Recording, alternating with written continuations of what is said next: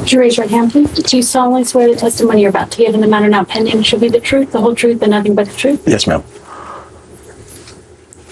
Would you please state your full name? I'm Jeffrey Edward Epstein, and my residence address is 6100 Red Hook Boulevard in Virgin Islands. Have you ever been convicted of a crime? Yes. I was unaware that I was going to be alone with him. I thought I was going to die. He started touching himself.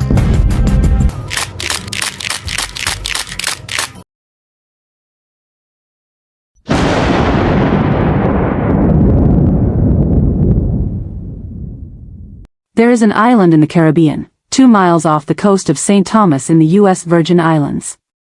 72 acres. Palm trees. Ocean views. A main house, several villas, a pool, a helicopter pad, and a private dock. From the water, on a clear day, it looks like paradise. Jeffrey Epstein called it Little St. Jeff's. The rest of the world came to call it something else entirely. For over 20 years, some of the most powerful men on the planet flew to that island on Epstein's private jet, a Boeing 727 that the press eventually nicknamed the Lolita Express. Presidents. Princes. Billionaires. Scientists. Politicians. They signed into the flight logs. They drank Epstein's wine. They slept in Epstein's villas. And when they left, they flew home to their lives, their families, their offices, their award ceremonies, their public statements about justice and decency and protecting children. And the girls they left behind on that island had no way to leave. Because the only way off Little St. James was by boat or by helicopter. And Jeffrey Epstein owned both. This is the story of the Epstein files. Not the version that powerful people wanted you to see. Heavily redacted, released in pieces, with 16 files quietly deleted from the government's own website within hours of publication. The real version. The one that 3.5 million pages, 180,000 images, and 2,000 videos are slowly forcing into the light, whether anyone in Washington wants them there or not. Jeffrey Edward Epstein was born on January 20, 1953, in Brooklyn, New York. His father worked as a groundskeeper for the New York City Parks Department. His mother was a homemaker. They will contain the names of people associated with Jeffrey Epstein. Prince Andrew and the former President Bill Clinton have been named. More are expected to come out. Tonight, newly revealed video and photos providing an inside look at the infamous Epstein Island, the estate in the Virgin Islands where sex offender Jeffrey Epstein allegedly took many of his victims. The images do not show any people, but do provide a detailed view of some of the rooms inside. One furnished with a dentist chair and the walls adorned with masks. Another shows a library. Power, music, and deception can be seen written on a blackboard, but other words have been blacked out. The photos and video released by Democrats on the House Oversight Committee, who also redacted parts of the images, also show bathrooms, bedrooms, and a pool area. Steve Scully worked there and spoke to NBC News in 2019, but said he had no idea if underage girls were on the island. The new images part of a slow trickle of information related to the late financier. These are just disturbing images, never seen before images of what Jeffrey's Island and the estate actually look like. The Oversight Committee says it has received bank records related to Epstein and expect to release that information soon. But Congress is still waiting for the Department of Justice to release its investigative files after Congress overwhelmingly passed a bill despite pushback from the White House to force their release. The president ultimately signed the bill into law. They were not wealthy. They were ordinary. And by every early account, Jeffrey Epstein was ordinary too, except for his brain. He was exceptionally good at mathematics. Exceptionally good at figuring out what powerful people wanted. And exceptionally good at making himself useful to them. He dropped out of college. He talked his way into a teaching job at the Dalton School, a private prep school on Manhattan's Upper East Side, where the tuition at the time was more than most Americans made in a year. He had no teaching degree. He was 20 years old. But he charmed the headmaster. He charmed the parents. And through those parents, wealthy, connected, Manhattan elite, he found his way into the world that would define the rest of his life. One of those parents introduced him to Alan Ace Greenberg, the chairman of Bear Stearns. By 1976, Epstein was working at Bear Stearns, starting as a low-level assistant to a floor trader. He rose fast. He had an extraordinary instinct for wealthy clients and complex tax strategies. The bank's CEO, James Kane, later praised him openly. By 1980, Epstein was a limited partner. In 1981, he left, officially for a regulatory violation, but by then it didn't matter. He had the Rolodex. President, why wait for Congress to release the Epstein files? Why not just do it now? You know, it's not the question that I mind, it's your attitude. I think you are a terrible reporter. It's the way you ask these questions. You start off with a man who's highly respected, asking him a horrible, insubordinate, and just a terrible question. And you could even ask that same exact question nicely. You're all psyched up. Somebody psychs you over at ABC. They're going to psych it. You're a terrible person and a terrible reporter.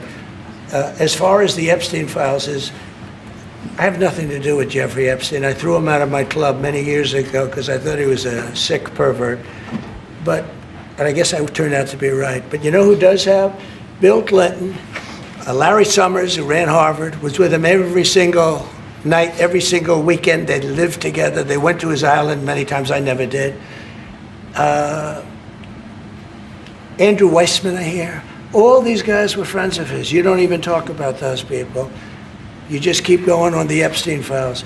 And what the Epstein is a Democrat hoax to try and get me not to be able to talk about the $21 trillion that I talked about today. It's a hoax. Now, I just got a little report, and I put it in my pocket, of all the money that he's given to Democrats. He gave me none, zero, no money to me, but he gave money to Democrats. And people are wise to your hoax, and ABC's, your company, your crappy company, is one of the perpetrators. And I'll tell you something, So why not just sign it now? I think the license should be taken away from ABC, because your news is so fake, and it's so wrong. And we have a great commissioner, the chairman, who should look at that, because I think when you come in and when you're 97% negative to Trump, and then Trump wins the election in a landslide, that means obviously your news is not credible, and you're not credible as a reporter. So I've answered your question. You should go and look at the Democrats who received money from Epstein, who spent their time. Larry Summers was with him all the time. That creep of the fund guy was with him all the time. What's his name? Reid Hoffman. Who? Reid Hoffman. I don't know Reid Hoffman, but I know he spends a lot of money on the radical left. Reid Hoffman, in my opinion, should be under investigation. He's a sleazebag. And those are the people, but they don't get any press, they don't get any news, and you're not after the radical left because you're a radical left network. But I think the way you ask a question with the anger and the meanness is terrible. You ought to go back and learn how to be a reporter. No more questions. He spent the next few years building a consulting firm, officially described as assisting clients in recovering money from fraudulent brokers. But somewhere in the mid-1980s, Jeffrey Epstein met a man named Les Wexner. And everything changed. Wexner was one of the richest men in America, the founder of L Brands, the company behind Victoria's Secret, Bath and Body Works, and a retail empire worth billions. He was also, for reasons that have never been fully explained and that Wexner has always disputed, extraordinarily willing to hand Jeffrey Epstein control over his financial life. Epstein became Wexner's money manager. He was given power of attorney. He managed Wexner's accounts, his properties, his investments. And through Wexner, he gained access to a level of wealth and social credibility that a Brooklyn kid with no college degree should never have been able to reach. In 1989, Epstein bought a townhouse in Manhattan. Not just any townhouse, the largest private mansion in New York City. 7 stories. 21,000 square feet. Located at 9 East 71st Street on the Upper East Side. He purchased it from Wexner for what records later showed was a staggering below-market price, and then he renovated it into something that visitors would later describe with words like opulent, bizarre, and deeply unsettling. The walls were covered in photographs. Photographs of Epstein with presidents, princes, and celebrities.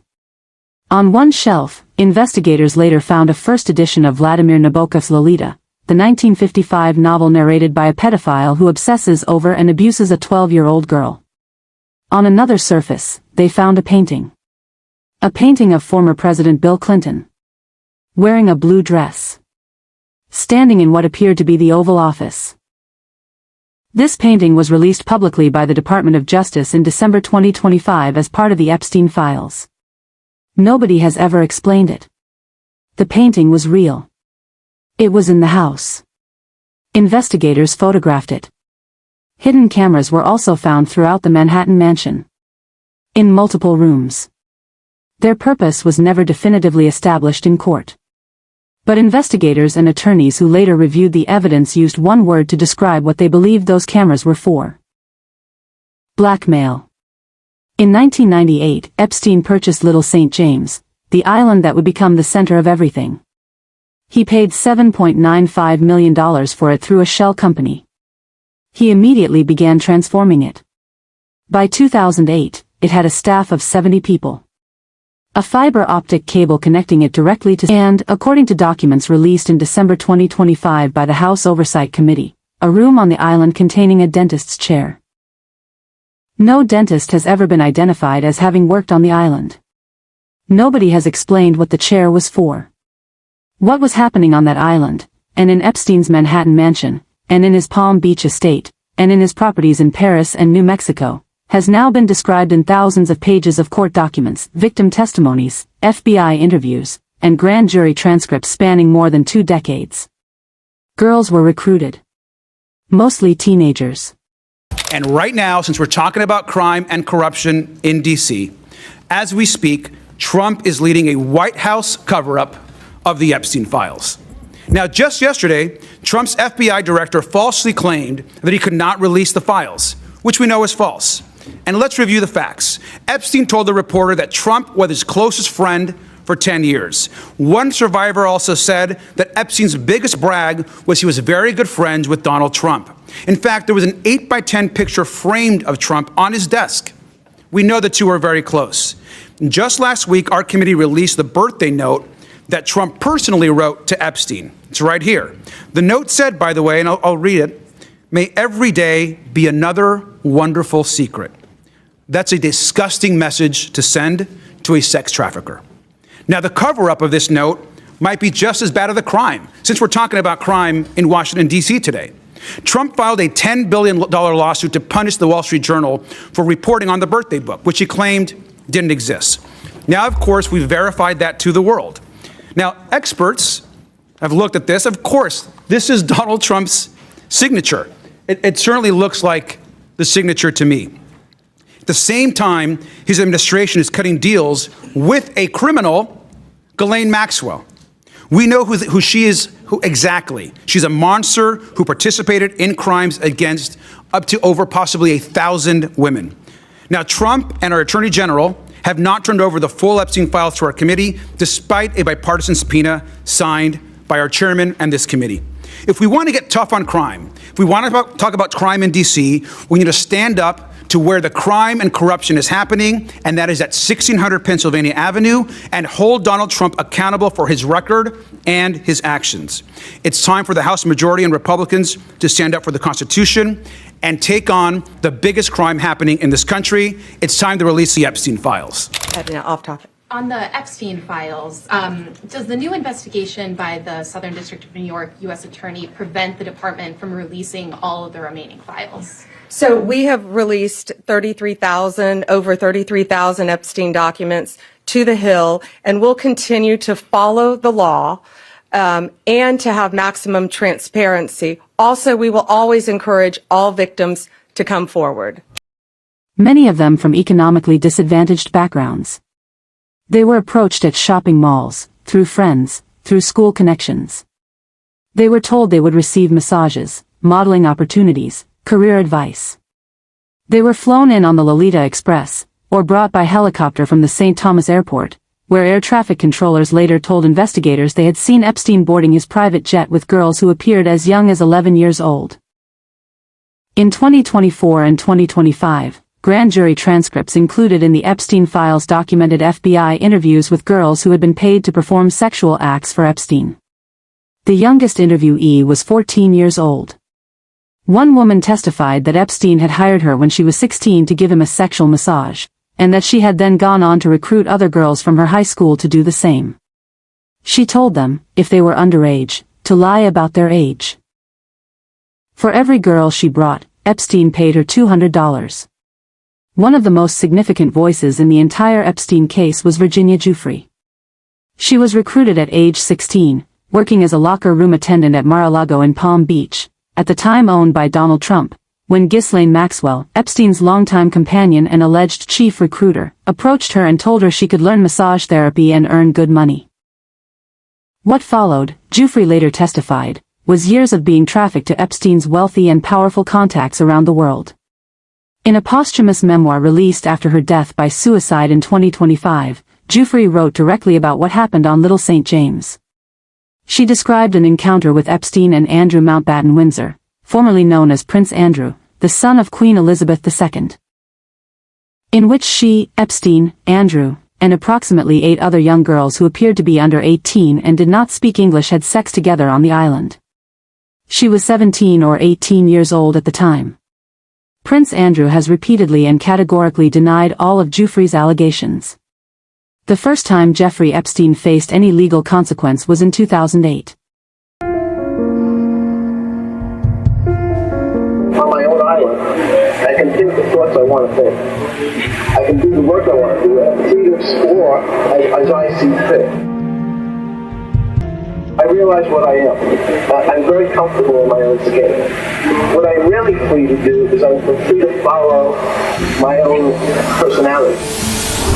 Jeffrey Epstein started his targeted grooming and manipulation of me as a child when I was in New York City for a school trip.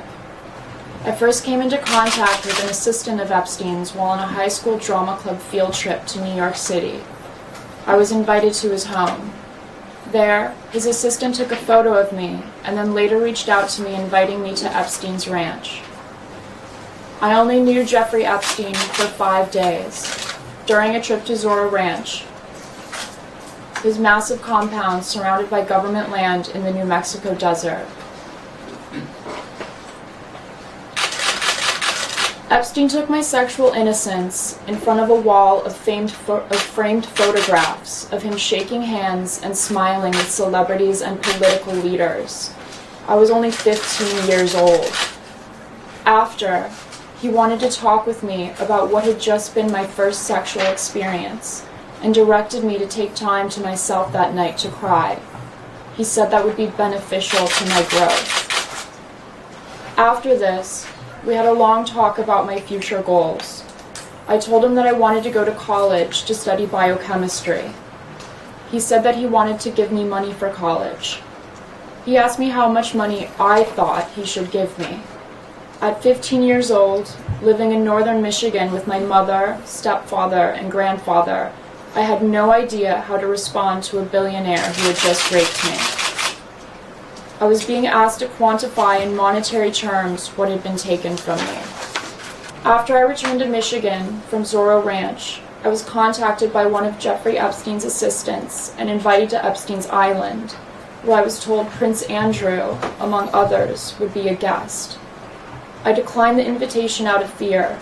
I had only experienced a glimpse of Jeffrey Epstein's world, but it left me with residual trauma which seriously impacted the trajectory of my life from that moment on. I left Zorro Ranch with a deep sense of shame. Not just the shame of him having sexually abused me, but the shame of knowing that I had somehow been duped. It was the weight of Epstein's wealth, the isolation to which he subjected me, and his discussion of his social connections that crushed me into submission far more than his physical strength.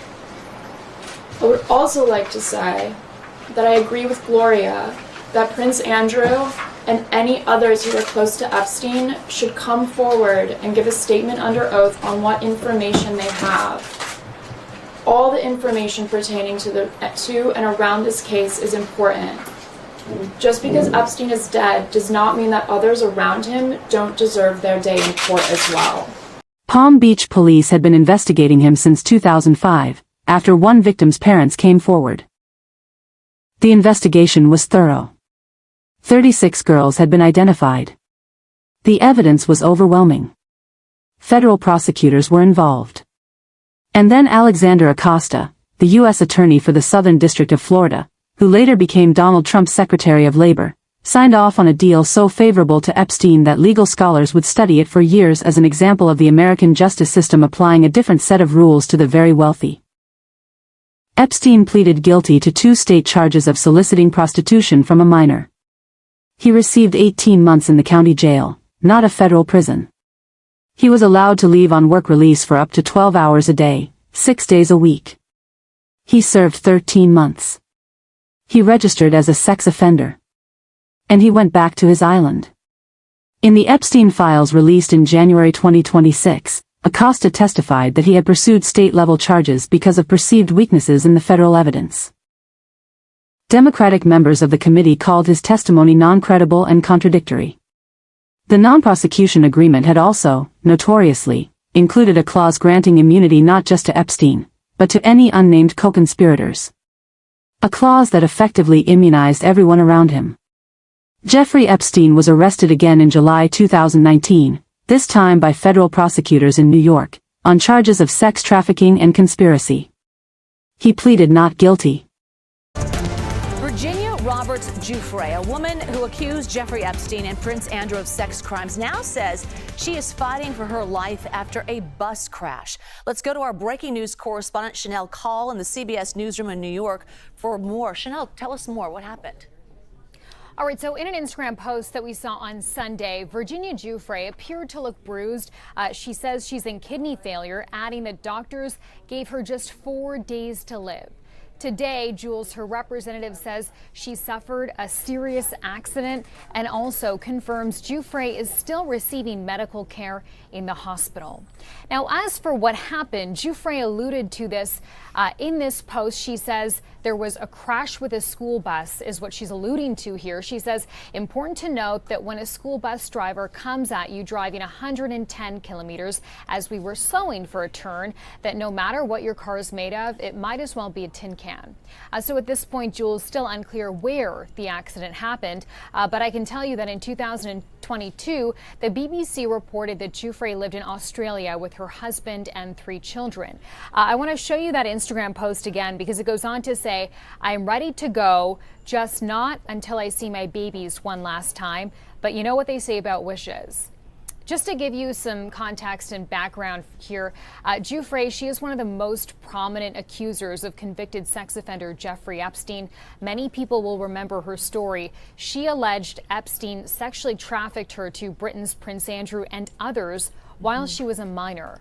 Prince Andrew denied those claims. Yeah, and Chanel, Giuffre actually sat down for an interview with CBS News back in 2020. So tell us more about her story when she shared that with us.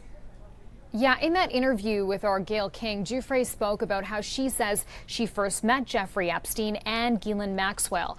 She claimed in that interview that Epstein's former girlfriend, Ghislaine Maxwell, was the mastermind behind the alleged sex trafficking. She also said, quote, she is a monster. She is worse than Epstein. She did things even worse than Epstein did. She was vicious. She was evil. And Maxwell had video of other well-known people that she could incriminate. All right, Chanel Call, thank you so much. And then, on August 10, 2019, he was found dead in his cell at the Metropolitan Correctional Center in Manhattan. The official ruling was suicide by hanging.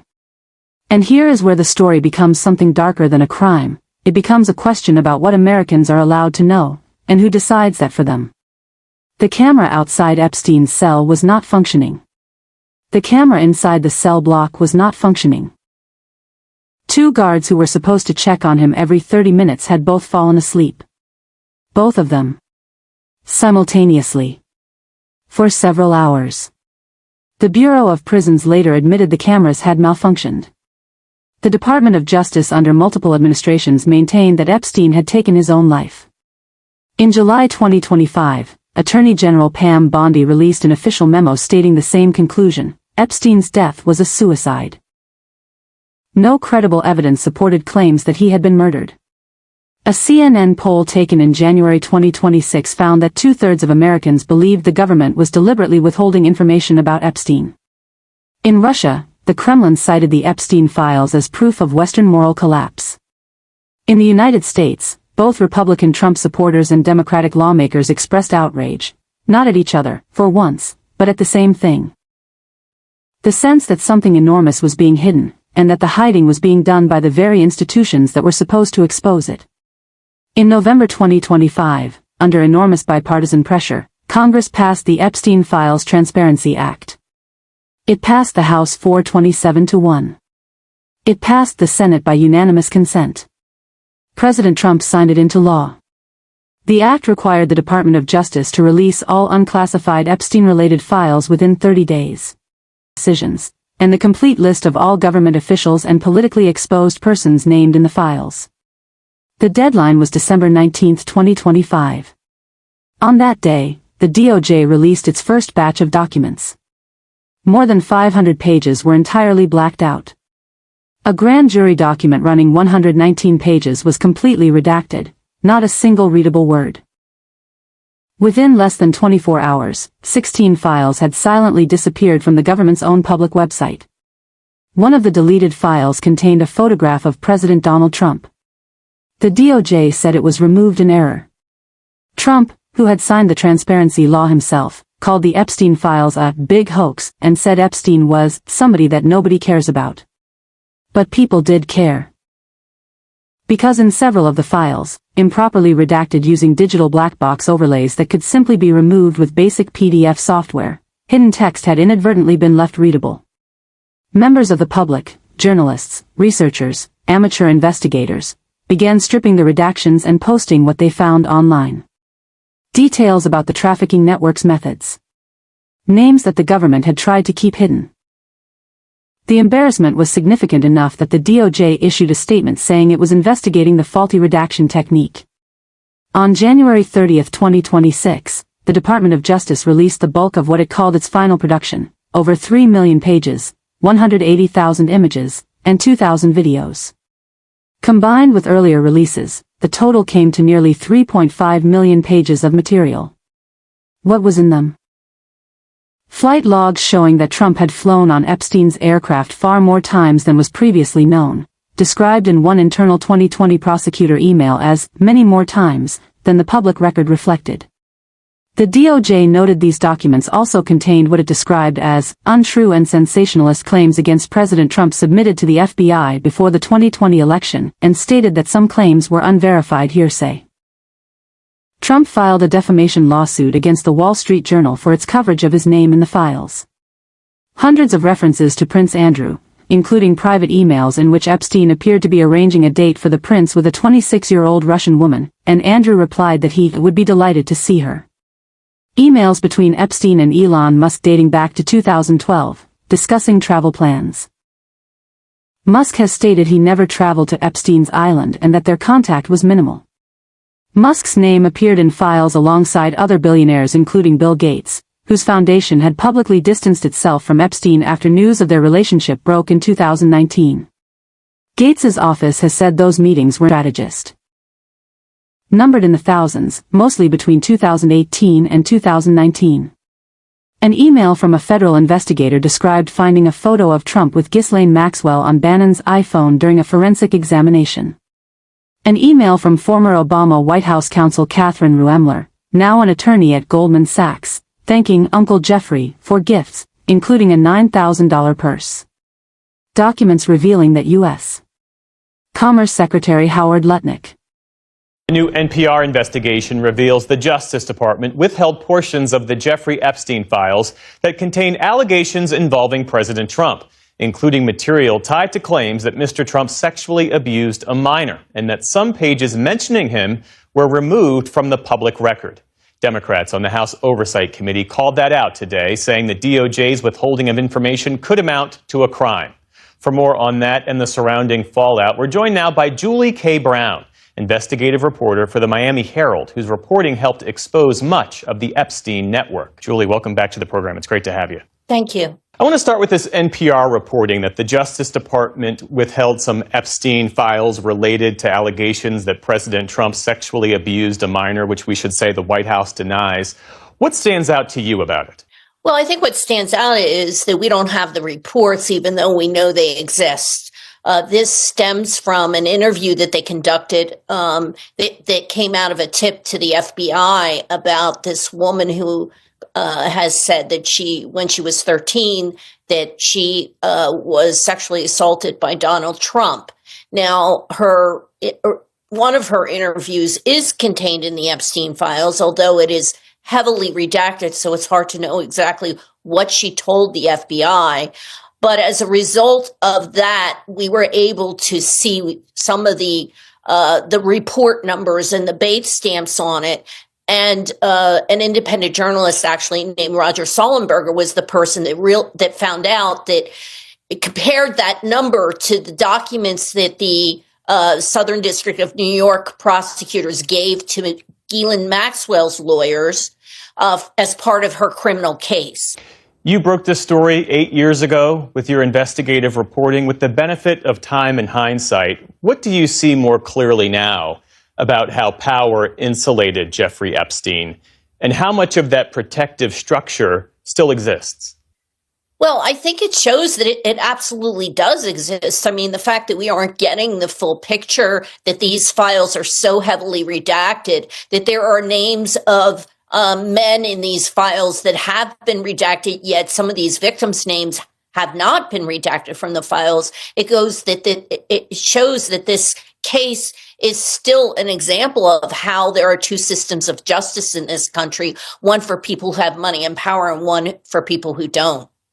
Well, what key questions remain unanswered, and where do you think the public and the media might be misunderstanding or oversimplifying what these documents can and can't do? Well, I think that, because I've been on this case for so long, I probably look at it a different way. And I look at it from the point of view that the Justice Department has never really done their job on this, that the FBI and the Justice Department never took these victims seriously, that they had a preference, I guess, for letting this case just die.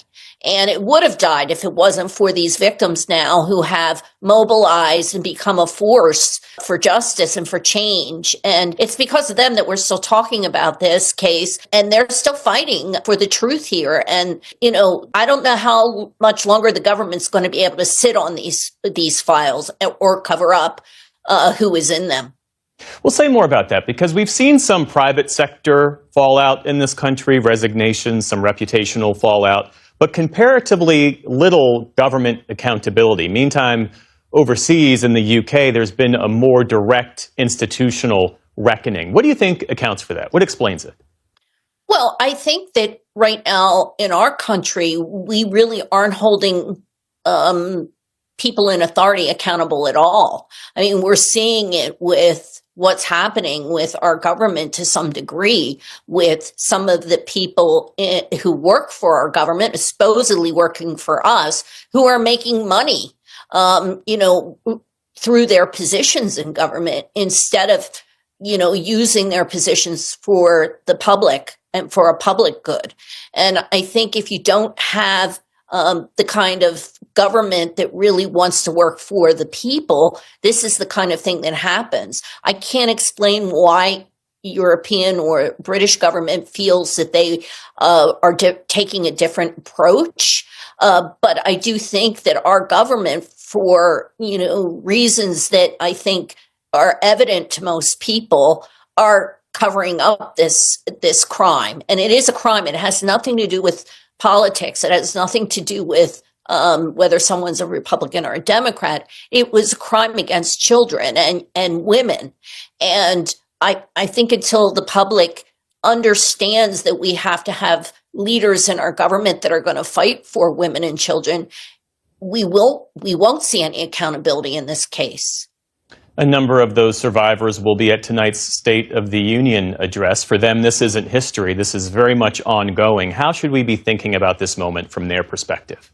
I think we should hold all of our elected leaders, like I said, regardless of their political party, we should hold them accountable for how they are treating these victims. We know that members of the Trump administration, for example, has never met with these victims and have been characterizing this as a hoax.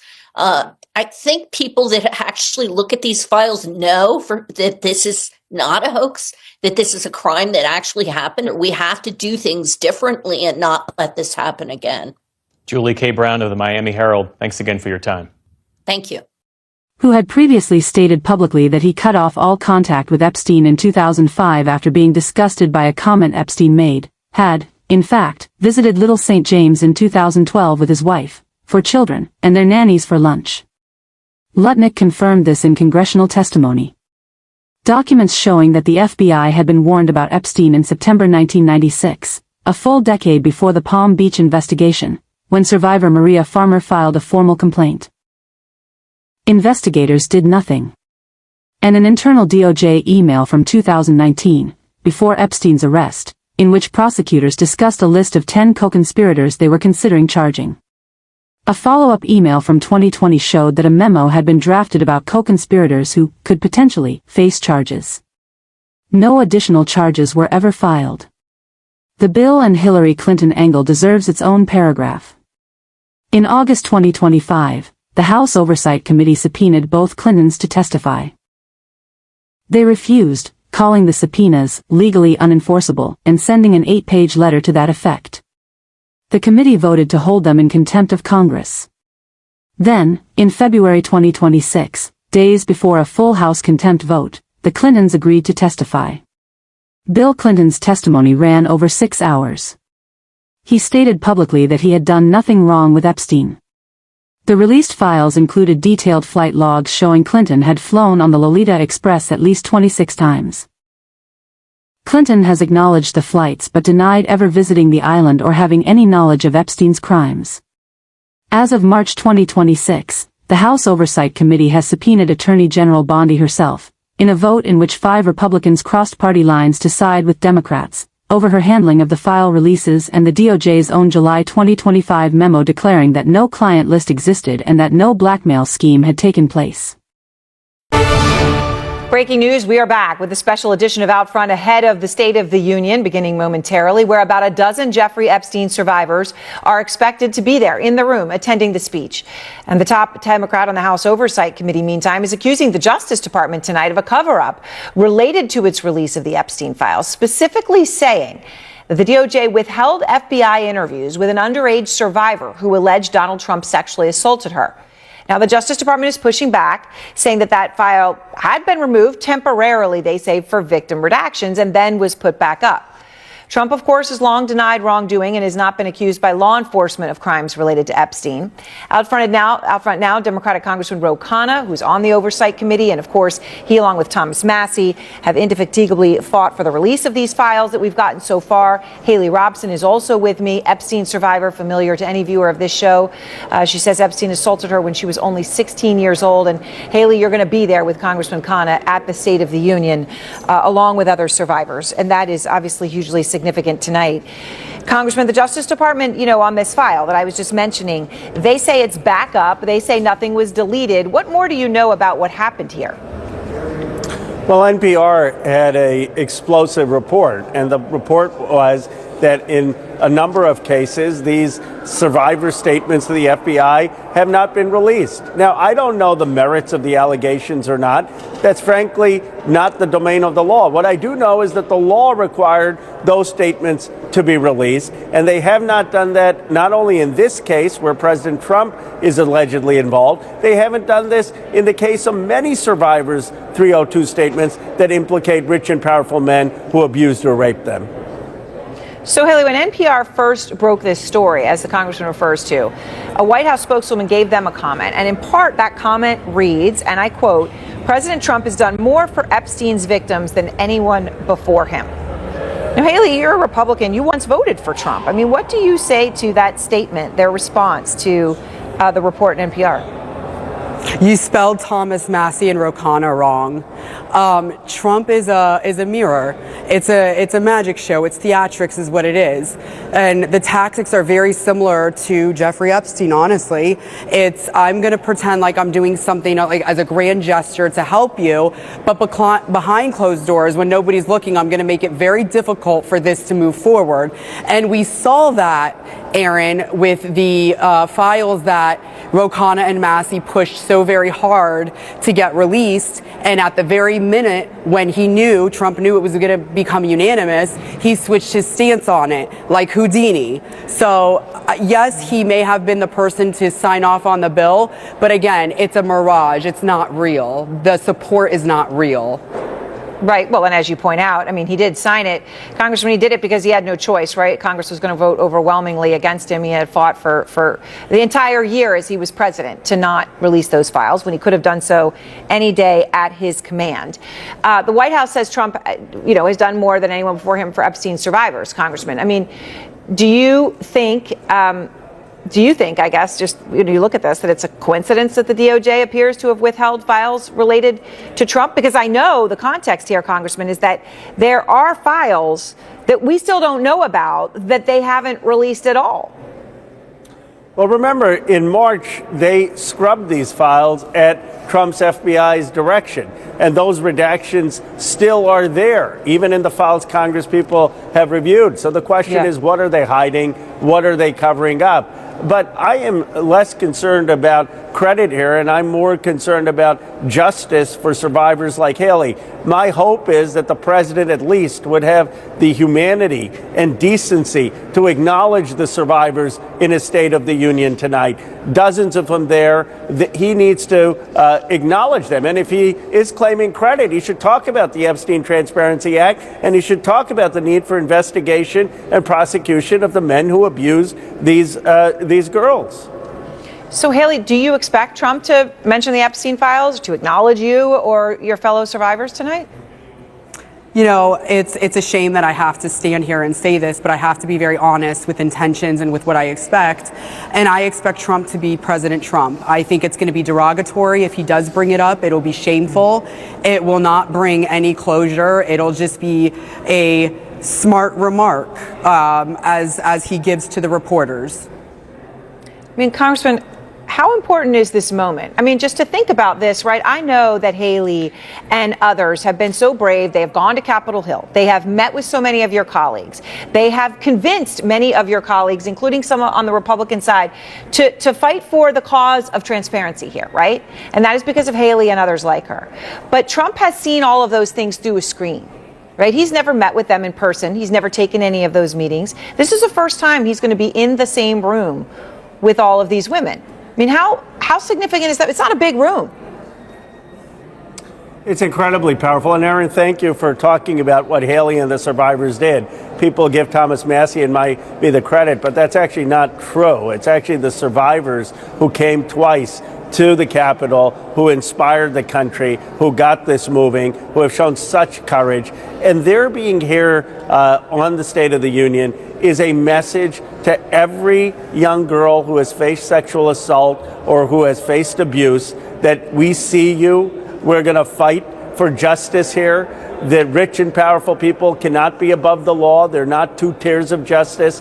And it's a moment of recognition. And that's why it's so sad to me as the President of the United States, he can't just acknowledge that moment and the bravery of people like Haley for being here, telling their stories, and fighting the fight they have. Congressman, I know that you've been you were able to go into the room and look at some of the unredacted files. You had a very brief window. They were tracking everything that you looked at, right? But you had that brief moment. Do you think that we will ever see the files that have not been released, or even the full files, the parts that have been, the redacted or left out? And do you know how much that we haven't seen, right? How would you describe the volume that we don't yet know about? Right. I would say we haven't seen about half, and it's the worst half. And the fact that we've seen half, and it's already stirred the conscience of this country, that shocked the conscience, shows how bad the stuff that we haven't seen is. And here's what I used to say. I used to say when we have the next president, we'll see all of it. But I don't know if they've permanently redacted and damaged some of these files. We have to see how much has actually been damaged of the original files. But there's also the courts, and I hope the Southern District of New York will now act on what Massey and I have been suggesting for months, which is to appoint a special master to actually get compliance for this law. But neither Congressman Massey or I are going to quit until we get these files released. It's really stunning, though, just to imagine that you're saying we've only seen half, such that we've even seen it, and the half we haven't seen is the worst half. I appreciate both of you very much, and we'll be watching everything that happens in that room and what happens there as you and your friends are all there. Haley, thank you. Thank you so much, Aaron. Thank you. Dan Bongino, the deputy director of the FBI who had a heated internal confrontation with Bondi over the file releases, announced his resignation in December 2025 after being demoted. And the island? Little St. James was sold in 2023 to a billionaire named Stephen Deckoff for $60 million. He announced plans to build a luxury resort. As of early 2026, not a single brick of construction has been reported. Here's what the files tell us. Not conspiracies. Not theories. Facts. Jeffrey Epstein ran a sex trafficking operation for decades. He targeted minors. He used private jets, private islands, private wealth, and private connections to do it in plain sight, in front of air traffic controllers and hotel employees and government officials who all saw something wrong and said nothing, or were paid to say nothing. He got a sweetheart deal in 2008 that immunized everyone around him. He was investigated and re-investigated for over 20 years. And every time the investigation got close to the people above him in the food chain, something slowed it down. A regulatory problem. A jurisdictional question. A redaction. A malfunctioning camera. A guard who fell asleep. The women who survived him, who came forward, filed lawsuits, gave depositions, testified before grand juries, wrote memoirs, received settlements from an estate valued at roughly $600 million at the time of his death. His victims' compensation fund paid approximately $121 million to 136 claimants. In 2026, the estate paid an additional $35 million. J.P. Morgan Chase, which continued banking for Epstein for years after his 2008 conviction, paid $290 million to settle a class action lawsuit brought by his accusers. Deutsche Bank, which served him from 2013 to 2018, paid $75 million. The banks paid. The estate paid. Jeffrey Epstein is dead. And the men who flew to that island, many of whose names are still redacted in the files that were supposed to be fully released by law, are still, as of. And the most important question hasn't been answered yet. Who else knew? And who is making sure we never find out? With one of my stepdaughters, found out that ended up being that they went to Palm Beach to a gentleman's house, and they start off by giving this gentleman a massage, and he pays them if he likes them and he thinks that they're pretty enough. He keeps them around to do other things. Okay. So I wasn't quite sure if there was an investigation or if you guys had any word. Well, this is the first I'm hearing of it. Did Jeff know anybody's real true age, or he didn't care? I don't think he cared. He told me the younger the better. He asked me to take my shirt off, so I took my shirt off. Okay, so were you in bra or were you topless? I ended up being topless, yeah. And he started getting a little excited about it, and he started touching himself. During the massage, did he ask you to remove your pants, or? Yeah. I wonder if you have any sense now of guilt, regret, or shame about any of your behavior and your friendship with Epstein. Financier Jeffrey Epstein has been arrested, charged with sex trafficking involving underage girls. He could face up to 45 years behind bars. Disgraced financier Jeffrey Epstein has taken his own life. The bombshell development raising many new questions. Turn now to this new turn in the Jeffrey Epstein case. Rare video and images right here tonight from Jeffrey Epstein's island. Inside his mansion, the room with a dentist chair and masks on the wall. You'll remember President Trump signed that bill into law, 30 days to release the files, with 2 weeks now left. Here's our chief investigative correspondent, Aaron Katursky. Tonight, a rare look at Jeffrey Epstein's private Caribbean island where he allegedly exploited dozens of young women and girls. Video of the secluded hideaway shows the grounds, the pool, the view, along with interior images of a bedroom and bathroom and a room with a dental chair and face masks of men tacked to the wall. House Democrats releasing these images today as they pressure the Trump administration to release all of the Epstein files, joining a chorus of Epstein's accusers. We're ready for the next step, and we're ready to finally release the files. All the files. Congress passed and President Trump signed a law requiring the Justice Department to release the records within 30 days. There are just 2 weeks left. But tonight, a potential obstacle. An attorney for Epstein's co-conspirator, Ghislaine Maxwell, said today she'll soon file a petition challenging her sex trafficking conviction.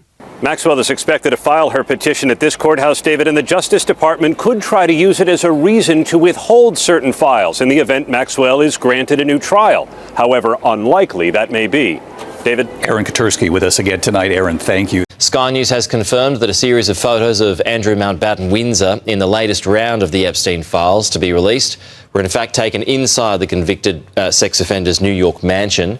Some of the images show the former prince leaning over a young woman lying on the floor. Rhiannon Mills has the latest. We have been looking very closely, our data and forensics team, trying to pick apart exactly where those photos were taken.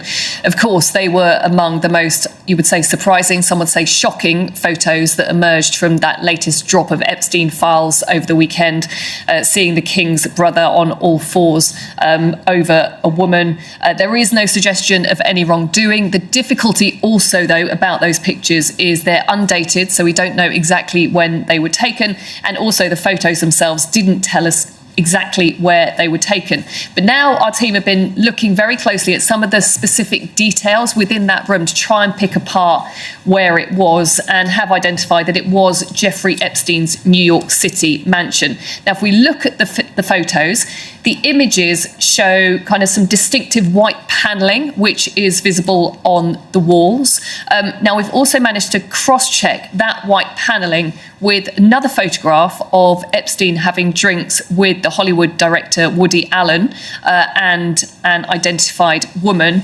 Also, you have to look at the design on the door as well. That in itself is quite distinctive, and also matches with the Woody Allen photo, but also other pictures that we found. So you can see there on the right-hand side of your screen, the picture that had Andrew in it, and then you can see another picture that was taken from Epstein's New York flat. And you can see how much work our team have gone into to make sure that we can clearly say to you that these were taken within Epstein's flat. So you've also got the curved leg of a golden table that also features in the Andrew photo, the checkered flooring, and as I said, the door design also matches as well, and that distinctive white paneling. And this in itself is just interesting because it builds again that bigger picture in terms of the contact that Andrew had with Epstein, the time that he spent with him. Of course, it's important to reiterate that in Andrew's latest public statement, which came back on the 17th of October 2025, Andrew reiterated that he vigorously denies any accusations against him. However, there is no doubt that this has been an incredibly difficult weekend for him, for the royal family, as we have been given this incredible insight, really, into the relationship that continued to exist between Epstein, Andrew, and also Andrew's ex-wife, Sarah Ferguson. But it is very telling that we can now confirm that those pictures were taken within Epstein's New York flat. Of course, one of the very famous photographs that we've had, other photographs of Andrew and Epstein, was taken in Central Park in New York back in December 2010. Now, in Andrew's Newsnight interview in 2019, he said that he was meeting him there in New York to honourably call off that relationship. However, as we've seen over this weekend, we now have more emails which show that the contact between the two men on a whole range of issues, basically general contact, business contacts, but also money, also potentially meeting up with other women, that relationship and those communications continued well past December 2010.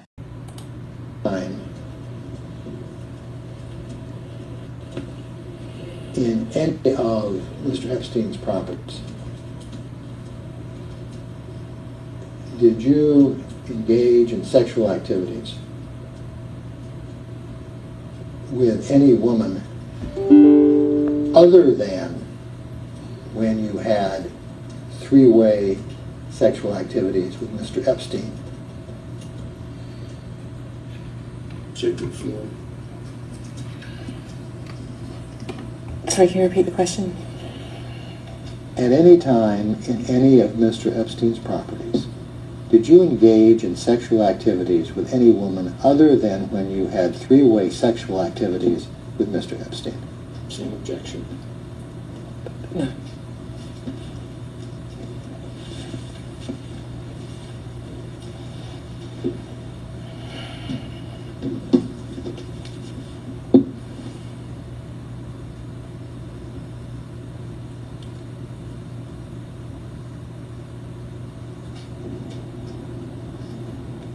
Other than yourself and the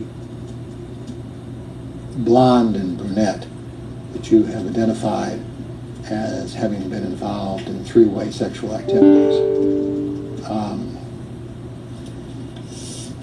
with whom did Mr. Epstein have sexual activities?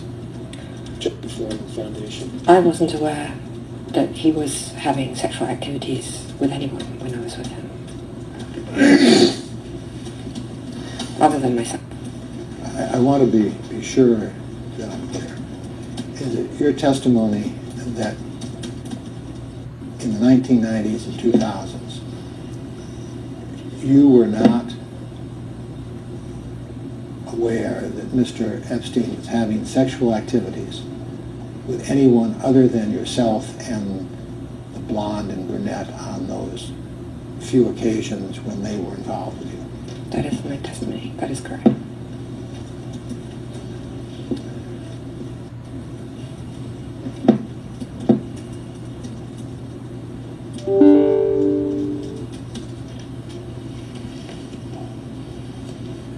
Were you ever involved in sexual activities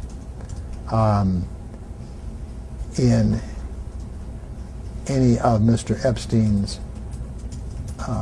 properties other than Palm Beach that included the use of sex toys or any kind of mechanical or other device? No.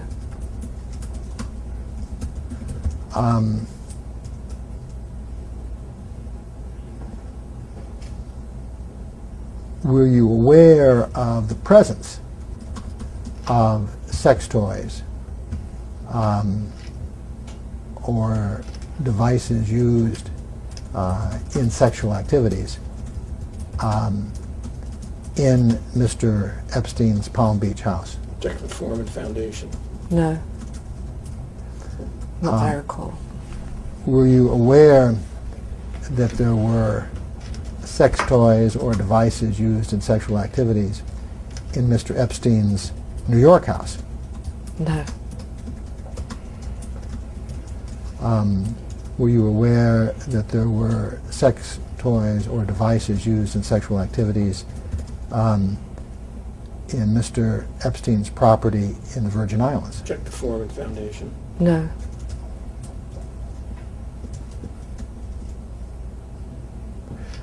Were you aware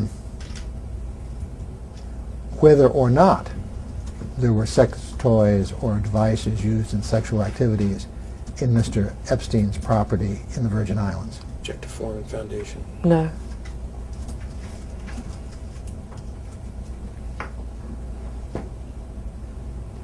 Do you know whether Mr. Epstein possessed sex toys or devices used in sexual activities? Check the form and foundation. No. Did you ever assist Mr. Epstein in obtaining sex toys or devices used in sexual activities? Check the form and foundation. No.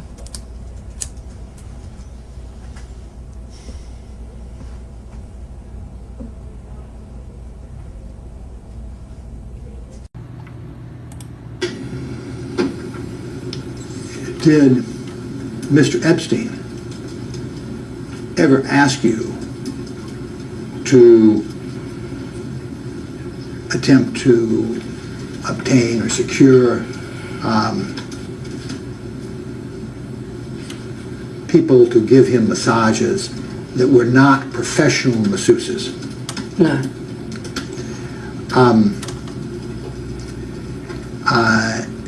Do you remember somebody by the name of... I would have no knowledge. I have no knowledge of what you're asking me.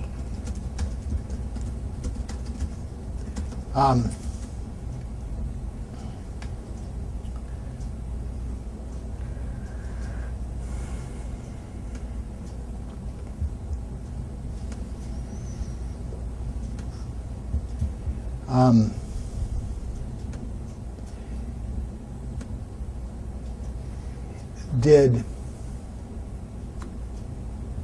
you ever have conversations with anyone that were intended to convince them to engage in sexual activities with Mr. Epstein? Object to form and foundation. No. This has been asked and answered in her previous deposition, by the way. Did you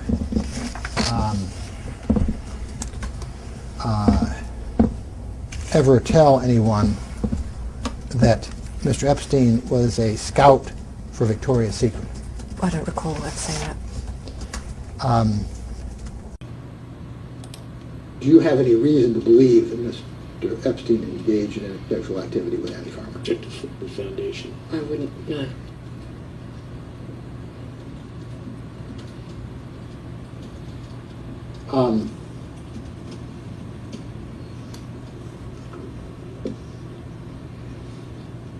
Did you ever give a massage to anyone other than Mr. Epstein at any of Mr. Epstein's properties? First of all, I never said I gave Mr. Epstein a massage. I'll ask that question if you want, but I was focusing on people other than Mr. Epstein right now. I don't give massages. Okay. Let's just tie that down. It is your testimony that you've never given anybody a massage. I have not given anyone a massage. You never gave Mr. Epstein a massage. That's your testimony? That is my testimony. You never gave Andy Farmer a massage. Is your testimony? I've never given Andy Farmer a massage.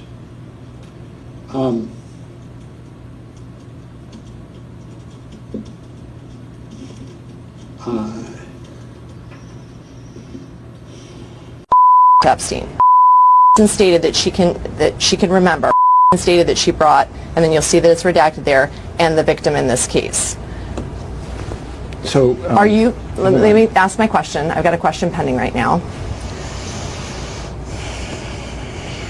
Are you testifying that you are unaware of any underage, under the age of 18, females coming to Jeffrey Epstein's home to perform massages? Object to the form and the foundation. You need to straddle that question with different for a time zone, because when I was there, when I was present, at the time that I was present, the people that gave Jeffrey, men and women who gave Jeffrey massages were adult, so over the age of 18. So never in your time at any of Jeffrey Epstein's homes were you present when a female under the age of 18 was there to give Jeffrey Epstein a massage? Object to the form and foundation.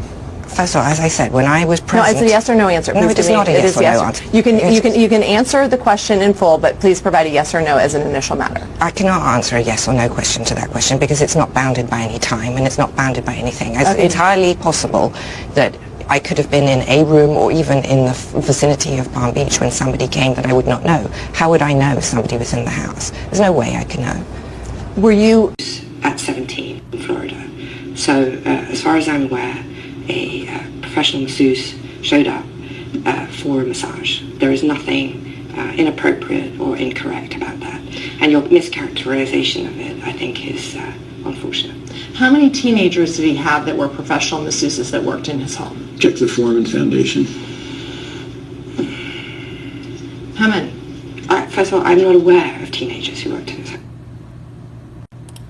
Did Jeffrey Epstein have a scheme to recruit underage girls to use them for purposes of sexual massages? Objective form and foundation. Can you ask me again, please? Sure. Did Jeffrey Epstein have a scheme to recruit underage girls to use them for sexual massages? Objective form and foundation. Can you ask it a different way? Did Jeffrey Epstein have a scheme to recruit underage girls for sexual massages? Objective form and foundation. If you know. So, I don't know what you're talking about.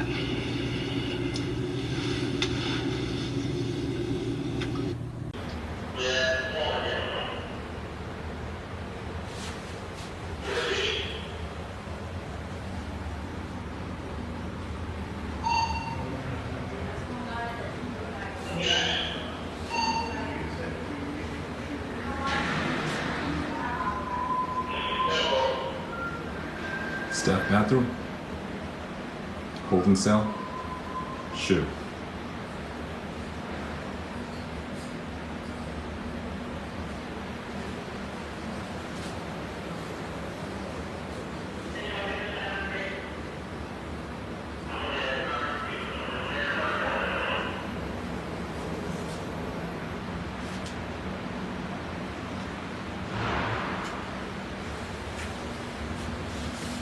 Entrance, camera,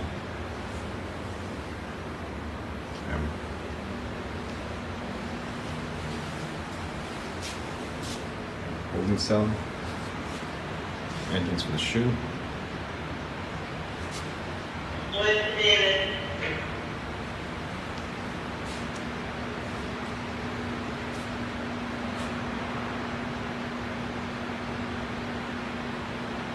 officer station, secondary desk,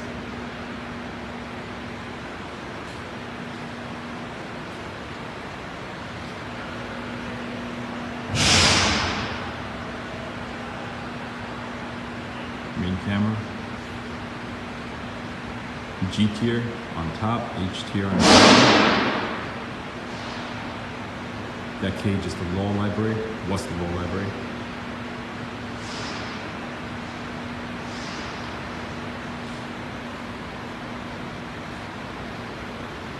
L tier on top, M tier on bottom.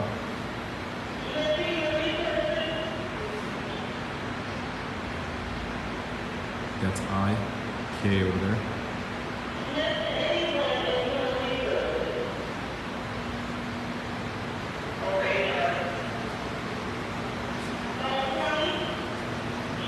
Officer station, L tier.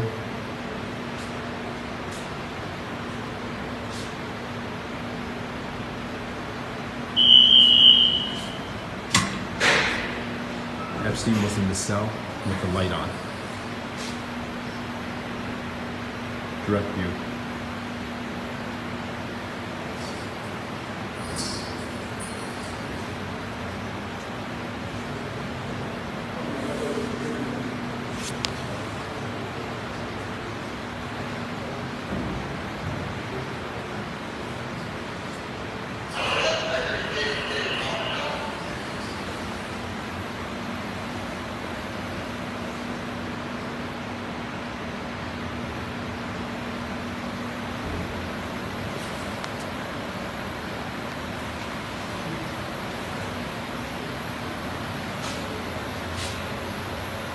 Camera at the entrance here. Epstein's cell. Shower area for the shoe.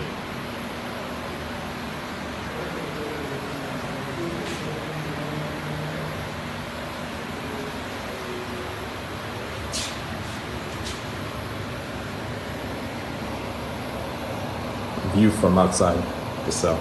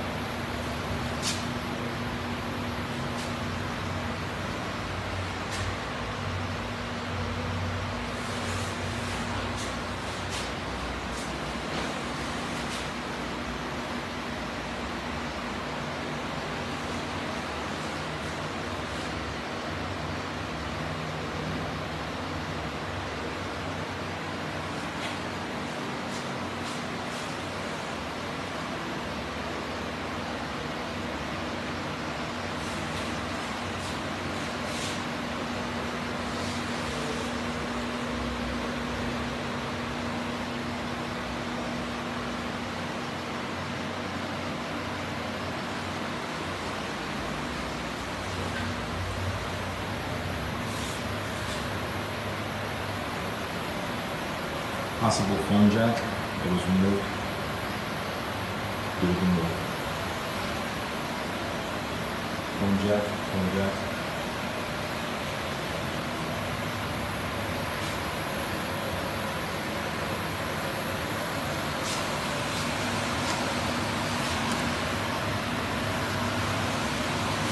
$14, $15,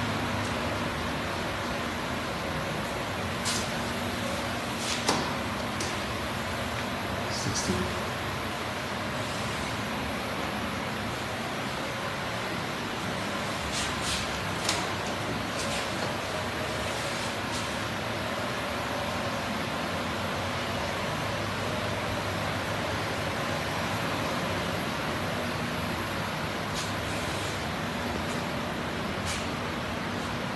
This would be the cage that Noah stated that she opened, and she stood here while Thomas made his rounds doing feeding.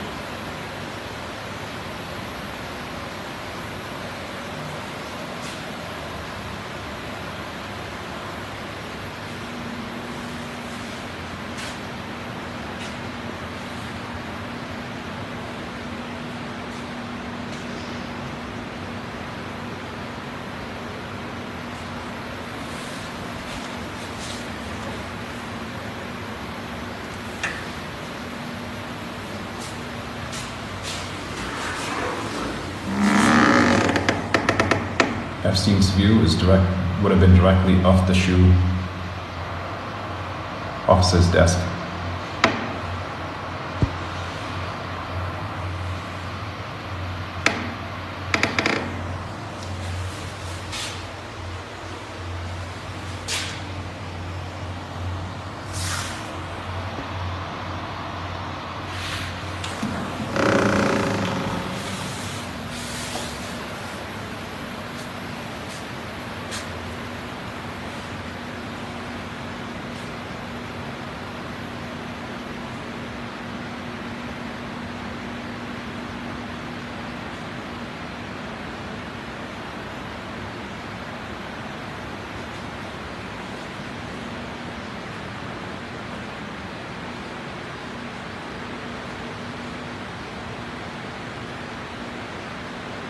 G tier, H tier, roll library, I, K.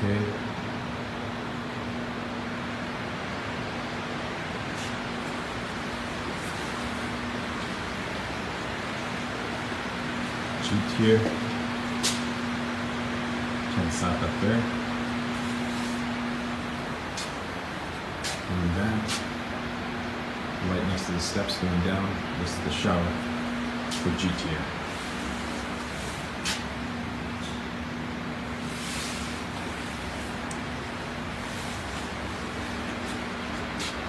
Shower. The phone jacks would have been here and here. Cameras at the end of the tier and G tier. Come back around. Turn south, it's up top. That's the camera pointed down to its opposite section.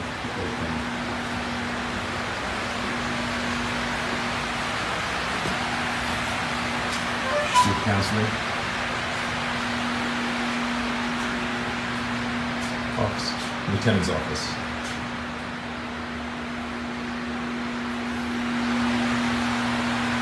Turn south.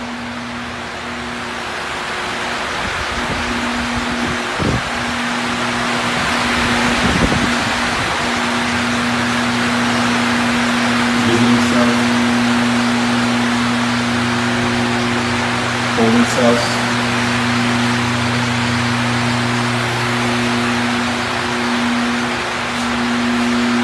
Then south cells.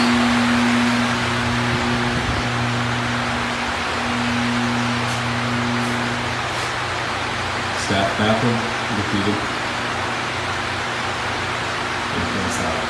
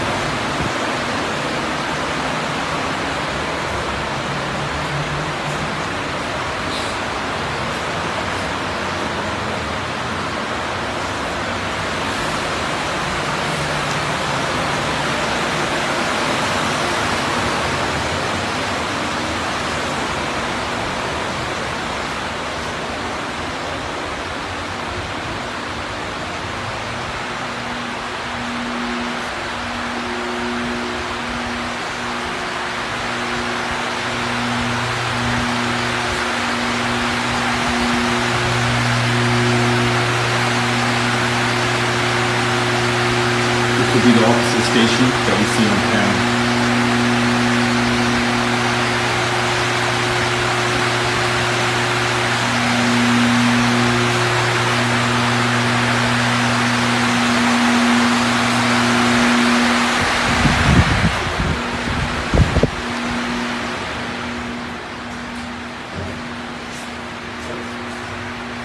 View from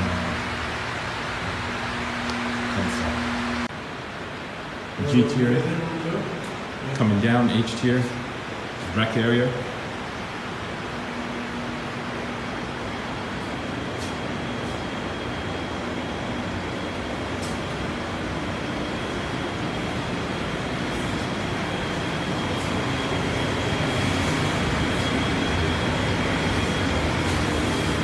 What's this area called? Visiting area. This is a shoe visiting area? Or no, this was for like the regular GP unit visiting. General population? Yeah, because this is regular GP unit shoe. They just made it into shoes, so they never took the regular visiting one out.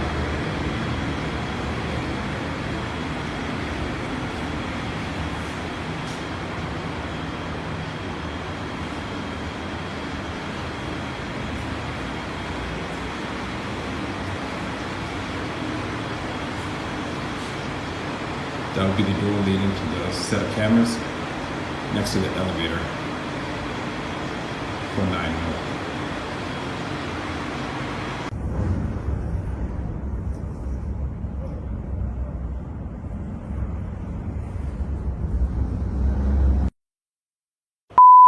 Was a young artist working at Epstein's property in 1996 when she says Epstein and his partner, Ghislaine Maxwell, raped her. She says she first went to the NYPD and then to the FBI. As a whistleblower of a case, I should be honored and congratulated. And instead, I was told, well, that's a lot of money because you weren't even raped. I wasn't raped because I didn't let him rape me. I'm not saying someone being raped is their fault. But I'm saying if Epstein tried to rape you, you could escape unless you were a little girl. Any adult woman could escape, I promise, because I did, okay? I escaped it. And the problem is that Brad's pretending that women have no ability or say in their own lives. Like, we're all just like and everything just happens to us. That's not how women are. That's anti-female. That's anti-feminist. I'm not tolerating it.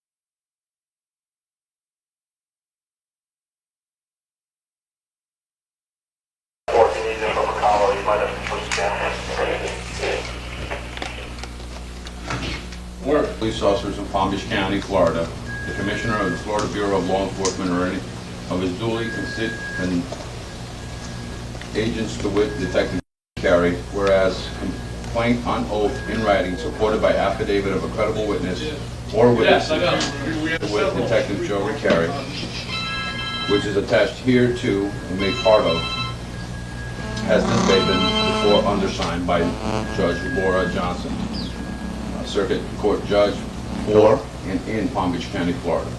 Whereas said facts made known to me and considered by me have caused me to certify and find that the facts set forth in said affidavit show that can constitute probable cause for the issuance of this warrant, and the court being satisfied of the existence of said grounds set forth in affidavit. Yes. And the laws of the state of Florida have been violated in or on premises known as 358 Alberta Road in Palm Let me Beach, give you a Florida. number. To reach the premise desired to be searched, begin in the middle span of the Royal Park Bridge, the middle bridge, and travel east on Royal Palm Way approximately 0.6 of a mile until you reach South County Road. At South County Road, make a right or southbound turn and travel approximately 0.8 of a mile to El Brillo Way. At El Brillo Way, make a right or westbound turn and travel approximately 1/10 of a mile to the last house on the south side of El Brillo, clearly marked number 358. Thank you. The premises desired to be searched is a two-story single-family residence made of CBS construction. The residence is pink in color with white trim and has a white concrete tile roof. The residence has two separate driveway entrances from El Brillo paved in large white tile. The easternmost driveway is separated by a large white in color concrete wall with black in color numbers 358 clearly displayed from El Brillo and leads to the east side of the residence. On the east side of the residence, there are 3 single-car garage doors, which are white in color, and the entry door also white in color to the south. Each driveway entrance has a white in color call box, which is fixed to the east side of the driveway. The westernmost driveway leads to the north side of the residence to a large white in color double door on the first floor. The second story of the north side of the residence shows a small walkway with a white and color metal railway and leads to 3 glass jalousie style doors. Then you turn the phone off. On the southeast corner of the residence is a single-story structure made of CBS construction and is white in color with a white concrete tile roof. To enter and search the aforedescribed place and premise together with the yard and curtilage thereof, any and all outbuildings and vehicles thereon, and any persons residing therein, and any persons therein reasonably believed to be connected with said illegal activity.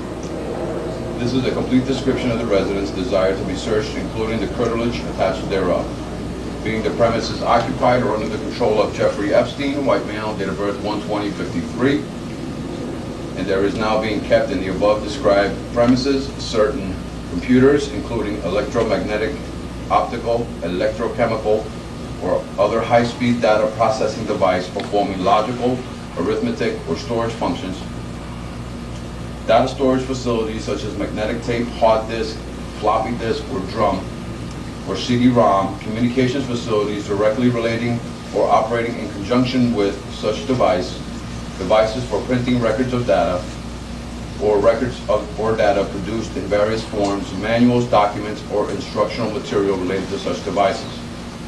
Computers, personal computers, computer peripherals, modems, computer printers, floppy disk drives, hard disk drives, diskettes, tapes, computer printouts, computer software, computer programs and applications, computer manuals and system documentation, cameras, photographs, negatives, motion pictures, videotapes, magazines, books, and other depictions of minors in sexual activity.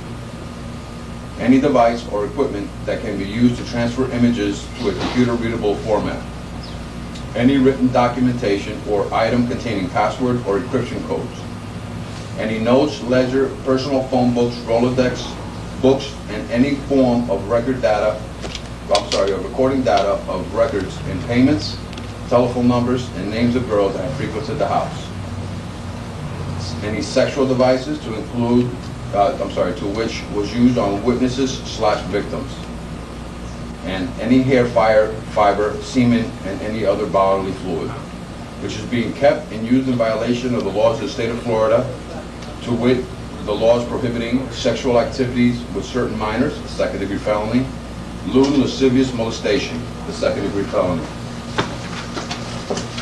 Now, therefore, you or either of you are hereby commanded with proper and necessary assistance in the name of the state of Florida in the daytime or in the nighttime or on Sunday to forthwith search the said premises herein before specified for the property specified, and if the same or any part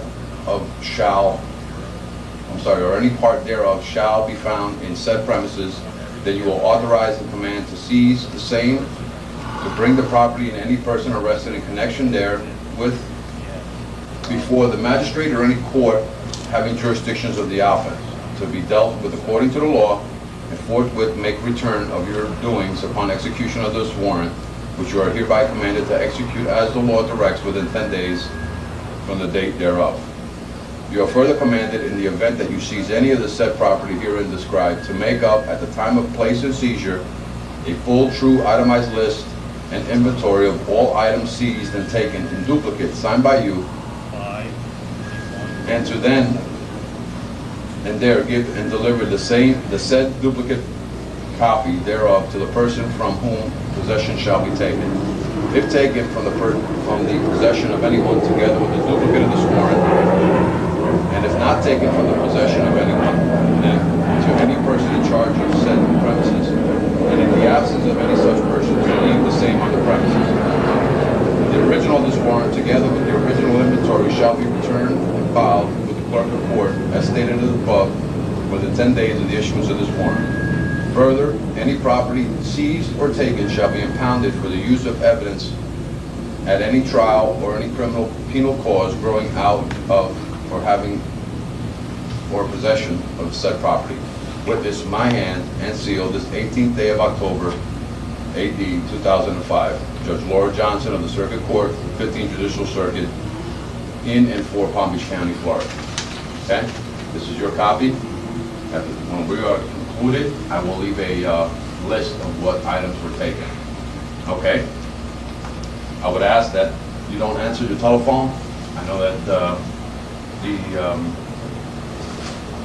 gentleman had was having a conversation with Mr. Epstein at the time. So I'm sure he's trying to call to find out what's going on. He will be told what was going on as soon as we're done. Okay? Stay somewhere. Just stay local here. Okay. Stay local right here.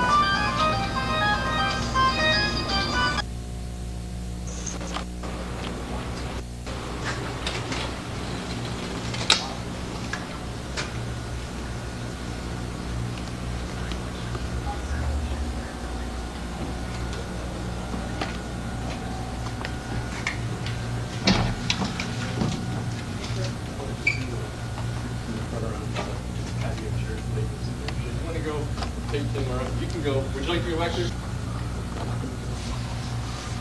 Walk around back.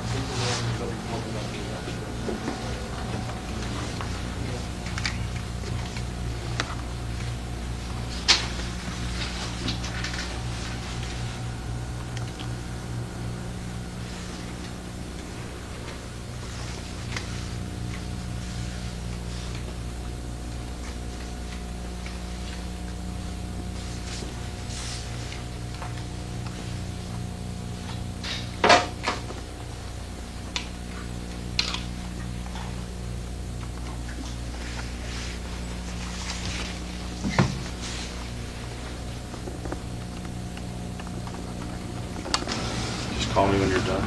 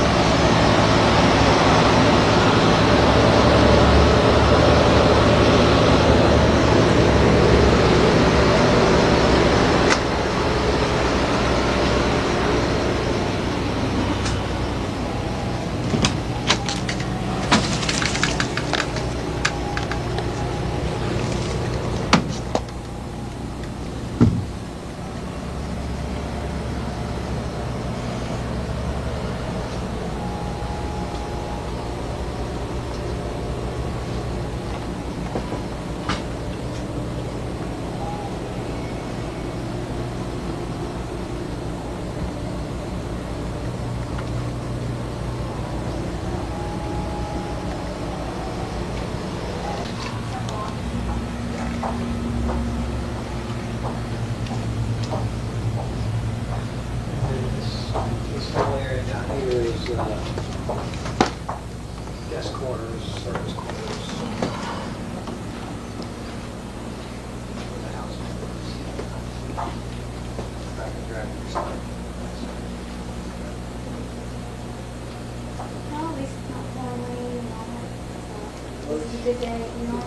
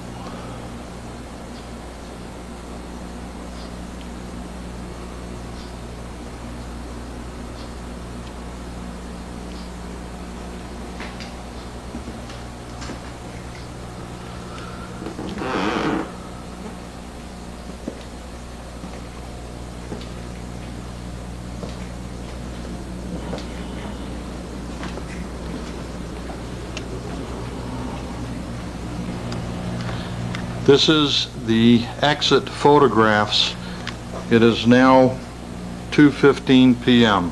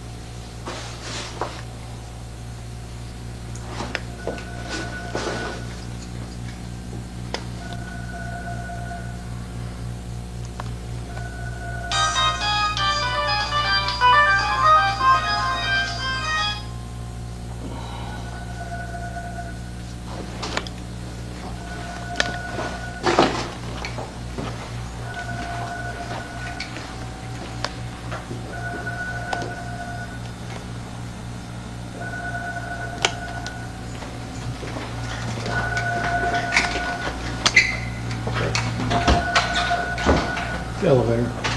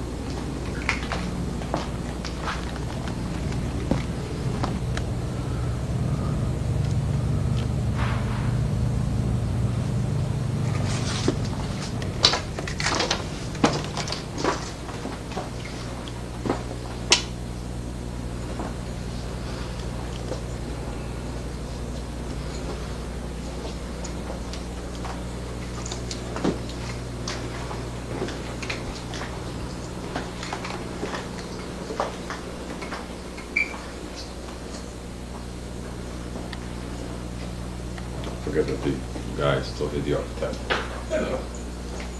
Hi. Come on up. Thank you, sir.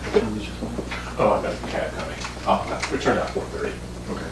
So it's about that airport. Get through. Okay. So I think it's Jens. And he's not coming back. He's actually taking that search warrant down to so whenever you all leave, you can just close up the doors. Yeah, we will. We'll shut down. And I'll secure if you want me or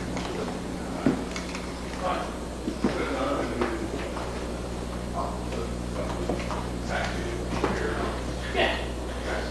That's fine. Yeah, well, you know, I truly do believe so. I mean, what are they going to take? But, you know, probably the jewels in the top pressure drawer and whatever else. Cash.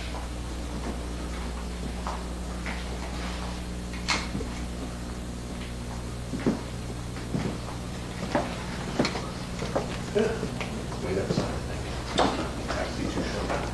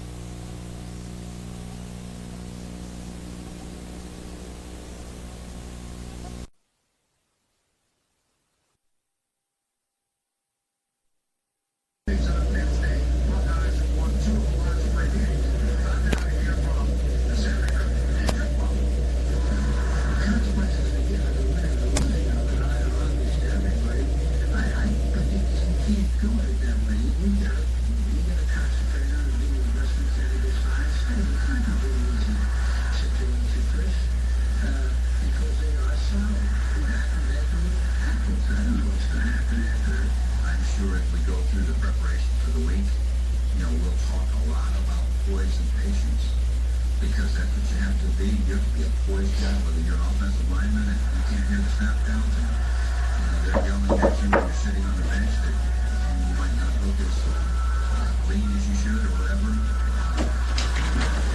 Alfredo, how are you? How you doing, Nice to buddy? meet you. Come on in. How are you? Come on in. Good, good, good. Do you have the documents with you? I have it. I have a friend over there. I just want to see that you have everything, so we can. Absolutely, absolutely. You have a friend right out here? Yeah, no, he's in the car. Okay, I just want to talk to you though. I don't want- No. He's not going to come in. I just. Okay. All right, let me grab it. I'll show you.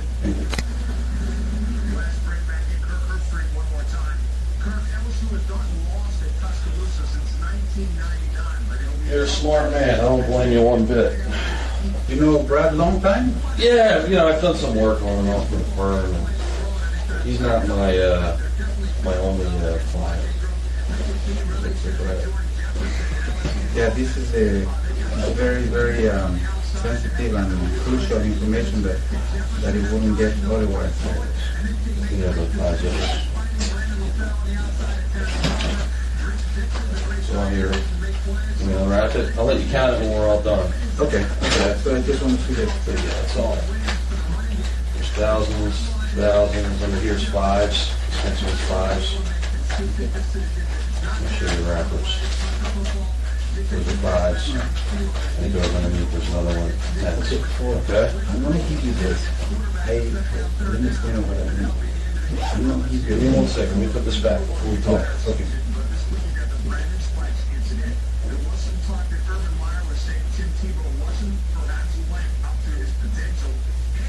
This is because I'm not going to contact Brad again. Okay? I mean, if I must have only another. Okay. This, I highlight in this book that I have access crucial information. I put it in my handwriting. So, but of course, it's not my name, nothing there. But this is to help Brad. So you need to point these things to him. And also, I compile a list of the people, a list of the girls and families that were going when I was household manager. Okay, but what I took my time to organize this with stickers and I see dates. Now, this book, it was just listing properties, but because I'm the manager, I have all the cars. They have to have all these planes. They were supposed to have it. So I'm not stealing anything. That was my tool of the trade. So this is the information that I'm giving to him, but we have to point out to Brad. I went out of my way to point it out who is who. Beyond that, I don't want them to call me, I wanted to remember this, if you want to write it down. This lady lawyer who was on my left next to Brad, she asked me if I know who was computer whiz. We used to have Citrix, all these properties all over the world. He used to be the only one having access to his computer. Probably before the FBI went to the house, they took his hard drives, I don't know. But if you contact and they subpoena this guy, he has all the information. Do me a favor, go get the documents, bring them in here, we're going to lay them out on the table, we're going to look at everything. Okay. I've got questions from Brad I need to ask you. Okay. That way you don't ever have to worry about meeting Brad again, have to talk to Brad again. All right. We'll get that squared away, okay? All right.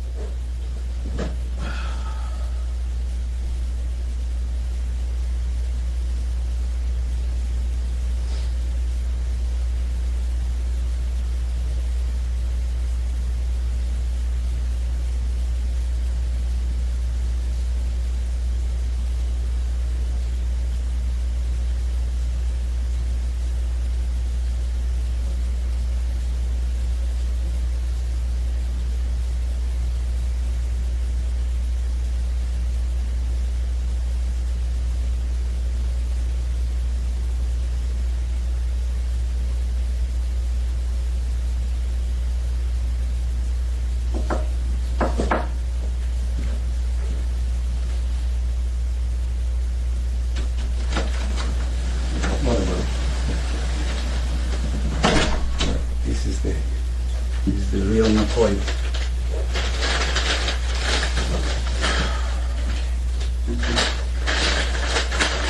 This, they call it burn all of this, okay? They burn this, is that what you said? Yeah, they make it this here.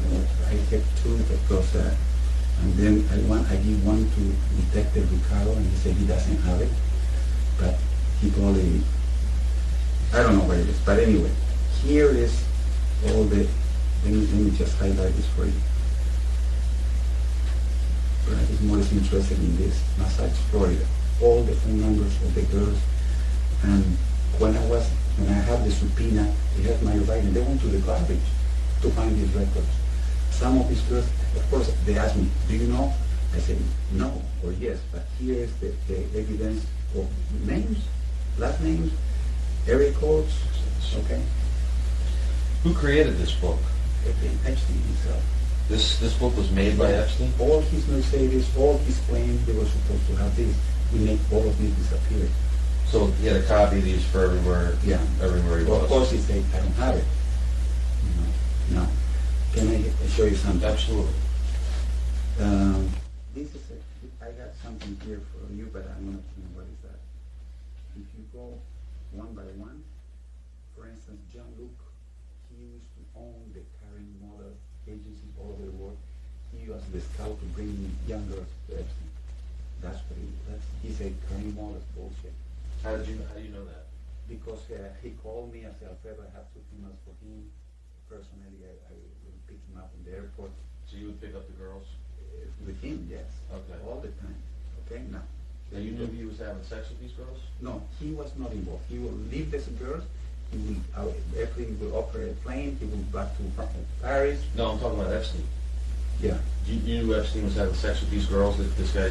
I didn't see them, but of course you're an adult. I have 2 girls, all the Luella and the Gardner we saw, and we looked the other way because once after he left the house, we will find condoms and vibrator. But I went through these 2 hours of testimony, you know. Okay.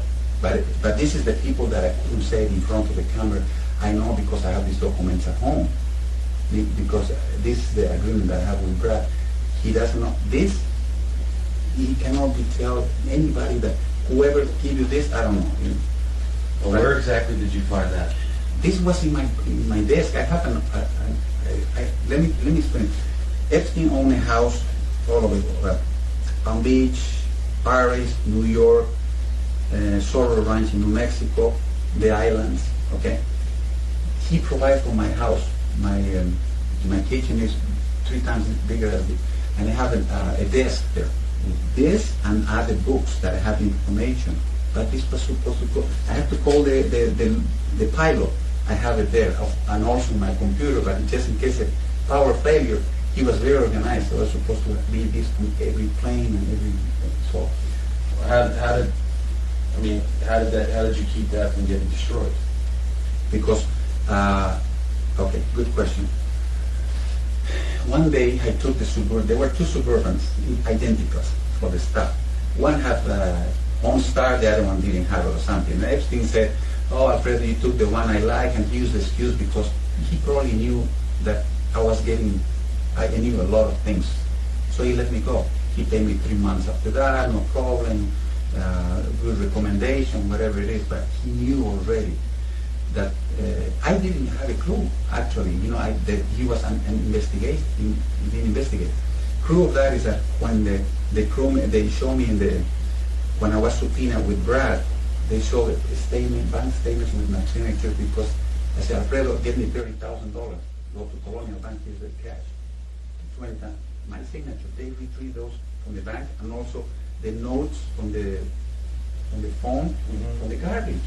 The FBI was already telling him. I didn't know that. The FBI was telling you?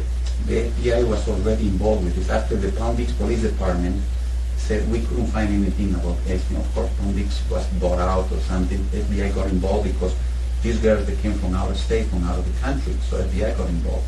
So I saw them both. Palm Beach Police Department, they asked me to subpoena, and I said, how did it work? Yes, but they don't have nothing of this. Now, you were interviewed by the FBI? Yeah.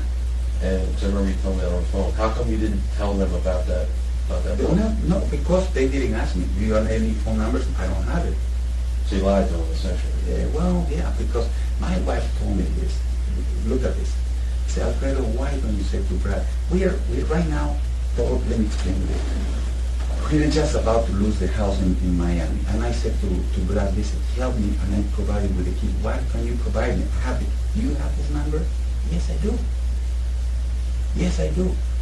But help me out, and this is what we can do. The only reason I'm asking these questions is not because I'm curious by any means. It's I have to verify that that's a lot of money in there, and that the money that I'm giving you, that this stuff is real, and you didn't just go into a phone book and make up a bunch of names. You know what I mean? Yeah. Not that I don't trust you, but my job is to vet out any sort of. Well, this. You want to call some numbers? I don't know. No, I don't need Okay, to call. but anyway, let me go on and you will see how deep is this, okay? Yeah. Okay, so we have Jean-Luc Brunel. So here I have another thing. Her Highness Duchess of York, personal friend of Epstein. All the time. Is Jeff in the house? I don't think she was involved, but look who called to the house. It's in the papers with my signature, okay? All right. You will see a lot of important people here, but let me just show you the personal secretary of Epstein. Her address in New York, emails, all of this they asked me, you know, how can I remember? That was his here. Okay. Ghislaine Maxwell was his former companion, a very powerful lady from England. She would go to the former Eastern countries in Europe and find girls for Epstein. And I knew that because I went with my wife.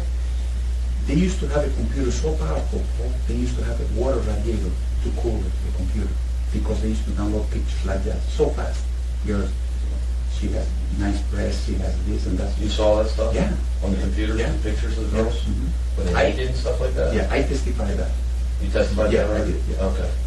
Brad knows about it. But I couldn't prove that. That's why they need the guy that fixed the Citrix systems. He lives in Ohio. I'm going to him. Okay? Gilbert Macho. Okay. They asked me if I knew the guys who ran the state in Manhattan. I said, I know it's Joseph and Florina. I don't remember his here. Joseph and Florina were domestic managing couple for Ghislaine Maxwell. Okay, you can ask them. They're probably there. They're still there. There are a couple of Filipinos. Okay. Massage, California. I didn't personally knew that this girl was coming from California. These are the numbers. Okay, and those are almost those are California numbers. Yeah.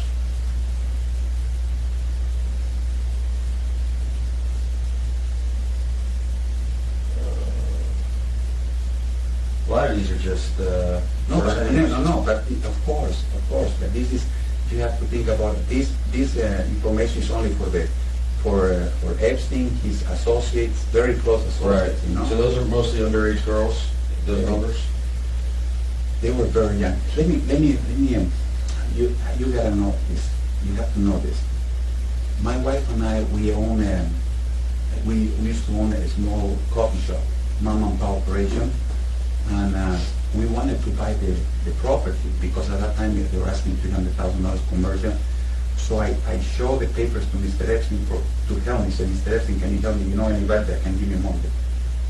And he said, call this person. So I called this person, beautiful girl, 28 years old, and I said, is Jeffrey in town? Of course, he was very eager to see him. So he, in no time, he showed up in the manager. I wasn't going to throw it out. So I escorted to the outside of the house, and we sat in the courtyard, have a drink, and she told me, Alfredo, I'm going to need your social security to run your record. Okay, so we met for 10, 15 minutes. I was escorting out, and he saw her. And he said, hey, let's say, I don't know, Courtney, whatever it is. Hi, Jeffrey, boom, they hug, blah, blah, blah. Okay, thank you, boom. She goes. Mr. Epstein calls me. Alfredo, come to my office, please. How did you dare to bring her to my house? Mr. Epstein, you gave me the number. Yeah, I didn't tell you. I don't want to see her again. Because after 22 years old and on, he doesn't want any girls. He's diseased. He is diseased. He's sick. So you didn't like the fact that she was there because she was an adult? Yes, exactly. Gotcha. So all the girls, all we used to have in the refrigerator was ice cream for the girls, cereal and skim milk. Okay, and these knows David the chef, everybody in the house. Now, of course, I was the boss, so I have to know these things. Sure. Okay. So massage Paris. Some of these they were in the house in Palm Beach. Okay, but there's the lawyers, they want to see connections between these phone numbers and some of these girls that they're suing, because they find these numbers, one of the biggest girls suing, they will say, oh my God, they put 1 and 2. Okay? Okay. Alberto Pinto is one of the most famous architects in the world. He designed this house in Paris. Call me all the time, all his numbers, very important people. Balson Cotrin, he was my colleague, house manager of the property in Paris. They asked me that question in the subpoena. I didn't have it. There it is. Okay? Let me go on. Sorry, I'm kind of nervous. But No, don't be nervous. We're going to take our time and go through this one thing at a time. All right. Another thing Brad wants to know, massage in the island. Little St. That's James. private island? Yeah, it's by Google, it's called Little St. James, but he renamed the island Little St. Jeff because of Jeffrey Epstein. Massage Island. I don't know if any of these girls that came. It's got guys on there too, huh? Yeah, but you know. You like boys too, or just girls? No, I never saw guys here, but probably in some other places, probably use male. Okay. Now, in Manhattan, when any of the employees, females or males, were supposed to stay for business, he owned a building, apartment building, empty, only for his models. There it is. I put apartment on this, my handwriting. Okay. For his models, you mean the girls that he... Exactly. Used to stay there, and her friends, and the way he operates is like a young looking, so he would be the young looking, younger girls will be comfortable with versus a 55-year-old guy. Yes. So they used to stay in the other apartment with all the amenities, used to take them and entertainment in the best restaurants, a all, and whatever, Upper East Side, very expensive. Okay? She's the mother of the kid that everybody asks me, who is this kid? There is a girl in the second floor, she's showing a naked chick, and says, I don't know. Epstein was the grandfather of what do you say? Padrino? Grandfather? No. It's like Godfather? Godfather. Epstein is the godfather of the... So he has these several pictures, and everybody's disgusted because they think that this guy is using his own kids to use pornography inside the house. Eva, very tall, she's in her mid-40s. She's still very attractive, married to a millionaire. She used to be in the house, so this is the mother, former model, and the mother of the kid. Okay? Ehud Barak, I took him... Ehud Barak, former Prime Minister of Israel, he flew in the Gulf Stream 3. The Secret Service was there a couple of nights, and I gotta tell you this. It was one of Epstein's girlfriend. He said, take to Miami and you kept the Mercedes for the weekend. Very good, Mr. Epstein, thank you. So he took off. He takes off, and the Secret Service said, Alfredo, they were all attracted by the girls. So I said, I opened the road for you, so we came 95 miles an hour from Palm Beach to Miami. That type of things, that was normal. I mean, if at that time I would say to somebody, I'm doing this, I say, yeah, sure, you're a liar. Right. It was, fantastic things, only because the girls. So Ehud Barak, very important guy. Here's another one. Michel Campos was the secretary that he was disgruntled because he was fired for some other reason. You can have as a witness. She will testify very, very. I put fired. What does she know about? Oh, she knows everything. She's Epstein has a personal secretary. Used to have and everything, but The secretary that knows everything, the big picture is York, she's Mr. Epstein. Okay? So if you call her, she will say, well, you know, Leon Black used to call the house, the owner of Apollo Management, big, a lot of money. Okay. But Alan Dershowitz, they asked me, do you know Mr. Dershowitz? Yes, he was in the house. What kind of, he drink wine. Where did he sit? By the pool, with the girl. Do you know our phone numbers? No. I know he said. Who asked you this? In the court, in the deposition. Oh, okay, the parents asked you this. Yeah. Okay. The lady, there was a lady, she asked me, she was very interesting about Dershowitz, and I said, I don't know, because that particular moment I have to look for the reference to see, you know, so, but anyway, here it is. I have his card too. He was at the house several times. Epstein. Did you ever see any people doing anything bad at the house? No, Dershowitz, because let's say he used to go and take the son and has a glass of wine, the son, and upstairs it was hanky-panky. But he was, to be honest with you, I never seen him upset. All this thing, around the pool they were naked, or topless, sometimes completely These naked. young girls? Yeah. You saw that with your own eyes? Oh yeah, that too. And everybody knows the neighbors, you know. I'm going to give the number for Joe Piscopo. He's Joe Piscopo? No, that's an actor. No, his name, the neighbor. He saw me doing a lot of times. Alfredo, again, the crazy naked girl. He's still employed at 3 witnesses. I have it here. The girl who used to come to the house and clean the pool, she's Alfredo, I'm coming tomorrow. What happened to how naked Alfredo, you know? So it is. Yeah. So commonplace. yeah, exactly. Now, again, in Palm Beach, he's not the only one doing this, but he was more than that. Right. You know? Alan Dershowitz, Jeffrey Epstein portables, all the phone numbers. His brother. Okay, Eric Ganny is the lawyer. He used to stay in my house, in the staff house. He was there for fixing problems. Sometimes a girl and this and that. Anything that has to do with the law, Eric take care of that. And he came from Connecticut. Do they know about him? Nobody knows about this guy. Eric, that's what I put. Eric Ganny is a lawyer. He's very close to him.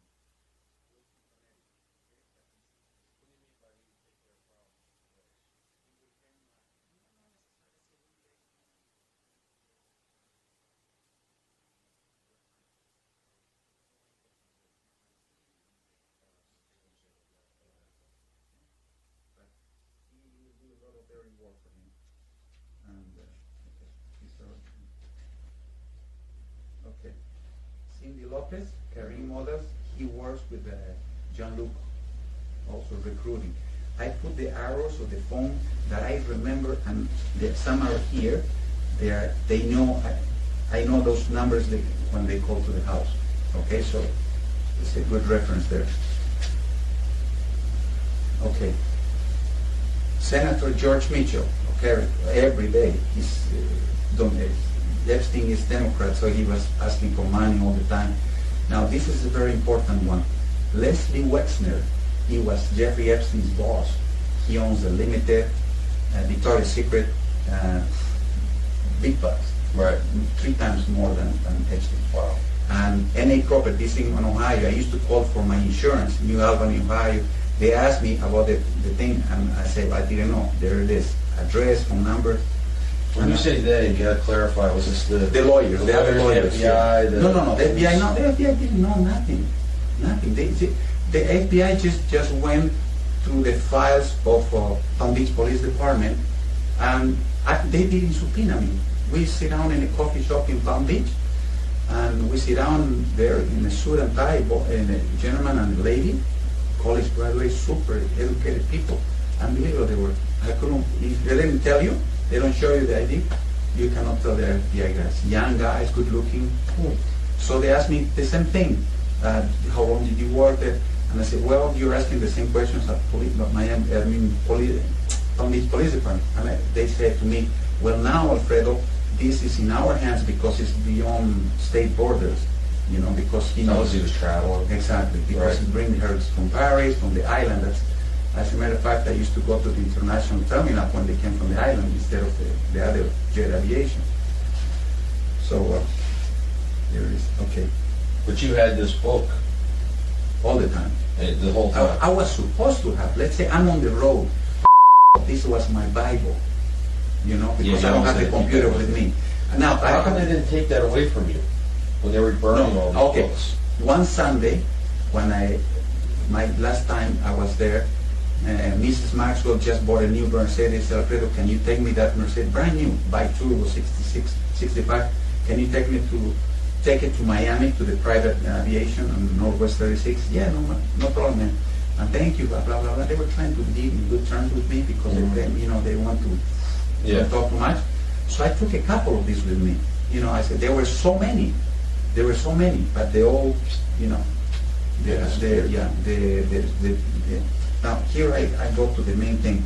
This is the guy, the computer guys that knows Citrix. He used to fly in Epstein's or private or the commercial and fix the computers. Okay, Tim Newcomb. Is this the guy that erased the hard drives? This is the guy. Okay. Okay. Nobody else was supposed to touch those computers. They have triple firewalls. And the phone company also had a special guy, I'm going to tell you who it was. I mean, the phone company at that time was, it's not Bell, it's a small company. But he was very particular of nobody else. I used to have the people, and they were fitting this page, the contractors who was allowed to stay on Epstein property. John Cassidy, AC, and so on, you know. If you hire somebody, I would be fired in 2 seconds. But back to the computers, let's talk about this guy. Did you ever see anything on those computers? Any images of girls? Or exactly, I saw it. You saw? Remember I told you that there was, Ghislaine Maxwell had an office under the stairs next to the kitchen. There's the computer who was a radiator with water. First time in my life I saw that to keep it cool because they used to download pictures like this, just like that. What kind of pictures? Naked girls from Sweden, from Romania, from Czechoslovakia, from Brazil, from all Colombia. minors, all young girls. Very young, very young. Like when you say very young, how young are we talking? 16, 17. The teenagers, they have braces, most of them. Younger than that though? Yeah. Okay. And Now, this guy from Citrix, he erased all those images. I'm assuming. You're because, assuming. Because. Were you there when he came and did it? No, that was after my time. Okay. But this lady attorney asked me, do you know who's the guy fixing the computers? And I said, I don't remember his name. But he said it is. He's labeled. Okay? Yeah. So,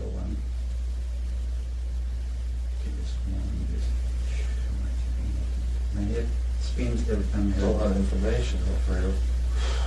It's going to take me a few minutes. Where was I? It's weird, Citrix was the last name you wrote. Exactly, where's Citrix? Okay, where it can be?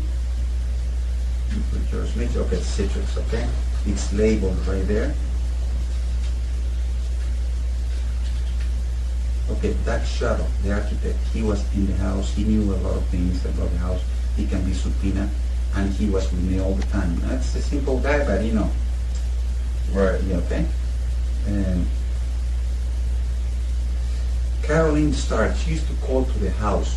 She was friend with some very young friends. I don't know what's their role, but I just happened to, when I was looking through this book, and I said, wait a minute, I took messages from so-and-so, they said friend of Carolina Stark, and underneath here says Krista's friend, okay? I'm pretty sure she can be a very important. Of course, Donald Trump, I know that they subpoenaed him. Larry Vysotsky was chief pilot, super nice guy. I'm sorry it's between this, but he knew a lot of things. He would buy cars for Epstein. Sometimes in the absence of Epstein or his lawyer, his Alfredo, bring to Suburbans and one Mercedes. I'm going to close with the 727 inside the hangar. We're going to put a red carpet. We coordinate that type of thing. Super guy. He lives in Singer Island. Now, I know that they subpoenaed him, and I said, we didn't know the ages and this and that. But, okay, there it is. Abigail Wexner, Leslie Wexner's wife. Okay, all these numbers, they were I'm pretty sure they are recorded in some way because he used to call almost every day, you know. Very powerful people, really. Here's in, I don't know, Colorado, London, Georgia. You know, this address is where they filmed Gone with the Wind. Oh, really? Yeah, he bought that mansion. Yeah. Leslie Westner, the Limited Inc. This is in Columbus, right? I don't know, I have my glasses. Okay. White House. This is the real White House in Pennsylvania Avenue. Okay. Jeffrey Epstein's in New York. Okay. All his phone number. Okay. These persons they used to call constantly. I don't know what they were in the inner circle. They're doing dirty work for him. So I highlight those things for him, for Brad. Lynn Fontanilla and Giorgio Fontanilla, another couple from the Philippines. They run the house for Epstein. Okay. Okay. The one in New York. Yeah, and it says here, AKA, also known as Rosalind and Luciano. Okay. Tom Sawyer, he fixed the phones. Nobody else. Telephones, Barbara White. Okay? Gotcha. Massage, United Kingdom. Again, this is a different house, but a different country, but I'm pretty sure some of these, they will find connections with the girls. Ghislaine Maxwell, phone numbers and address in London. Okay, Palm Beach, 140, and I have more here. All these girls, 60% of these phones are in the lawsuits right now. So it's very, if you show this in court, you know, I don't know if they're going to hurt you. 60% are, so there's 40, Yeah. you say 40% of those numbers are unknown to the police or to Nobody, because nobody knows that. Gotcha. Okay. And all these numbers, one way, at least twice, they contact El Rey Way. If you subpoena the records, you would put one-on-one. They call for, you know, plus my taking the signature of the message and say, well, you've been in the house. It's hard to deny that. Okay, this was my private phone number. Okay, I put Alfredo Rodriguez and Luella was my and this is the email that all the email used to get to this Palm Beach manager at earthlink.net. Okay. Michael and Sally, 8 people before me. There were a lot of people in and out because it requires a special kind of people to. Mike Pezzulo is the neighbor. He says, El Brillo neighbor. He knows a lot of things. He saw me on the street. We used to talk constantly. He used to come to the house. He flew to the island with Epstein one time to help over there. So, all right. Alan Stopek, landscape architect. He was in the house, but you know, again, critical witness. Jeffrey Epstein, Sorrel Ranch. This is in New Mexico. This is the biggest ranch in New Mexico. He was related to Bill Richards, governor of New Mexico. Okay, so Massage, New Mexico. Those are all girls from New Mexico? These are, yeah, all of these. Those are girls' numbers or these are girls' numbers? No, all of these to here. Okay. This is oh yeah, there's more here. Yeah, you're right. But now, I don't know this because I never interacted with New Mexico. Okay? Right. Okay, Jerome, I used to pay him. He was the gardener. He's a black guy from Haiti. You know, laid back, but you know, you ask him, he will say the truth. A Christian guy. Okay.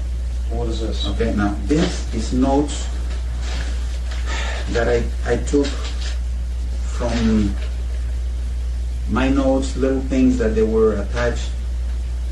Some of these, they were they asked me if I know the Sherry Lynch, Britt. Where did you get these names and numbers from? I used to have loose papers, you know, sometimes notes to myself.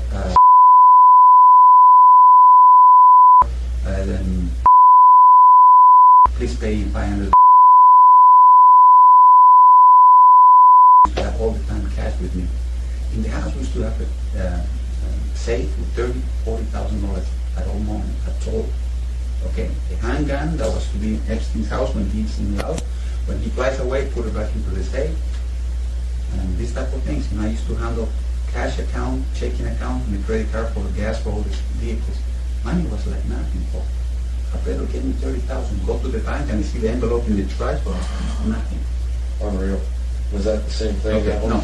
This is something this lady attorney asked me if I know his email addresses, and here they are.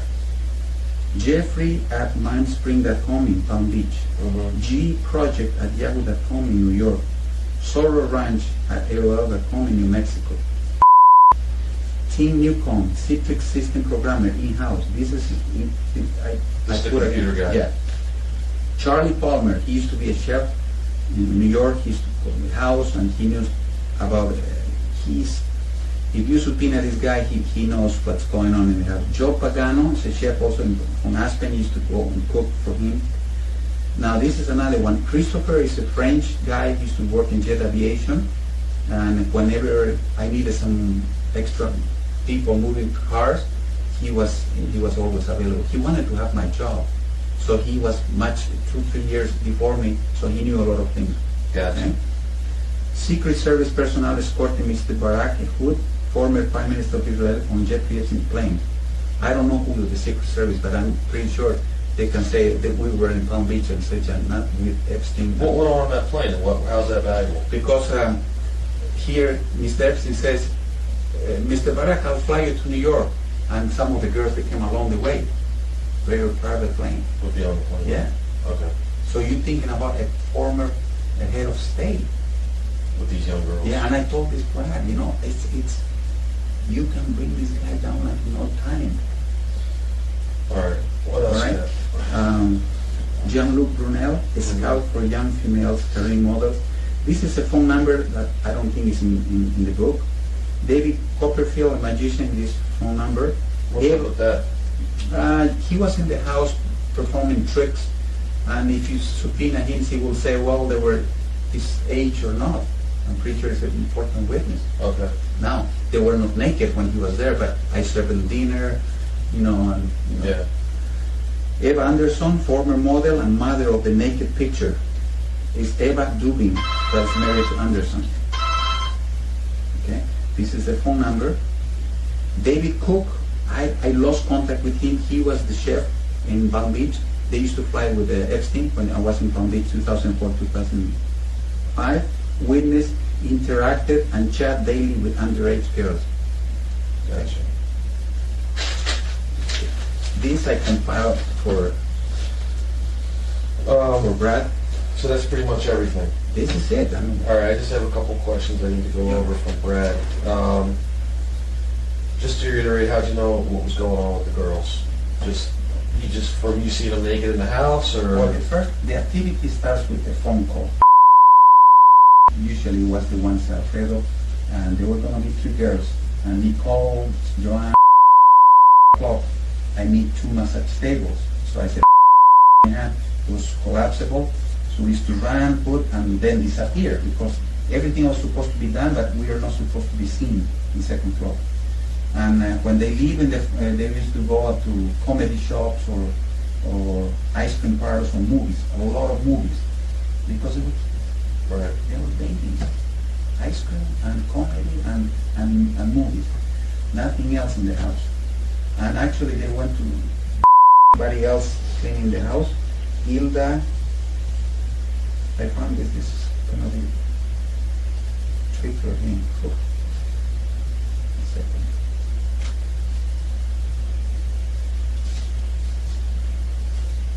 So when they leave, we used to know that the disarray, the vibrators, creamers on the floor, there's no massage there, I mean, sex toys, all that. So you used to see the sex toys and stuff like that? Yeah. All right, because I read something in some of the police reports that Brad had in the files. You were in charge of cleaning some of these sex toys for him? Yeah, I'm getting from these cleaners, okay? Francis Pedron. Okay. He was in the house years before me. And when Epstein would leave the house, I would call him. He would come with an army of cleaners from top to bottom, and they will find condoms. They will find, this is another people. After having these girls in the house. Okay. I'm sorry, what was your question? I just have a list of questions here.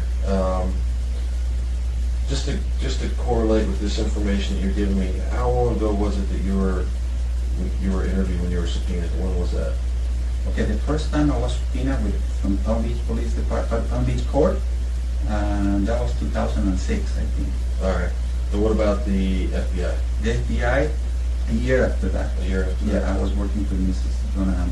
And you told me about the computer that had all the images on it. You said that was downstairs? Downstairs, yeah, next to the kitchen. Next to the kitchen? Yeah, Mrs. Maxwell's office. Was that password protected?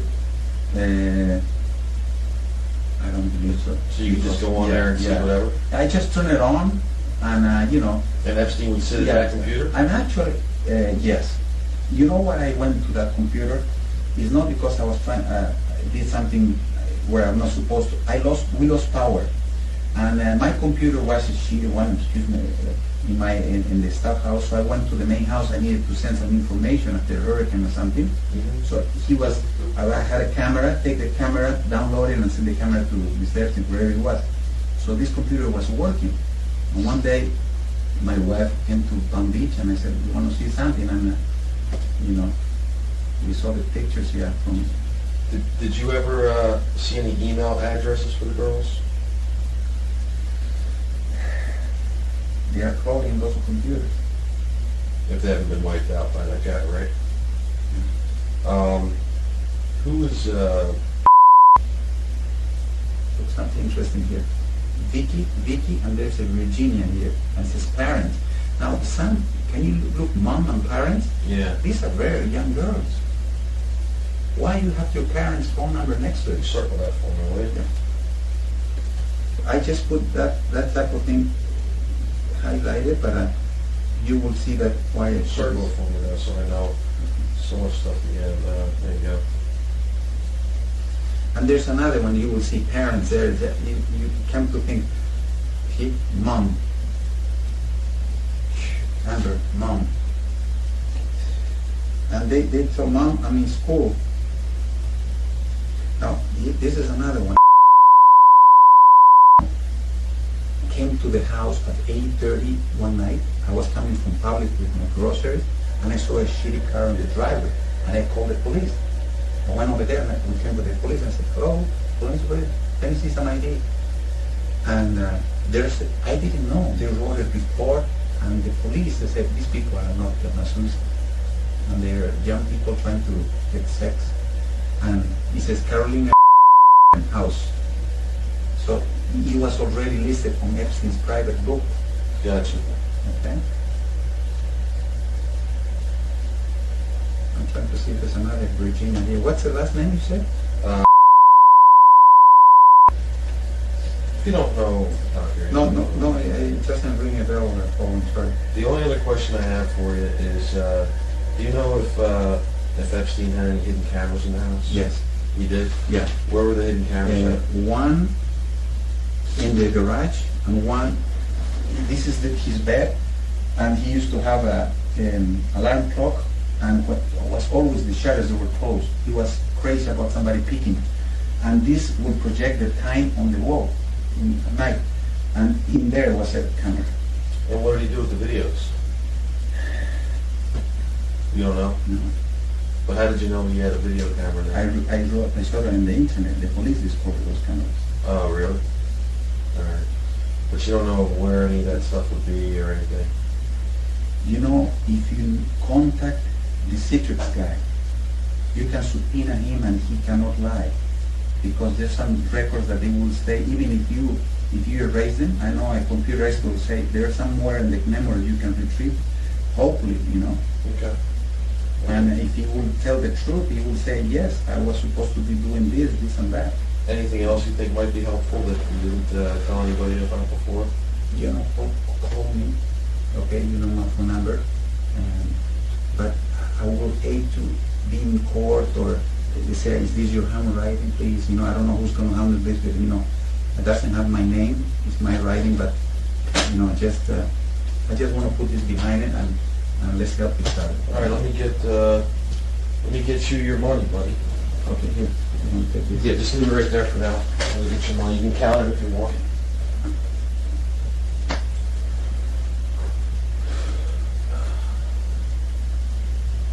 might as well give you this bag to take with you. You can't walk out of here with this kind of cash. Go ahead and count it. And while you're counting it, I'm going to call Brad and see if he has any additional questions real quick before I let you go.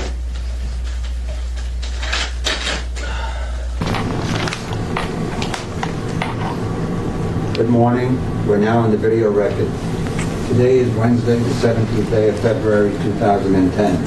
The time is 11:16 a.m. We're here at U.S. Legal Support, 444 West Railroad Avenue, West Palm Beach, Florida.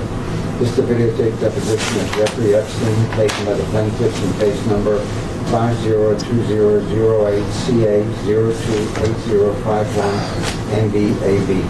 The matter of LN versus Jeffrey Epstein, filed in the 15th Judicial Circuit in 4 Palm Beach County, Florida. Court reporter is Terry Becker of U.S. Legal Support. The videographer Joe Rogan of U.S. Legal Support. Would all counsel please state their appearance for the record? Brad Edwards on behalf. Mr. Jaffe. Not Mike, but Stephen Jaffe. Michael Pike on behalf of Jeffrey Epstein. Please raise your right hand. Do you swear or affirm the testimony you're about to give will be the truth, the whole truth, and nothing but the truth? Yes, ma'am. Okay. Can you give us your name? Jeffrey Epstein.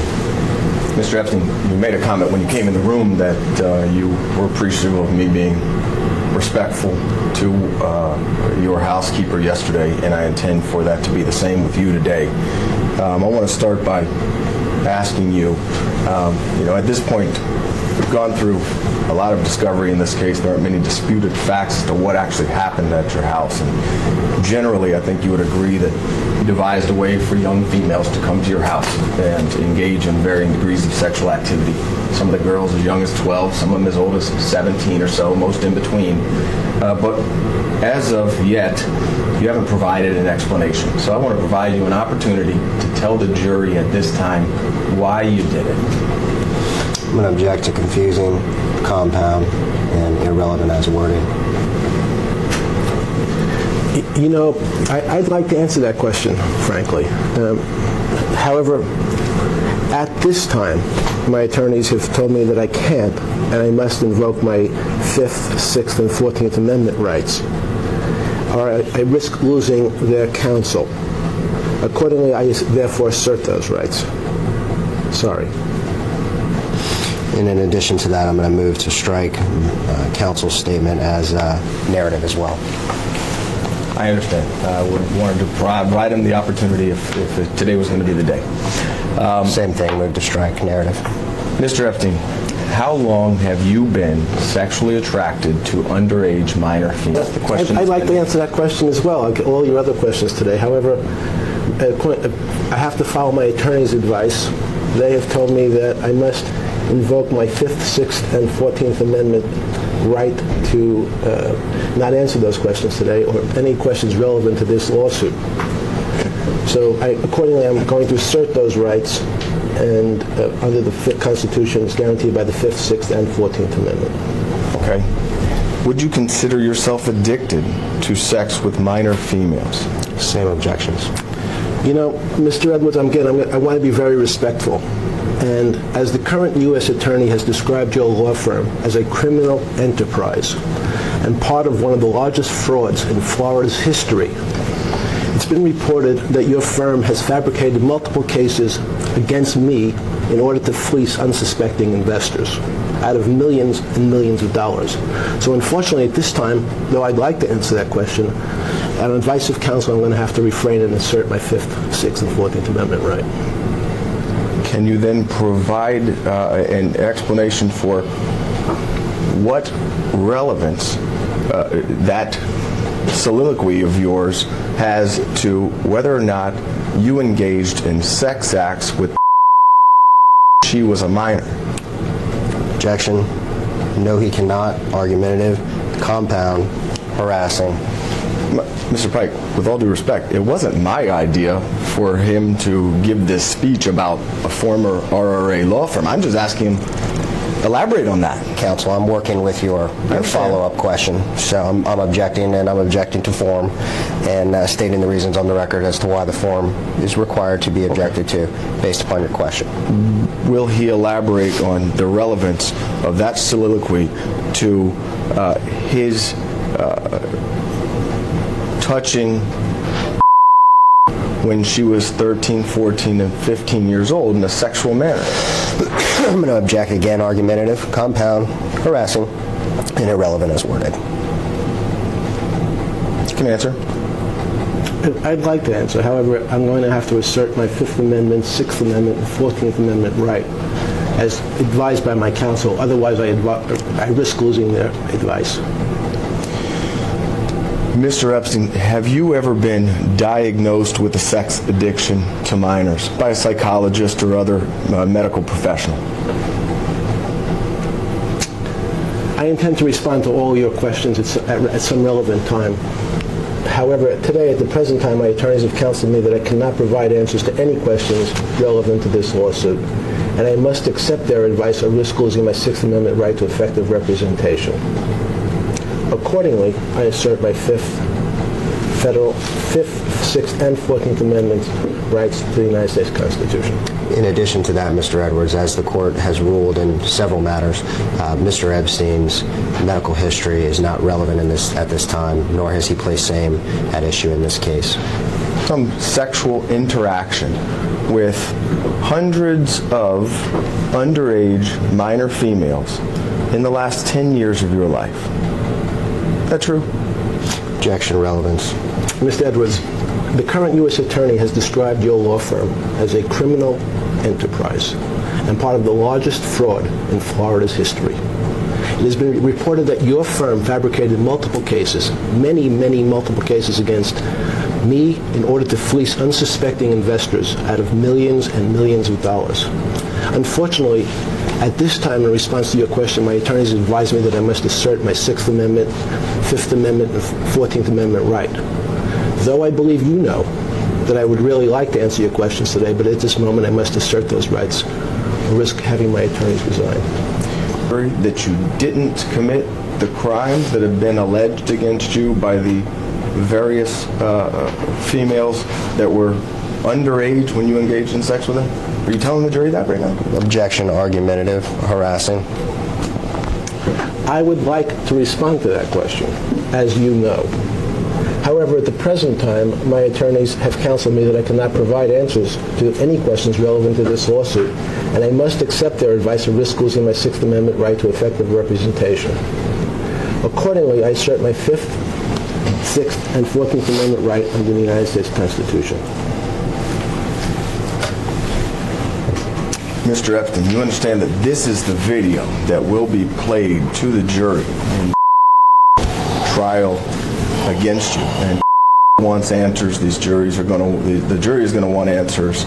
So I know that you're telling us that you're going to respond at some time in the future, but the time is now. Would you like this opportunity to explain why you engaged in sexual activity with beginning when she was 13 years old and you were 50 years old?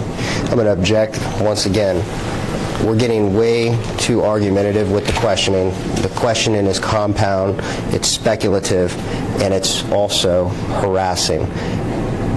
Whether or not this deposition video thereof is played in front of a jury is a question of fact, and it will be determined by a judge pursuant to a motion in limiting various portions thereof may or may not be played. So, having placed those objections on the record, I'm going to instruct Mr. Epstein not to answer that question.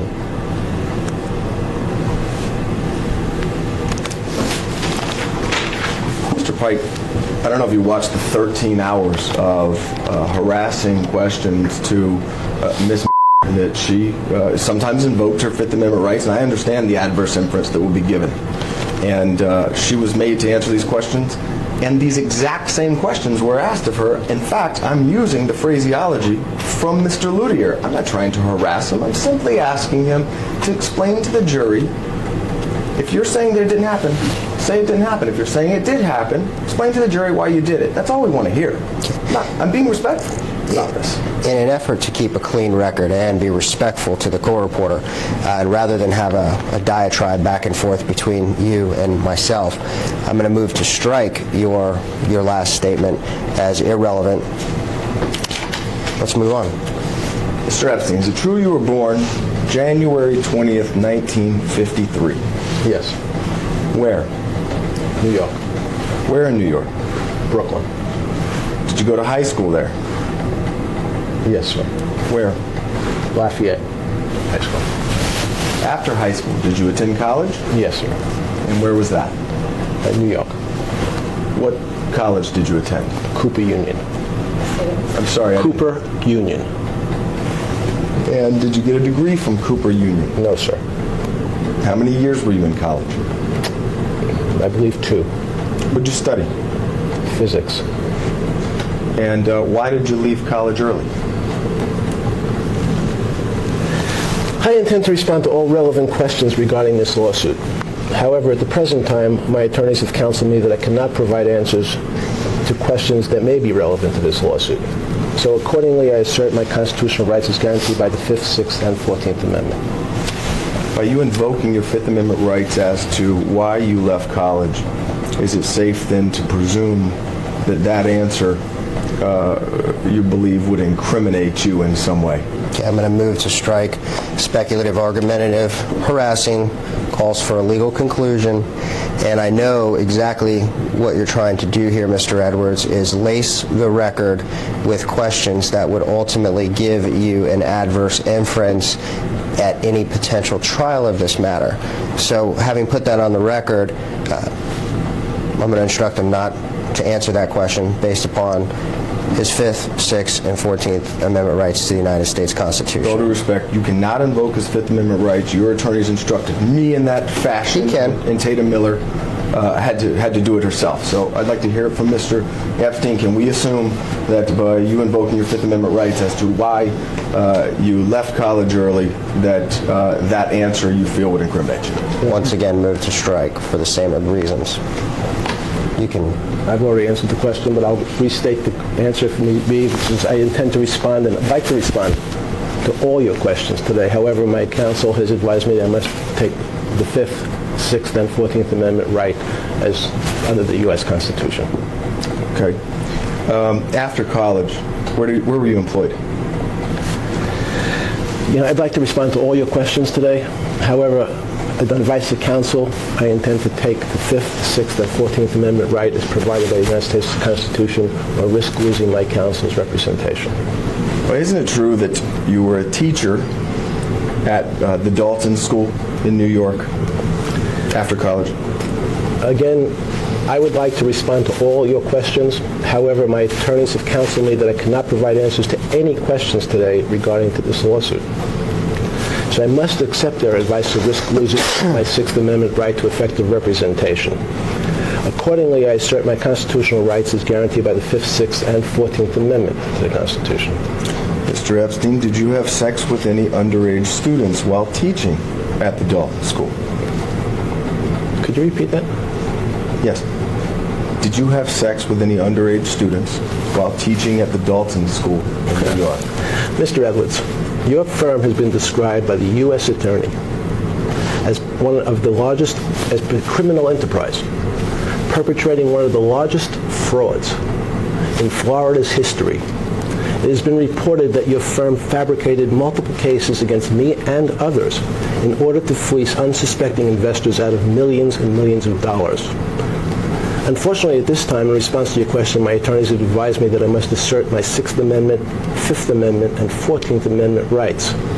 Though I believe you know I'd really like to answer your questions, but at this moment I must assert those rights, or having my attorneys resign. Mr. Pike, I think you know that he has a couple options here. He can answer questions or he can invoke his Fifth Amendment rights. This non-responsive verbiage regarding the RRA law firm is not one of the options. It's inappropriate in a deposition, and I'd ask that you instruct your client not to obstruct this process any further. I'm not going to terminate the deposition. I want it to finish. But obviously, this is going to be the subject matter of some motion in the courts, and you know that the judges are not going to appreciate this. So I'd like it if we can just move this process along by eliminating that portion of his answer. I understand what he's saying, I get it, but that's not something responsive to any of these questions, and I think that you know it's inappropriate. I think the deponent is answering the questions.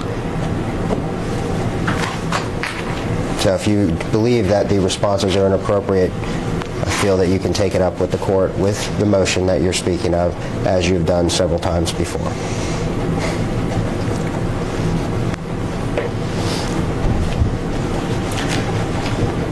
After leaving the Dalton School, is it true that you began working as a money manager at Bear Stearns?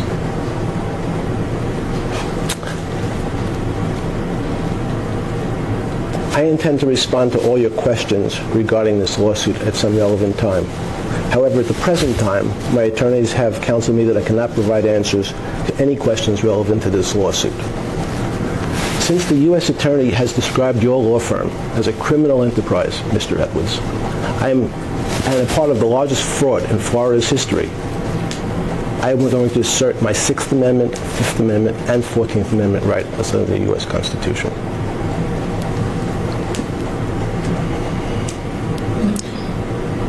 Isn't it true that while you were working at Bear Stearns, you were already engaging in sex with underage minors? Again, I believe you know the answers to those questions, but yes. Excuse me. May I finish? Move to strike. Sure, Let the witness answer your question. I would love for him to answer your questions. Mr. Edwards, as you know, there are serious 5th, 6th, and 14th Amendment constitutional rights at issue here, and the witness is attempting to answer your questions to the best of his ability, despite how laced they are with adverse inference presumptions. I don't want the adverse inference. I want answers. That's it. So, having said that, please allow the witness to answer the question. I will. Okay. Could you repeat the question? Isn't it true that while working at Bear Stearns, you were already engaging in sex with underage minor females? As your firm has been described as by the U.S. Attorney as a criminal enterprise, using some of the cases fabricated against me personally, I would like to answer that question today. However, on advice of counsel, I must assert my 5th, 6th, and 14th Amendment rights under the U.S. Constitution, or in fact risk losing their representation. At some point in time while at Bear Stearns, you met and managed the money for a fellow named Leslie Wexner, correct? Again, I would like to answer all questions relevant to this lawsuit, but today I must exert my 5th Amendment, 6th Amendment, and 14th Amendment right under the U.S. Constitution. In fact, I read in another deposition of yours that you do not consider yourself to be homosexual, correct? You've answered that question before. Correct. Do you consider yourself to be bisexual? No. Okay. In any event, you did develop a sexual relationship with Leslie Wexner at some point in time. Is that true? No. Okay.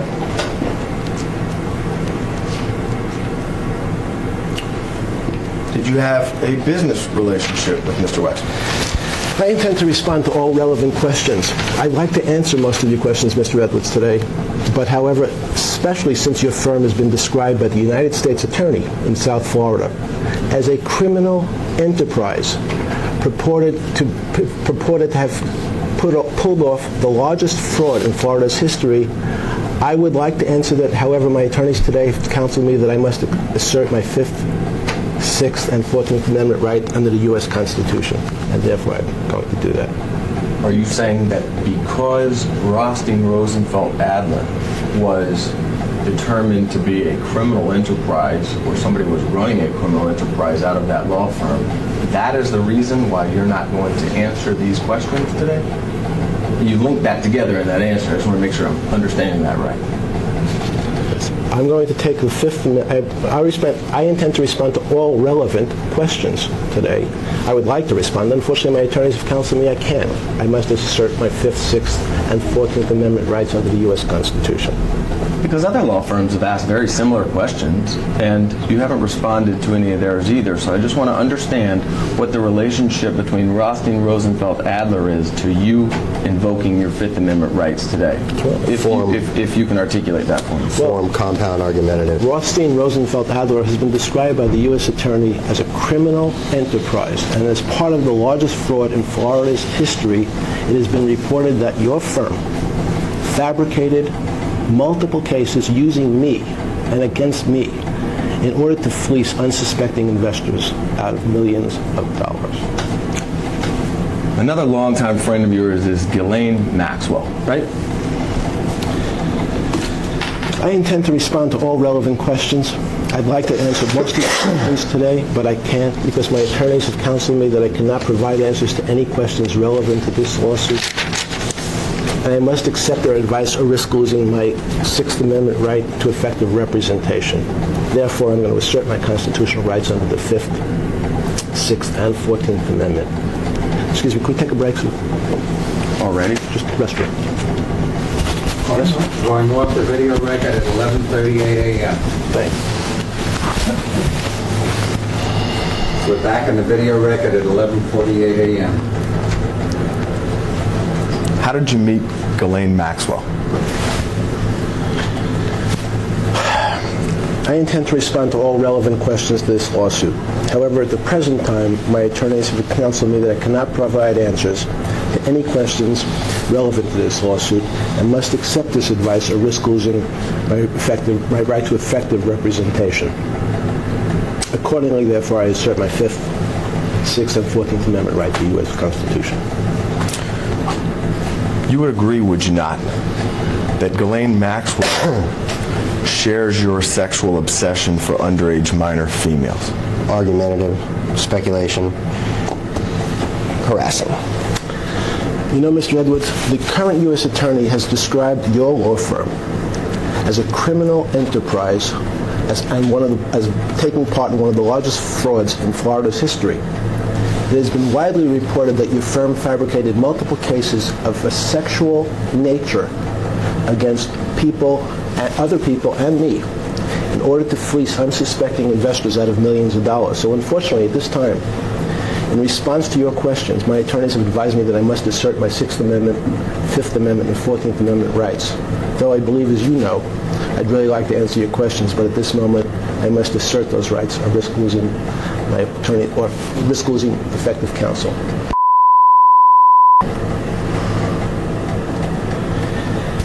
I intend to respond to all relevant questions regarding this lawsuit. However, at the present time, my attorneys have counseled me that I cannot provide answers to any questions relevant to this lawsuit. Your firm has been described as a criminal enterprise.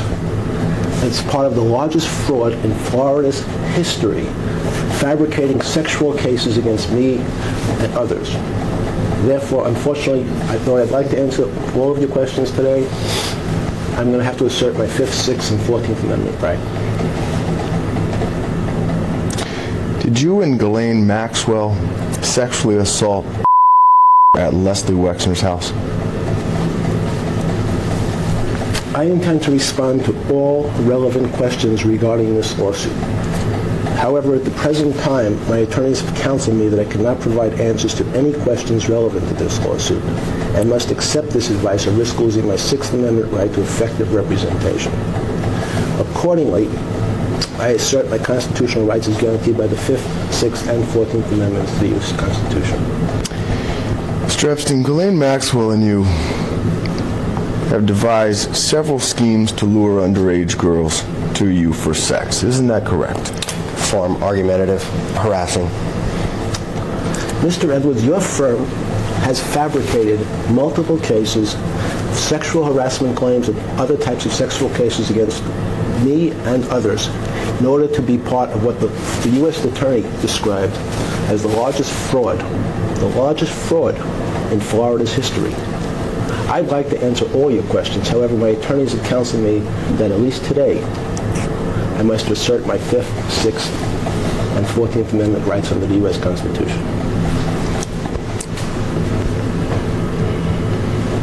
Do you own a home in Manhattan? I intend to respond to all relevant questions to this lawsuit.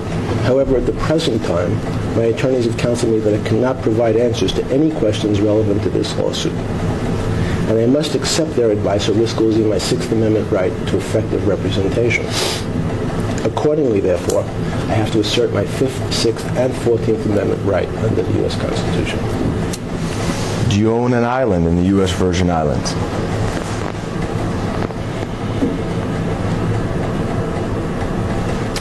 I intend to respond to all relevant questions regarding this lawsuit. However, at the present time, my attorneys have counseled me that I cannot provide answers to any questions relevant to this lawsuit, no matter how much I'd like to. Therefore, I must accept their advice or risk losing my 6th Amendment right to effective representation. Therefore, I have to assert my 5th, 6th, and 14th Amendment right under the U.S. Constitution. Do you own a home in New Mexico? I intend to respond to all relevant questions regarding this lawsuit, and as I've had to do with most of your questions here today, I'm going to have to take my attorney's advice and assert my 5th, 6th, and 14th Amendment right under the U.S. Constitution, or risk losing effective representation. Is it true that you have had underage females at each of those homes for orgies with you and Ghislaine Maxwell? Form argumentative, speculation, and harassing. Well, I would like to answer that question. I really would. However, as your firm has been described by the U.S. Attorney as a criminal enterprise, its principal purpose was racketeering conspiracy to generate money for the firm and its co-conspirators through the operation and enterprise and through various activities including mail fraud, wire fraud, and money laundering, and fabricating multiple sex cases against me and others. Though I'd like to answer your question today, Mr. Edwards, my counsel has advised me I must take the 5th, 6th, and 14th Amendment right as provided by the U.S. Constitution. You know somebody named...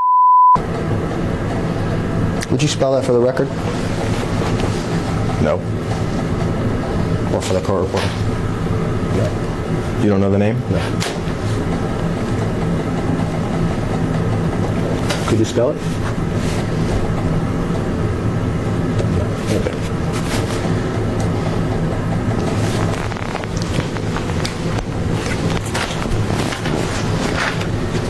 Did your sexual obsession with underage minor females grow at some point in time to allow you access to these underage minors every single day for sex?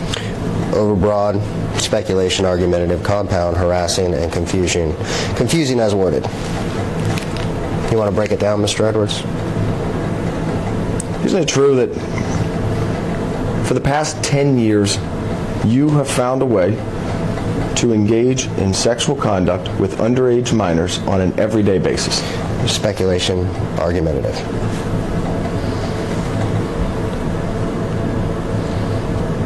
As your firm has been described as a criminal enterprise by the United States Attorney and as part of the scheme to defraud people in South Florida of millions of dollars, you have fabricated sexual cases and sexual claims against people like me and others.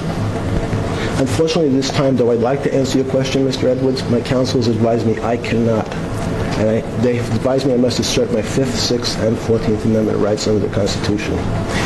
Isn't it true that you have promised underage minors money or other benefits to engage in sexual conduct with you over the past 10 years? Again, as I've answered many of your questions today, and unfortunately I'm probably going to end up answering most of your questions today, as your firm has been described, the firm bringing this lawsuit I believe, has been described, and if I'm wrong, please correct me. You're wrong. Okay. This is the firm that didn't notice this deposition Did not. originally? No. Okay. Did not notice? Right. I apologize. So your former firm has been described, and the person you represent, Taylor Miller, in this case, was represented by the firm that was described by the U.S. Attorney as perpetrating one of the largest frauds in South Florida's history, fabricating multiple sexual cases against me and others in order to fleece unsuspecting investors out of millions and millions of dollars. So though, unfortunately, I'd like to answer each one of your questions today, my counsels advise me I must assert my 6th Amendment, 14th Amendment, and 5th Amendment right. Though I believe you know I'd like to answer those questions, but at this moment I must assert those rights or risk losing my attorneys. Sure, let's test that answer. Let's talk about Jane Doe 102. Jane Doe 102, who was represented by Bob Josephsberg's firm, Podhurst Orsak, had nothing to do with Rothstein, Rosenfeld, Adler. Do you know? So she's, again, who? Can you spell it? Common spelling. Like. Can you spell it for me, please? How's it? What's the last name? How's it spelled? I believe. I intend to respond to all relevant questions regarding this lawsuit. However, at the present time, my attorneys have counseled me that I cannot provide answers to any questions that may be relevant to this lawsuit, and I must accept this advice or risk losing my 6th Amendment right to effective representation. Accordingly, I assert my constitutional rights as guaranteed by the 5th, 6th, and 14th Amendment to the Constitution.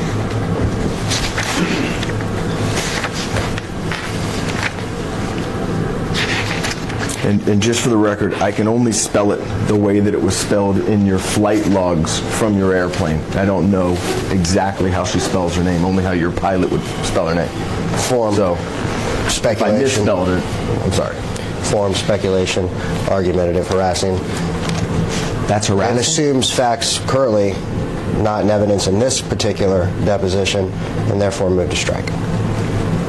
I was responding to his question asking me how to spell her name.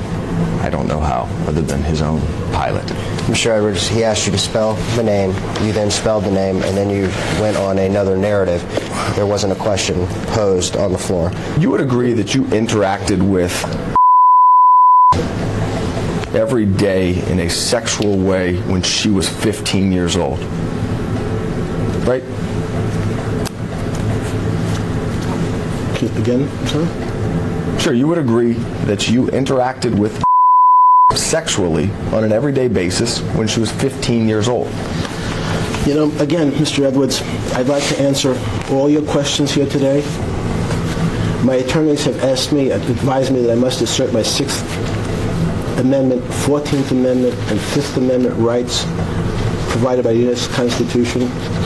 And the fact that the current U.S. Attorney has described your law firm as a criminal enterprise is one of the largest frauds in Florida's history for fabricating sexual cases of a sexual nature against me and others. Unfortunately, though I'd like to answer those questions, if I do, I risk losing my attorney's counsel.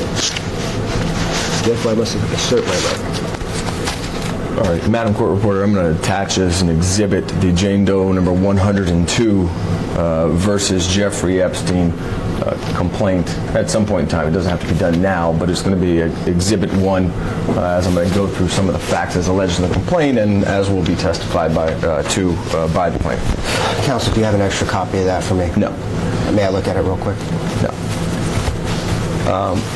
Would you agree that you, and it has my notes on it. No, I understood. I saw. But the notes are in highlighter, so when we copy it, it's not going to show up, and you can have a copy. Understood. That's fine. Just for the record, that is a current operative pleading, correct? Correct.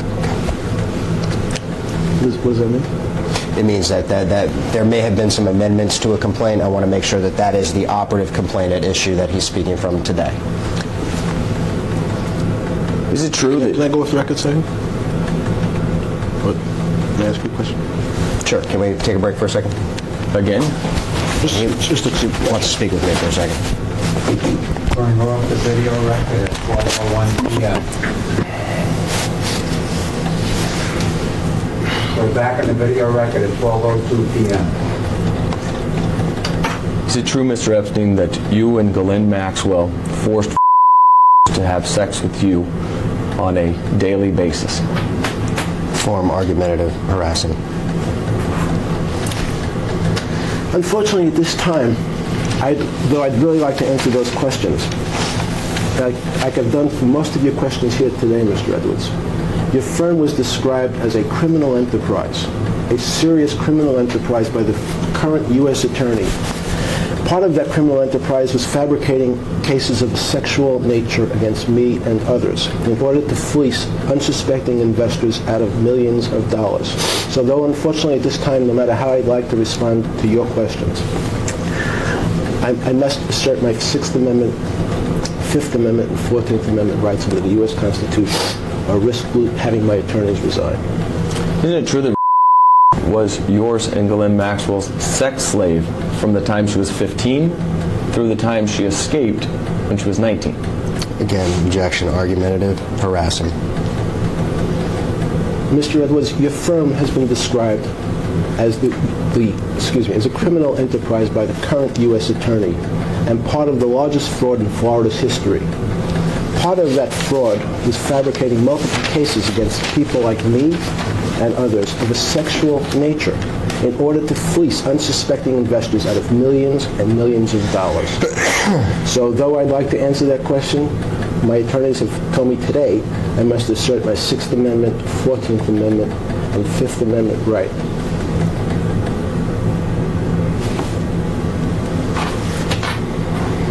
Isn't it true that you and Ghislaine Maxwell celebrated her 16th birthday with her and had sex with her on that day? Form, compound, confusing, argumentative, and harassing.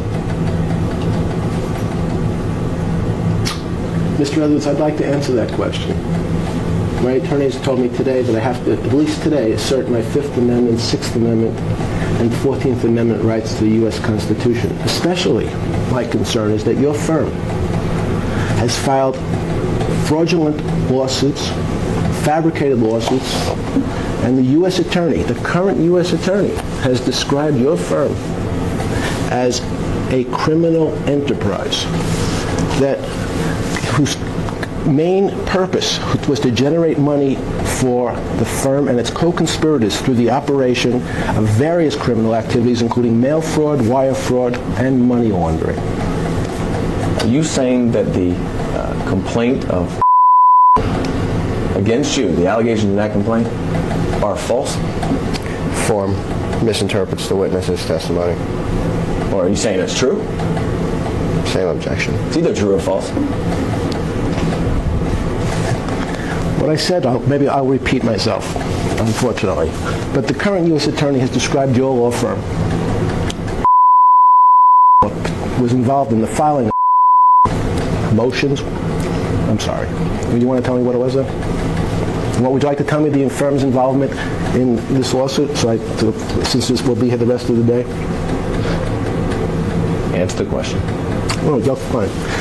The U.S. attorney has described that firm as a criminal enterprise perpetrating one of the largest frauds in Florida's history against unsuspecting investors, fleecing them out of millions of dollars by creating, crafting, and fabricating fallacious sexual claims against people like me and others. So unfortunately, though I'd like to answer your questions, Mr. Edwards, my counsel has advised me that at least today, I must assert my Sixth Amendment, Fifth Amendment, and 14th Amendment rights under the U.S. Constitution. Isn't it true, sir, and I'm reading, especially because your firm involved in this lawsuit has fabricated, widely reported, multiple cases of sexual harassment cases against individuals like me and others, perpetrating what the U.S. attorney called one of the largest frauds in Florida's history, fleecing people out of millions of dollars. So though I'd like to answer that question, today I have to assert those rights or risk losing my attorney's counsel. Is it true that you forced as a 15-year-old girl to have sex with numerous friends of yours? Are you kidding? Reading from her lawsuit. Oh, you're reading from us. I'm sorry. Sorry, Mr. Evans. I'm going to have to, though I'd like to answer that question as well, as I answered most of your other questions here today. I would like to respond. My attorneys, however, have advised me I have to assert my Fifth Amendment, Sixth Amendment, and 14th Amendment rights under the U.S. Constitution, especially as your firm has been accused by the U.S. Attorney as being a criminal enterprise and part of the largest fraud in Florida's history. Basically, I'm sorry if I read correctly, the operation of the enterprise through various criminal activities, including mail fraud, wire fraud, and money laundering, fabricating sexual harassment cases against people like me and others. By the way, yes, didn't receive a round-trip ticket paid for by you to, and she ultimately did not get back on the plane, but instead escaped to. I'd like to answer that question, but today I'm going to have to assert my Sixth Amendment rights, my Fifth Amendment rights, and my 14th Amendment rights under the U.S. Constitution, especially since your firm has been described as perpetrating one of the largest frauds in Florida's history, fleecing investors out of millions of dollars, being described by the U.S. Attorney of South Florida as a criminal enterprise, engaged in various criminal activities including mail fraud, wire fraud, and money laundering.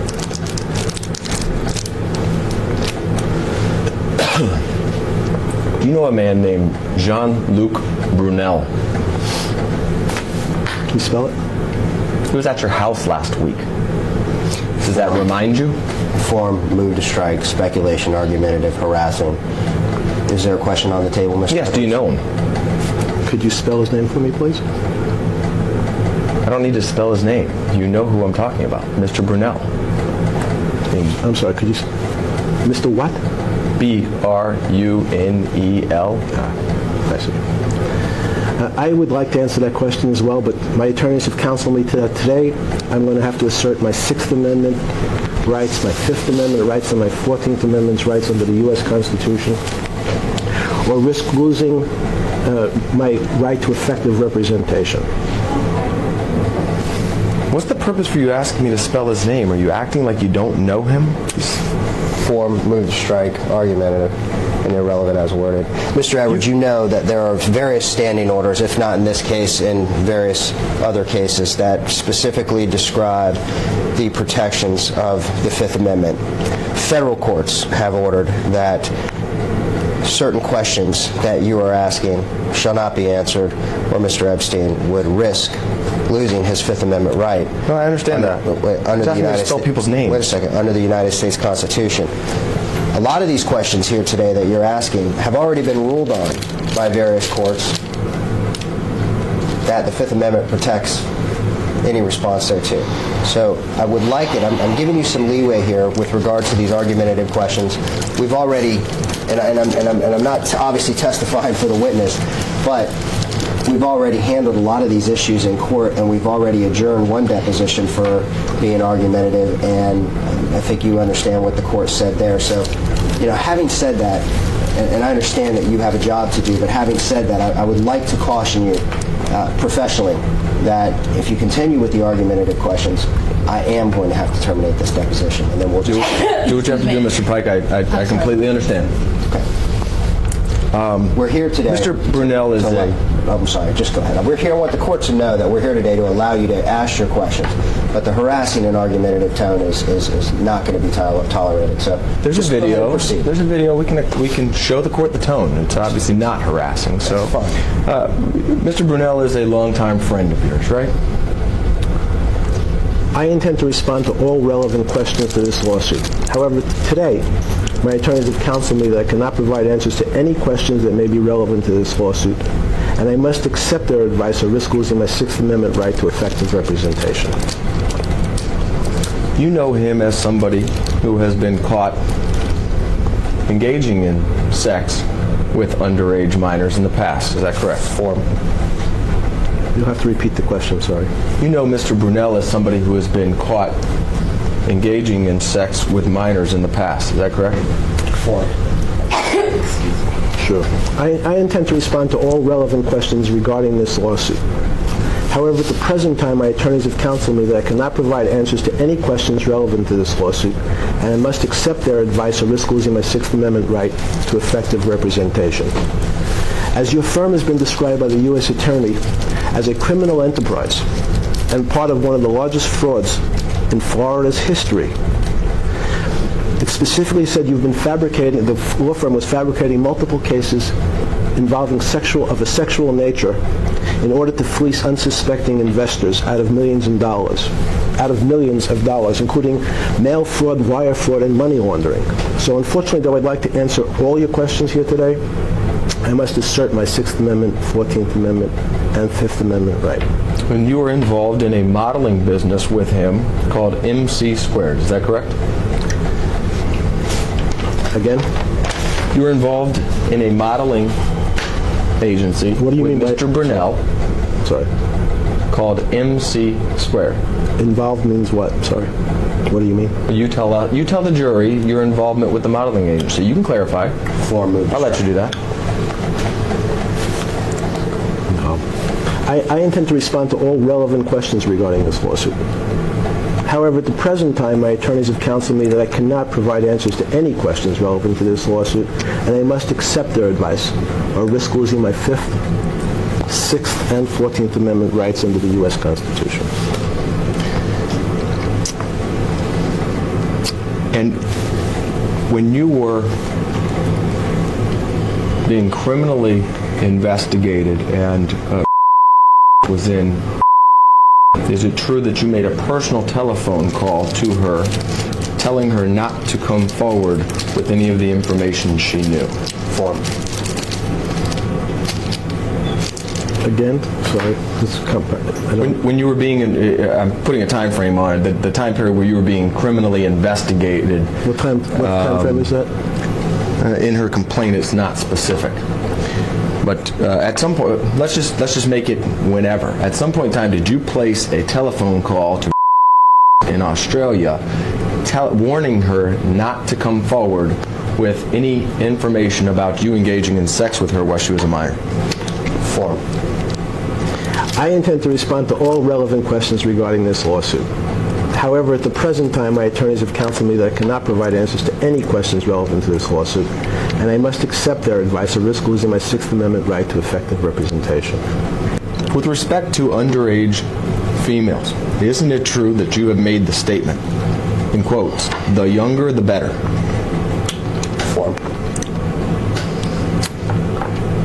Again, as your firm has been described by the current U.S. Attorney as a criminal enterprise involved in mail fraud, wire fraud, money laundering, and specifically crafting, fabricating multiple cases of a sexual nature against people like me and others in order to fleece many, many unsuspecting investors out of millions of dollars, I would like to answer your questions here today, Mr. Edwards.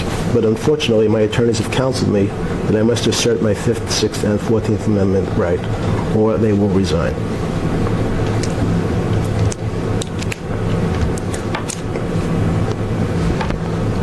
Who are your current employees?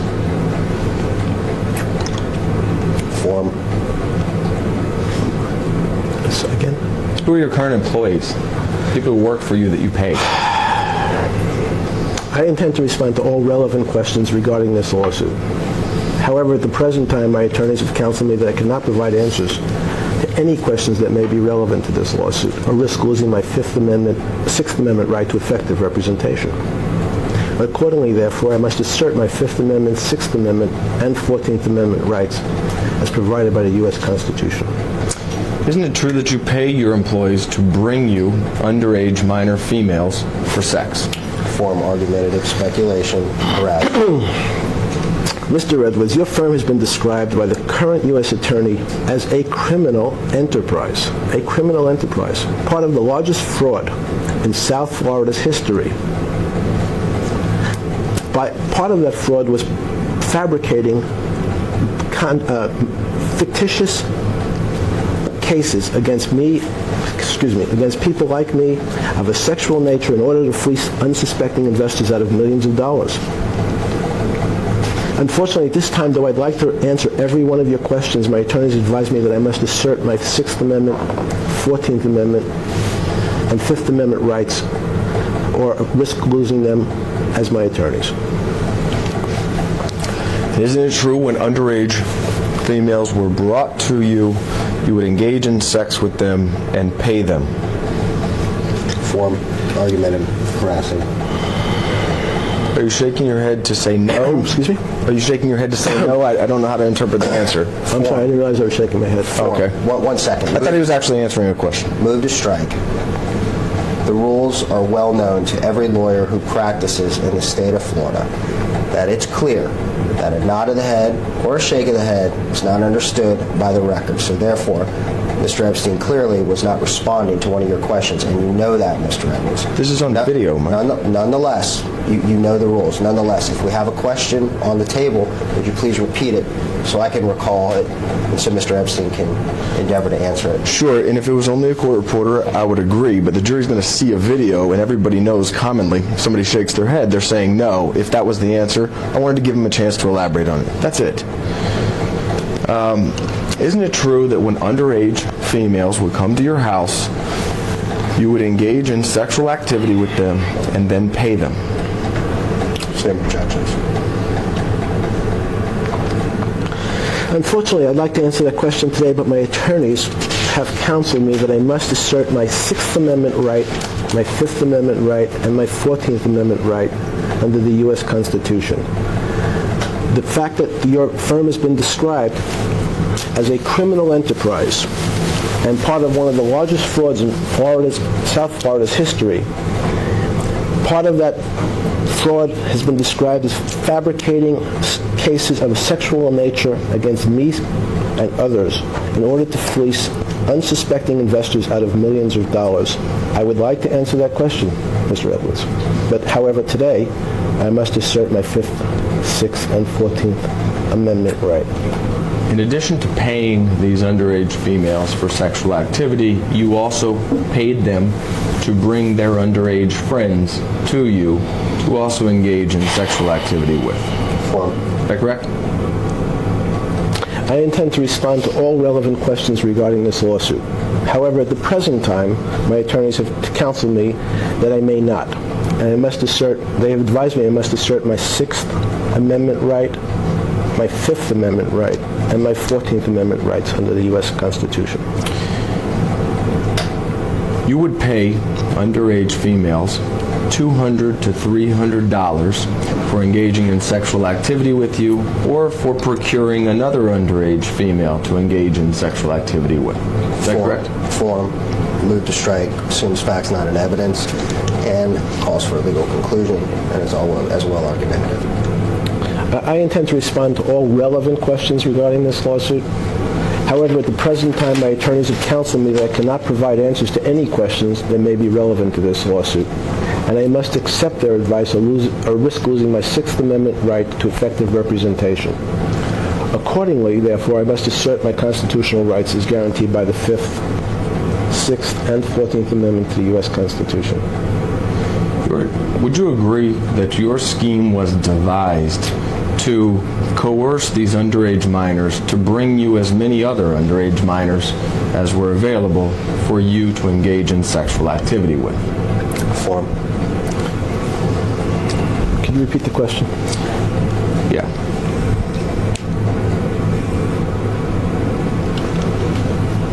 Would you agree that your scheme was devised to coerce underage girls into bringing as many other underage girls to you as were available for sexual purposes? Form. Did you say for sexual purposes? Yes, for sexual purposes. I'm not surprised. I'm sorry. Since your firm was described as perpetrating one of the largest frauds in Florida's history by crafting fabricated sexual harassment cases against people like me and others in order to fleece unsuspecting investors out of millions of dollars, I would like to answer that question. However, today, my attorneys have advised me I must assert my Sixth Amendment, Fifth Amendment, and 14th Amendment right under the U.S. Constitution, and if I don't do so, I risk losing effective representation. Utilizing this method of using underage minors to bring you other underage minors, you were able to engage in sex with hundreds of underage minor females. Is that true? Form, argumentative, harassing, calls for speculation.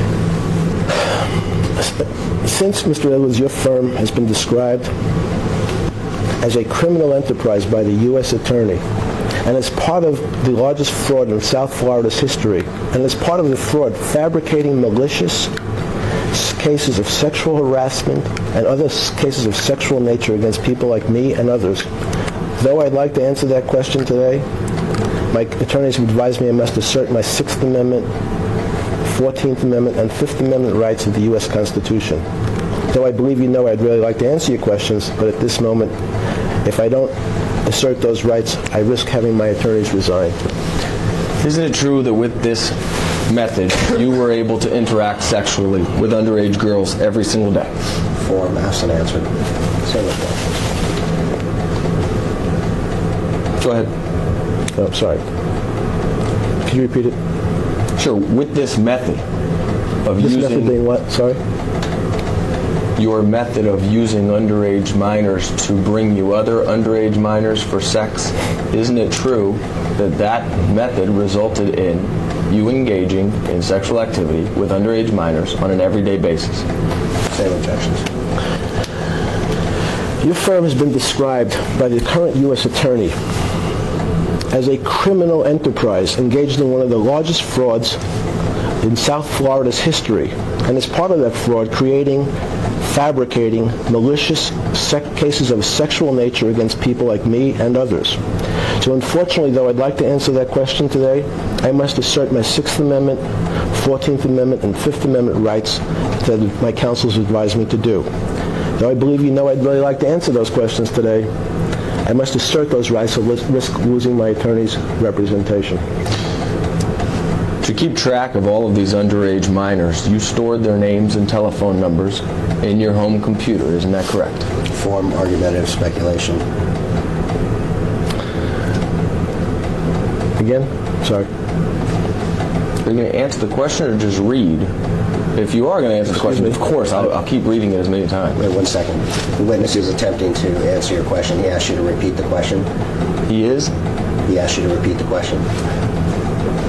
And I don't mind going through that, Mike, because I do want answers. But if I'm going to repeat the question multiple times and still get the same answer, we're just wasting time. I'm just trying to stop us from wasting time repeating questions if I'm getting the same non-responsive answer. I understand your intention here. Yeah. However, these questions are similar in nature, if not identical, to various questions that you've asked in other cases. So you coming here today is of no surprise that Mr. Epstein is required to invoke his 5th, 6th, and 14th Amendment rights underneath the United States Constitution. I understand that. If you came here today thinking that you were going to pull a rabbit out of the hat and get, waive Mr. Epstein was going to waive his 5th, 6th, and 14th Amendment rights to the United States Constitution, at least not today. That will not be occurring. Isn't it true that to keep track of the names and phone numbers of these underage minor females that you interacted with sexually, you stored those names and phone numbers in your home computer? Thank you. I've heard the question now. So it doesn't surprise, again, I've now heard your question, and the fact that your firm has been described as a criminal enterprise by the current U.S. Attorney in South Florida, and part of one of the largest frauds in Florida's history. It is reported that your firm fabricated malicious cases of a sexual nature against people and against me in order to fleece unsuspecting investors out of millions of dollars. Unfortunately, though, I'd like to answer each one of your questions today, Mr. Edwards. My attorneys have advised me that I must assert my Sixth Amendment, Fifth Amendment, and 14th Amendment rights under the U.S. Constitution. So though I'd like to answer, I must assert those rights or risk having my attorneys, resign. Do you know I intend to respond to all relevant questions regarding this lawsuit. However, at the present time, my attorneys have counseled me that I cannot provide answers to any questions relevant to this lawsuit, must accept their advice, or risk losing my Sixth Amendment right to effective representation. Is it true that you employed to contact underage minor females and make them appointments to be at your house?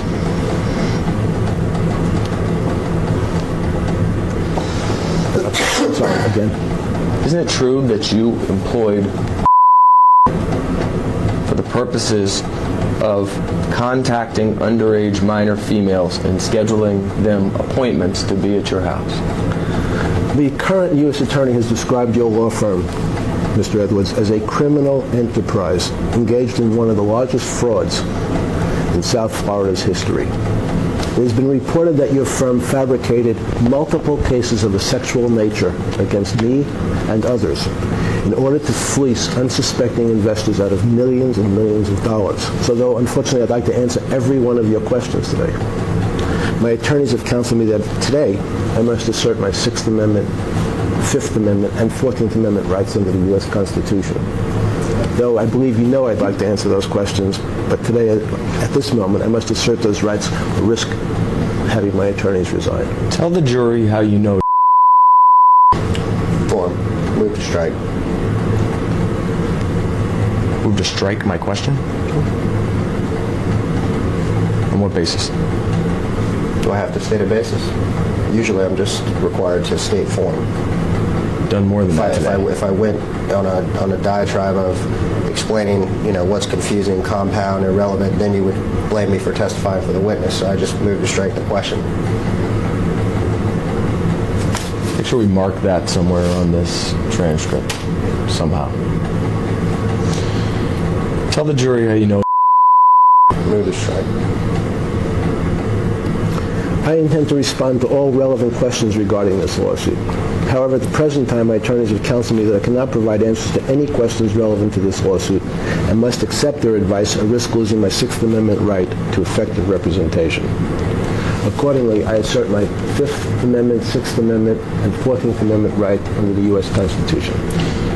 Isn't it true that you brought her to this country when she was underage and made her your sex slave, and you have bragged about this? Form, argumentative, compound, harassing, and calls for speculation. I intend to respond to all relevant questions regarding this lawsuit.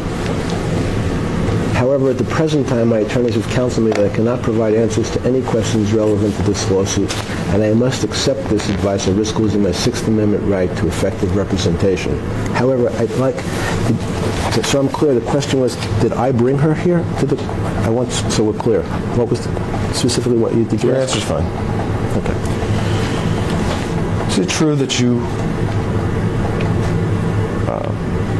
demanded numerous underage minor females to have sex with inside your home while you watched masturbating? Same objections. Okay. You have to repeat the question. It's unclear. Isn't it true that you have ordered several underage minor females to have sex with in your home while you watched masturbating? Objections. The current U.S. Attorney has described your firm, Mr. Edwards, as a criminal enterprise involved in mail fraud, wire fraud, money laundering, and in fact fabricating multiple cases of a sexual nature against me, others, in order to fleece unsuspecting investors in South Florida out of millions and millions of dollars. Unfortunately, though, I'd like to answer each one of your questions here today. My attorneys have advised me that I must assert my Sixth Amendment, 14th Amendment, and 5th Amendment right under the U.S. Constitution. Though I believe you know that I'd like to answer your questions, but at this moment I must assert those rights or risk having my attorneys resign. Isn't it true that with each of these underage minor females that was brought to your house, your method of sexually exploiting them was nearly identical? Is that correct? Objection. Argumentative, confusing, overbroad, and vague. I don't understand. I don't even understand the question. Okay. Well, when a 14 or 15-year-old would be led into your bedroom, you would appear from the shower first, usually naked. Is that correct? Objection. Argumentative, assumes facts not in evidence, and harassing. I intend to respond to all relevant questions regarding this lawsuit. However, today, my attorneys have advised me that I cannot provide answers to any questions relevant to this lawsuit and must accept their advice or risk losing my Sixth Amendment right to effective representation. Accordingly, therefore, I must assert my constitutional rights against the Fifth Amendment, Sixth Amendment, and 14th Amendments to the U.S. Constitution. Can we go off the record for a second? If it's necessary. Yeah, well, let's go off the record. Want to take a break or something? Video record at 12. She needs an agreement from you to go off the record. I learned that. We're back in the video record at 12:44 p.m.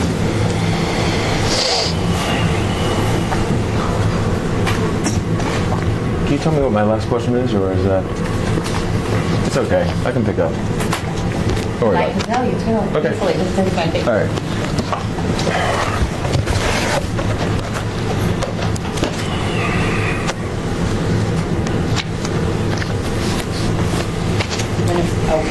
When a 14 or 15-year-old would be led into your bedroom, you would appear from the shower first, usually naked. Is that correct? You have your objection, Mr. Kelly. Okay. Thank you. And after appearing from the shower naked, you would order the underage minor female to disrobe. Isn't that true? Same objections. Form. I intend to respond to all relevant questions regarding this lawsuit. However, at the present time, my attorneys have counseled me that I cannot provide answers to any questions relevant to this lawsuit and must accept their advice or risk losing my Sixth Amendment right to effective representation. Excuse me. You would then order them or order her to begin providing you a massage. Is that correct? Form. Excuse me. I intend to respond to all relevant questions regarding this lawsuit, and I'd like to answer each and every one of your questions today, Mr. Edwards. However, my attorneys have told me that I cannot do that today. I must assert my Sixth Amendment, Fifth Amendment, and 14th Amendment rights under the U.S. Constitution or risk losing my counsel. Therefore, I'm going to assert those rights as guaranteed by the Fifth Amendment, Sixth Amendment, and 14th Amendment. You would then roll over and begin masturbating. Is that correct? Form. I intend to respond to all relevant questions regarding this lawsuit. It's my understanding that the current U.S. Attorney has described your law firm as a criminal enterprise. Yours and Mr. Jaffe's firm is a criminal enterprise and part of the largest fraud in Florida's history. Excuse me.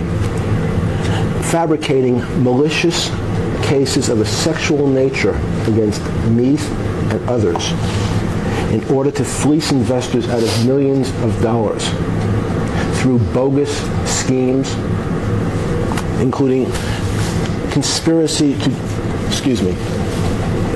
commit mail fraud, wire fraud, and money laundering. So though I'd like to answer each and every one of your questions here today, my attorneys have counseled me that I cannot and must assert my Fifth, Sixth, and 14th Amendment rights under the U.S. Constitution. You would then rub the underage minor female's vagina and or insert your fingers into her vagina. Is that correct? Form. I intend to respond to all relevant questions regarding this lawsuit. Unfortunately, today, my attorneys have advised me I cannot and must assert my rights under the U.S. Constitution under the Fifth Amendment, Sixth Amendment, and 14th Amendments of the U.S. Constitution, especially since your firm has been described as a criminal enterprise by the current U.S. Attorney, perpetrating one of the largest frauds in South Florida's history, fleecing investors out of millions of dollars by fabricating malicious cases of a sexual nature against people like me and others. And with many of these underage minors, you would use vibrators on them. Is that correct? I would like to respond to that question, as I'd like to respond to all your other questions today. However, my attorneys have counseled me, excuse me, that I must assert my Sixth Amendment rights, my Fifth Amendment rights, and my 14th Amendment rights under the U.S. Constitution. And with many of these underage minors, you would give and or receive oral sex from them. Is that correct? I intend to respond to all relevant questions regarding this lawsuit. I'd like to answer each and every one of your questions. However, my attorneys have counseled me that today I must assert my Sixth Amendment, Fifth Amendment, and 14th Amendment rights under the U.S. Constitution, especially since your firm has been described by the current U.S. Attorney as perpetrating one of the largest frauds in Florida's history by fabricating malicious cases of a sexual nature against me and others. In June of 2008, you pled guilty to a couple felonies, right? Vague and confusing. Again, in June of 2008, you pled guilty to 2 felonies. Is that correct? Same objection. Yes. And what were those felonies that you pled guilty to? Solicitation of prostitutes, not underage prostitutes, but simply prostitutes. Solicitation of prostitutes, and 1 count of procuring a minor for underage sex. And you've taken the Fifth as to questions related to many of these underage minors, but the underage minors that were the victims in the cases where you pled guilty were, was that one of them? Form mischaracterizes the witness's testimony, causes for a legal conclusion. Again? What was the name of any of the underage minors that were the subject of the criminal charges to which you pled guilty?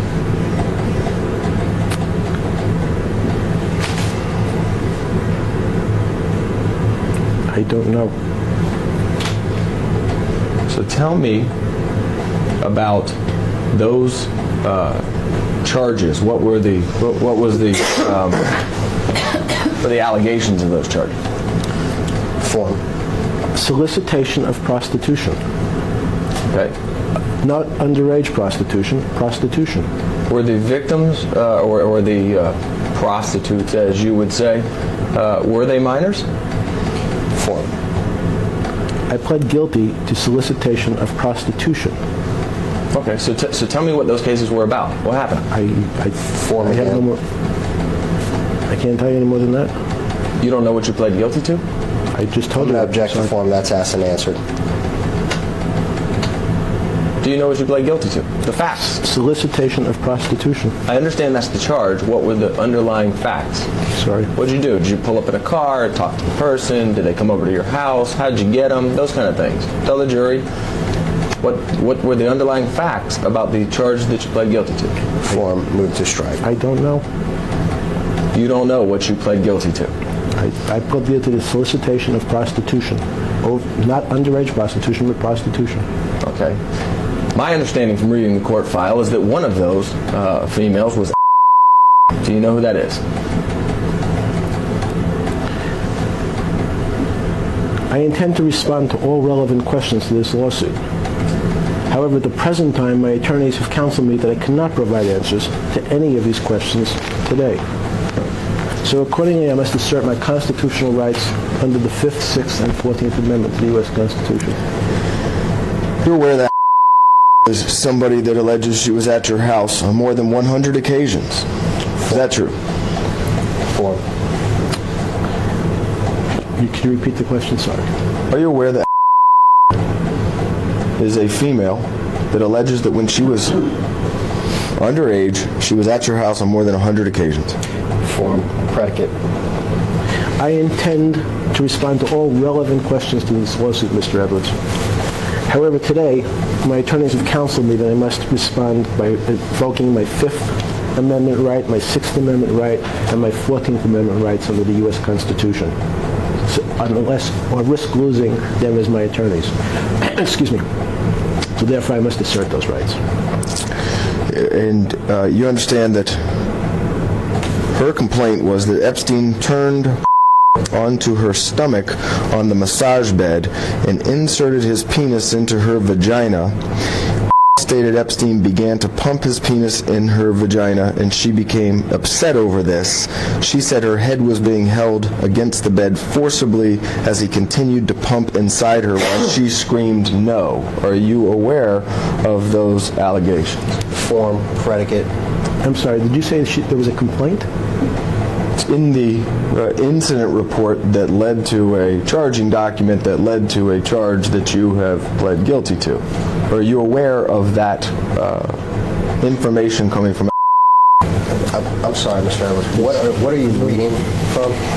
The 87-page Palm Beach Police Department incident report where there are numerous underage females describing their interaction with Mr. Epstein at his house. I'm reading specifically from page 41 related to was one of the victims pled guilty to.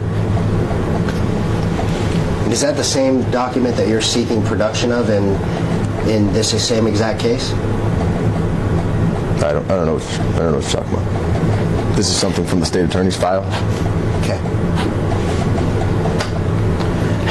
Sorry, what's the question? Are you aware of that allegation? What I just read to you. I'd like to answer that question. But however, today my attorneys have advised me I must assert my 5th Amendment, 6th Amendment, and 14th Amendment rights under the U.S. Constitution. Assuming your attorneys have advised you that because of res judicata, double jeopardy, you cannot be charged for any crimes that you have already pled guilty to related to. So I'd like you to just explain to the jury, in your words, or your version of the story, what was your interaction with at your house when she was a minor? Object to form, as worded, could disclose attorney-client communications. I intend to respond to all relevant questions regarding this lawsuit. I'd like to answer each one of your questions today. However, my attorneys have counseled me that I may not. They've advised me that I must assert my 5th Amendment, 6th Amendment, and 14th Amendment rights under the U.S. Constitution. Therefore, if I don't, I risk losing their counsel. So therefore, I must assert those rights here today, Mr. Edwards. Are you aware that advised police that she was ripped and torn in her vagina area and had difficulty walking to the car after this episode where you forcibly inserted your penis into her vagina? Objection, relevance, argumentative, compound, harassment.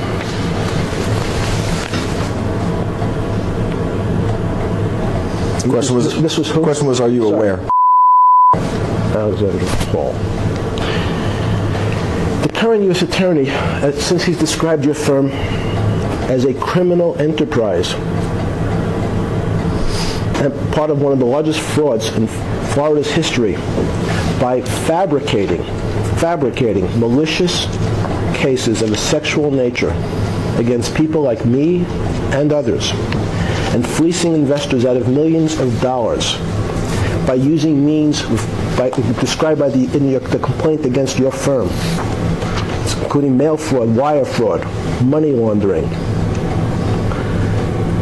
I'm afraid today, though I'd like to answer each one of your questions, my attorneys have counseled me that I must not.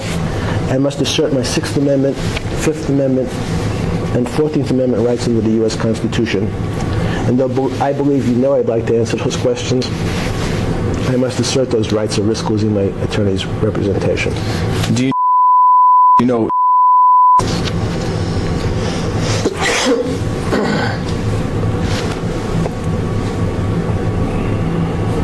Spell it for me, please. I don't know how to spell her name, but do you know? I don't know that she ever would have spelled her name for you. Form. Name is strike. I intend to respond to all relevant questions regarding this lawsuit. However, at the present time, my attorneys have counseled me that I may not provide answers today, though I'd like to. And I must, in fact, take their advice or risk losing their representation. So therefore, I must assert those rights under the U.S. Constitution. Do you know the names of any of the females that you allegedly solicited for prostitution and pled guilty to? Relevance. Sitting here today, no, I do not.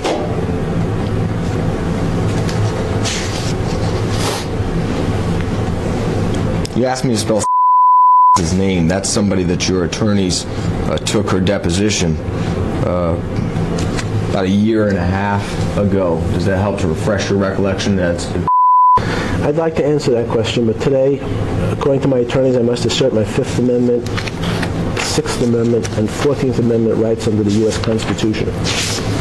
I must accept their advice or risk losing my Sixth Amendment right to effective representation, Mr. Edwards. So though I'd like to answer the question, today I must assert those rights. There's another victim.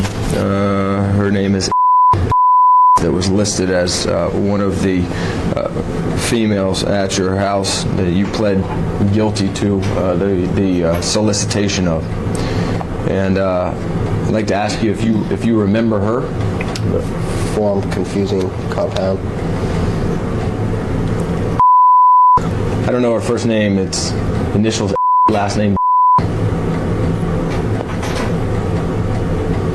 Same objection.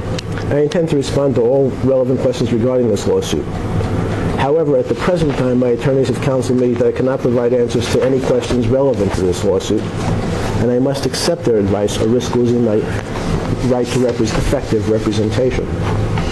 Therefore, though I'd like to answer the questions, I must assert those rights today.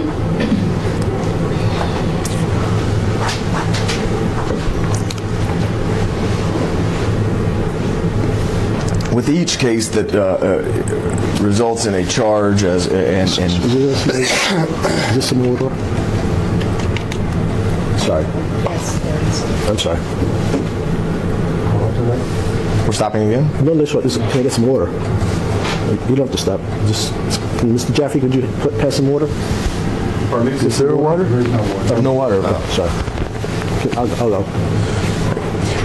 With each conviction, charge, or with each charge that leads to a conviction, there are facts and circumstances that lead up to that plea of guilty.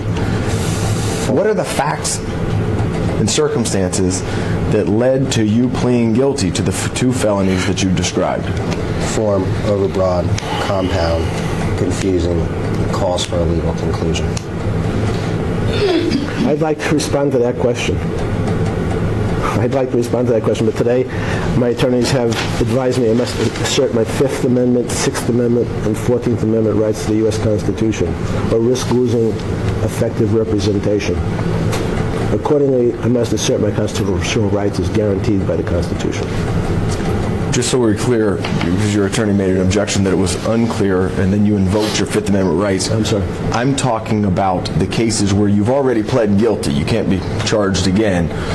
What were the facts and circumstances that led up to you pleading guilty to these felonies? I've answered the question, I think, but... Same objection, asked and answered. Okay. And just so the jury understands, these three females that were the subject of the guilty pleas in state court were procured by your method of having underage minor females locate other underage minor females and bring them to your house. Isn't that correct? Objection. Argumentative, compound, harassing, assumes facts not in evidence. You'll have to and I move to strike. And I have to repeat the question. Okay. Are all people that were, at the time you engaged in sexual activity with them, were underage and were brought by other underage minor females? Is that true? Same objections incorporated. As well as the motion to strike.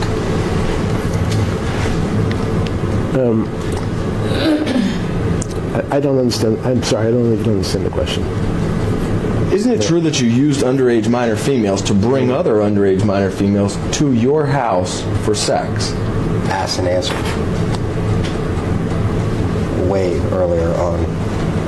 Oh, well, he doesn't understand the question, so I'm going through the progression. Not a problem. But it is ask and answer. As your firm, Mr. Edwards and Mr. Jaffe, has been described by the U.S. Attorney as perpetrating one of the largest frauds in South Florida's history by crafting malicious cases of a sexual nature against people like me and others in order to fleece, using bogus schemes, in the U.S. Attorney's words, and investment schemes. Unfortunately, though, I'd like to answer every one of your questions if I'm able. My attorneys have advised me I must assert my 6th Amendment, 14th Amendment, and 5th Amendment rights under the U.S. Constitution. Therefore, at the moment, I cannot answer that question. The acts related to your guilty plea occurred at your Palm Beach house. Is that correct? Form. Again, sorry. Well, if you were soliciting prostitutes, it wasn't out on the street, it wasn't in a hotel. These were girls that you solicited to be prostitutes at your house in Palm Beach, correct? Objection, relevance, argumentative. Calls for speculation as worded and assumes facts not in evidence. Though I'd like to answer that question, my attorneys today have advised me I cannot answer it today. They've advised me I must assert my 6th Amendment, 5th Amendment, and 14th Amendment rights under the U.S. Constitution. Otherwise, I risk losing their representation. So accordingly, I must assert those rights, Mr. Edwards and Mr. Jaffe. In what county did you plead guilty to these felony offenses? Palm Beach County. So these were crimes that occurred here in Palm Beach County? Form. Is that correct?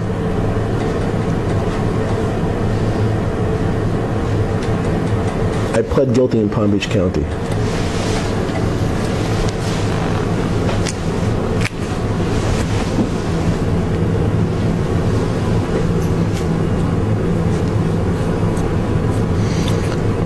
Isn't it true that you kept a calendar or schedule?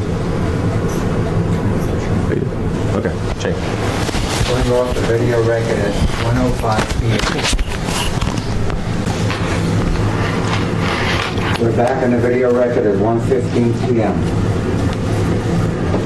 Mr. Epstein, as it relates to the charges you pled guilty to, are you saying today that those females that you interacted with sexually were prostitutes prior to meeting you?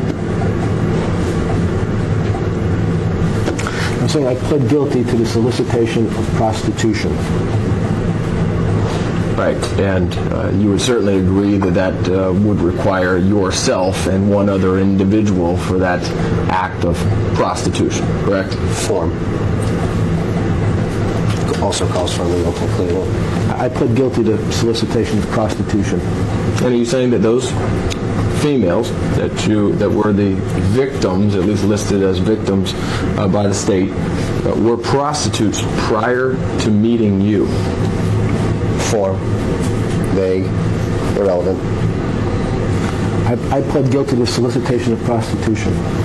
Okay. Do you have any remorse for your actions against these victims that led to your plea of guilty? Form argumentative. I pled guilty to solicitation of prostitution.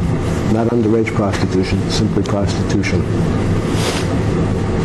Are you saying now that the subjects of that, which we're calling victims, were not underage when you engaged in sex with them? Form argumentative, speculation, and assumes facts not in evidence, as well as mischaracterizes the witness's testimony. I pled guilty to solicitation of prostitution.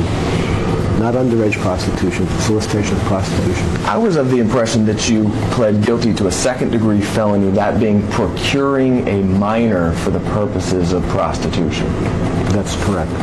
Okay, so a minor is somebody under the age of 18, and I'm asking for the guilty plea related to that count. Are you at all remorseful for your interactions with that minor? Same objections. What minor? The charge is procuring a minor. You tell me, who was that minor? I don't know. You were never told during your during the state attorney's prosecution of you who this person was? No. Why did you plead guilty to a felony charge that resulted in you going to jail, without even knowing who the victim was? Form that question calls for attorney-client information, and therefore I'm going to instruct him. Well, if it has something to do with any conversations with your attorney, I don't want to know. I'm just going off of the plea colloquy between you and the judge, where you understood the charges and you've been advised and apprised of the charges, and you still willfully pled guilty to the charges. So I'm taking now that you're saying you don't even know what those charges were about. What was the question? I don't know the question on the table now. Who is the minor? I don't know. And you were never told the name or initials of that minor victim by the state attorney's office or the prosecutor? Not that I recall.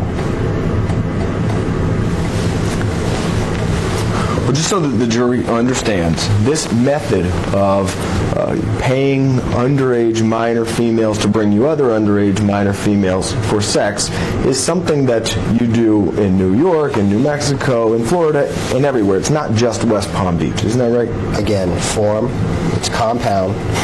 Again, it assumes facts not in evidence. It's argumentative. It's harassing. And moreover, we've already been down this road before in separate related questions that have already been asked and answered. I'd like to respond to each one of your questions. However, today my attorneys advised me I cannot, and they advised me I must assert my Sixth Amendment right, my Fifth Amendment right, and my 14th Amendment right under the U.S. Constitution. Therefore, that's what I'm going to do. Where is the calendar or schedule of your underage sex appointments? Form, speculation. Again? I'm sorry? Sorry, you said what? Witness said again. Where is the calendar or schedule that's kept for you of your underage sex appointments? Your appointments for sex with underage females? Same objection. And if there's not one, you can tell me there's not one. I'd like to answer each one of your questions today. However, I've been advised by counsel that I must assert my Fifth Amendment, Sixth Amendment, and 14th Amendment rights under the U.S. Constitution, or risk losing their representation. Therefore, I'm going to have to assert those constitutional rights, though I'd like to answer that question.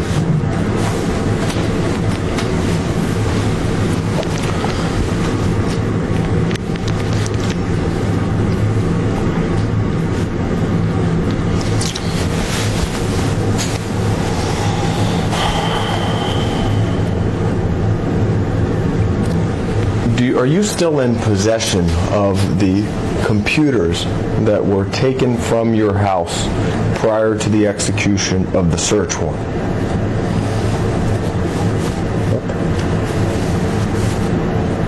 Again, am I still? Are you still in possession of the computers that were removed from your house just prior to the execution of the search warrant? I intend to respond to all relevant questions regarding this lawsuit. However, at the present time, my attorneys have counseled me that I cannot provide answers to any questions that may be relevant to this lawsuit, no matter how much I'd like to. So I must accept this advice or risk losing my Sixth Amendment right to effective representation. Therefore, I must assert my rights under the 5th, 6th, and 14th Amendment to the U.S. Constitution. Who was it that removed those computers from your house prior to the execution of the search warrant?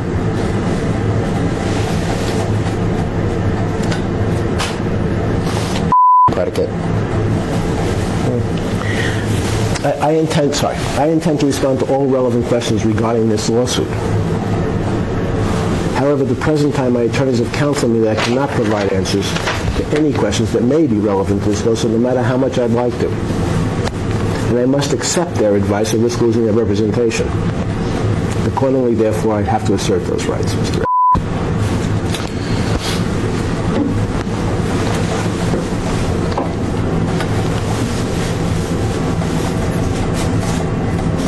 It's my understanding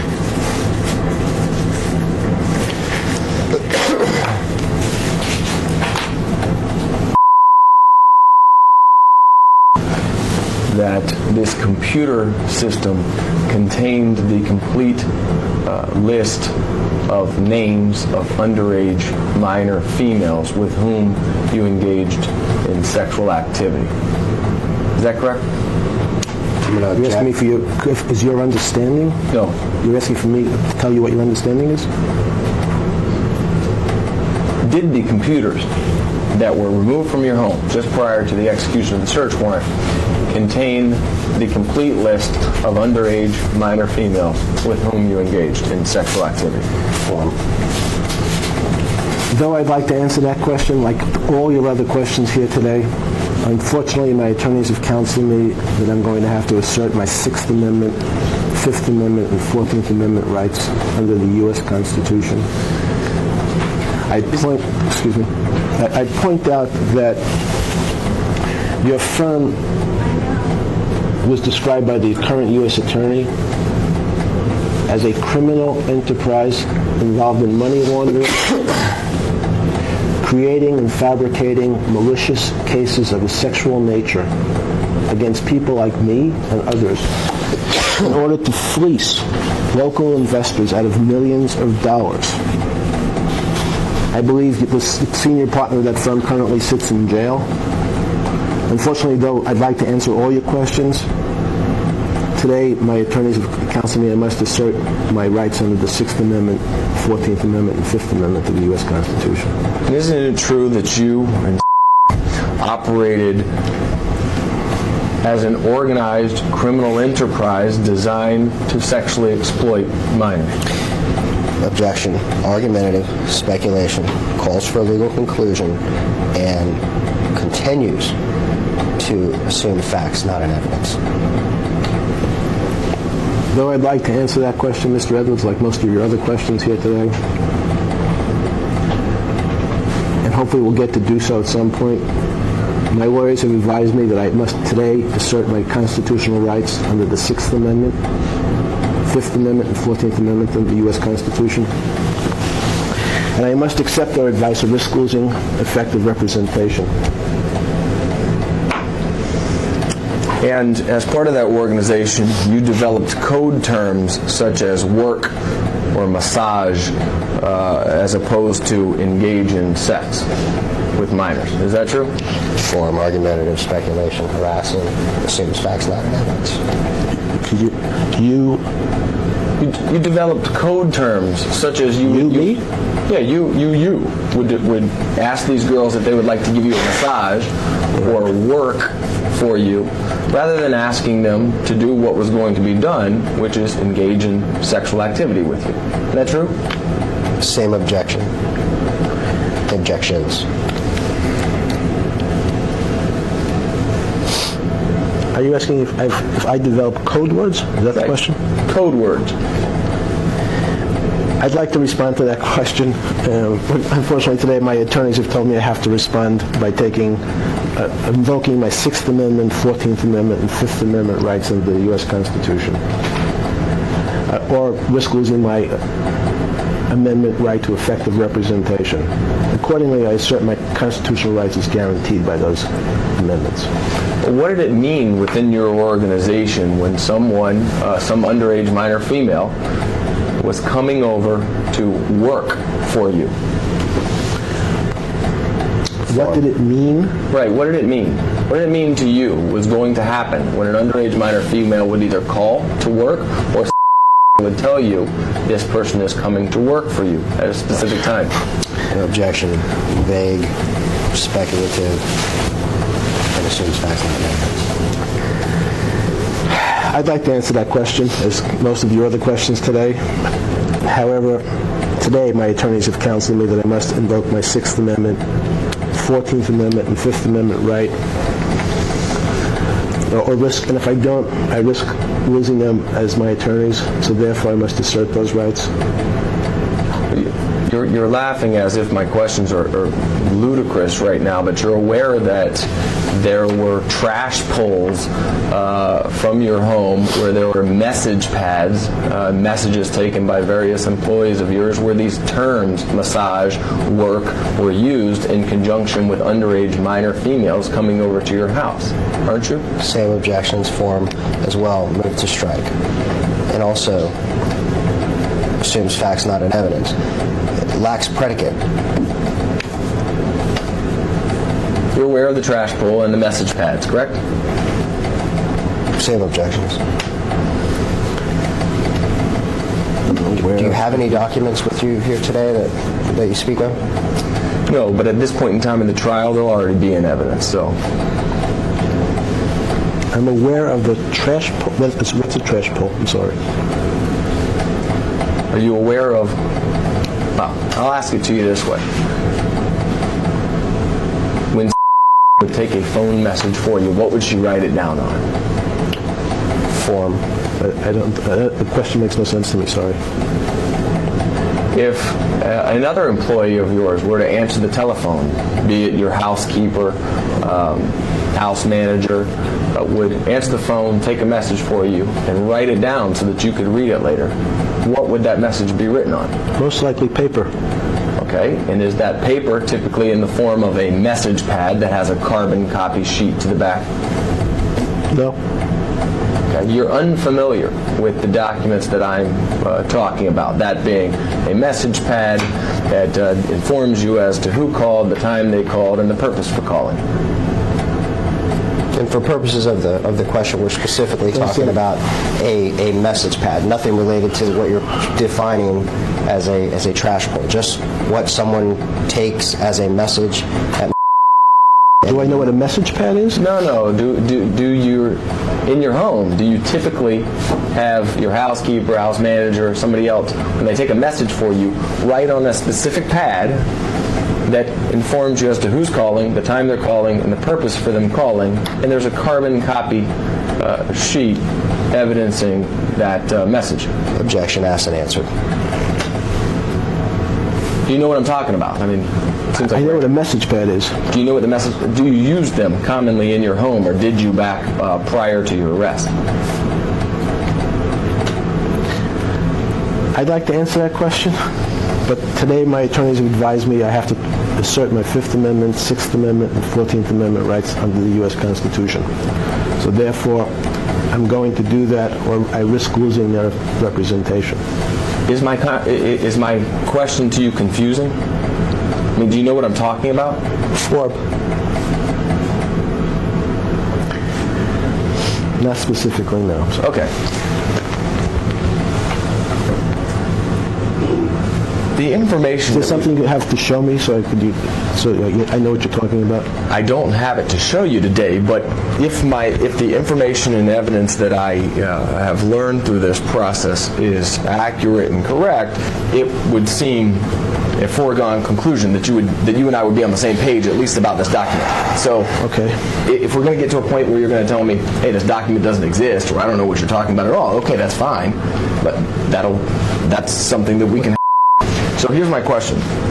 When a housekeeper or house manager would take a message for you from any caller, is there a specific message pad that has a carbon copy located near your telephones for them to write down the name of the caller, the purpose for the call, and the time called?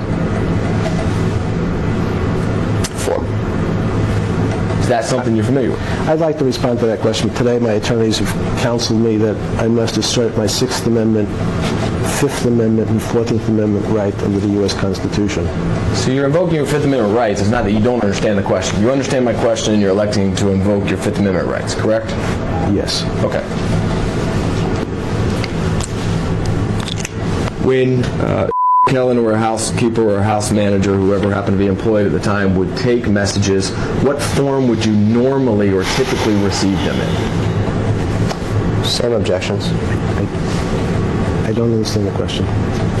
When a caller would call the home, house manager or housekeeper or I don't know what you call her, assistant, would answer the phone and take a message for you so that you would know who called, what would they typically write down the message on so that you would have it? Objection. In an objective form, it lacks predicate.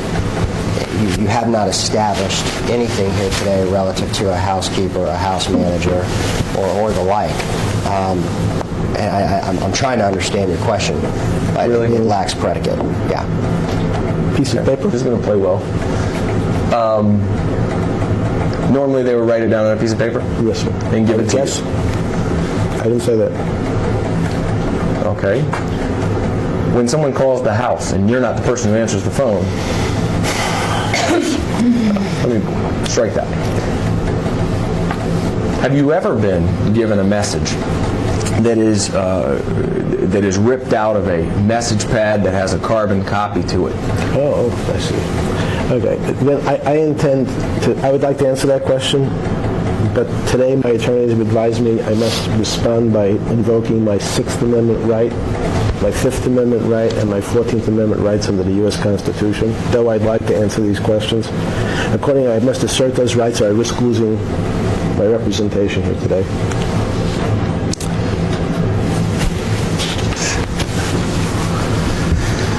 Between the years 2002 and 2005, who was your house manager?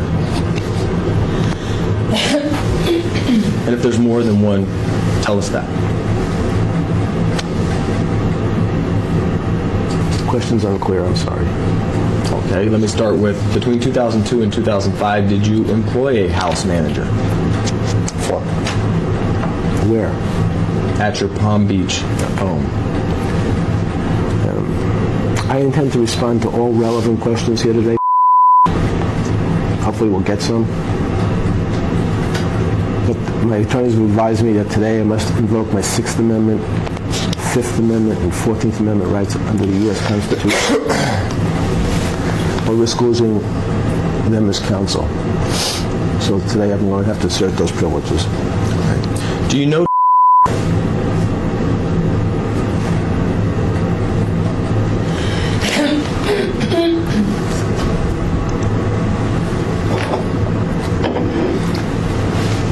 I intend to respond to all relevant questions regarding this lawsuit. However, at the present time, no matter how much I'd like to answer that question, I cannot. Because my attorneys have told me that I have to invoke my 6th Amendment, 5th Amendment, and 14th Amendment, or in fact risk losing their representation. Therefore, I'm going to have to assert my rights under those. There's a female that was born in July of 1988. Is that a question? Not yet. When is the first time that you met her? Objection, speculation. That assumes that he did meet her? Is that what you're saying? Your question assumes exactly what you just said, and which has not been established on the record yet, pursuant to the appropriate Florida Rules of Civil Procedure and the Evidence Code. It lacks predicate. That being said, I'd like to answer that question, but today my attorneys have counseled me that I cannot, and they've advised me that I must assert my 6th Amendment right my 14th Amendment right, and my 5th Amendment right under the U.S. Constitution. Mr. Edwards, can you throw me one of those little sucky candies? Please, thank you. Appreciate it. Isn't it true that you met for the first time in July or August of 2002, just before her 14th birthday? Same objections.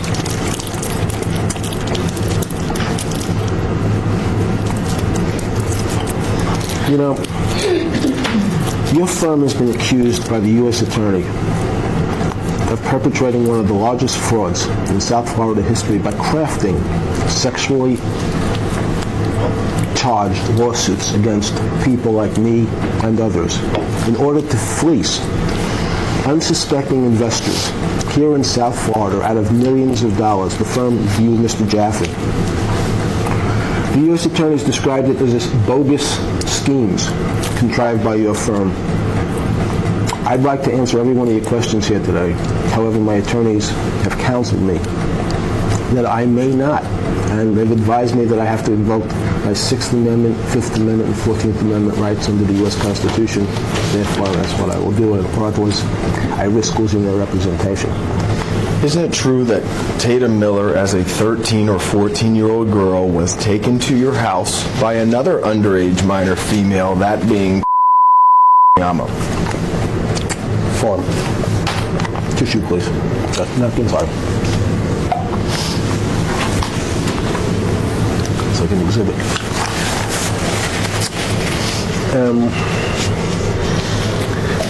I would like to answer that question like all the other questions you've asked me here today. But today, my attorneys have counseled me that I have to invoke my 6th Amendment right, my 5th Amendment right, and 14th Amendment rights under the U.S. Constitution. Therefore, that's what I will do. You know who is, right? She had a lawsuit against you previously? Form. Again, the last name? Could you spell it for me?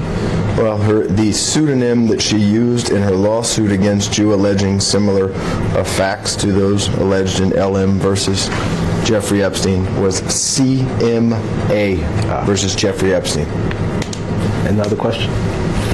You know who she is, correct? Form.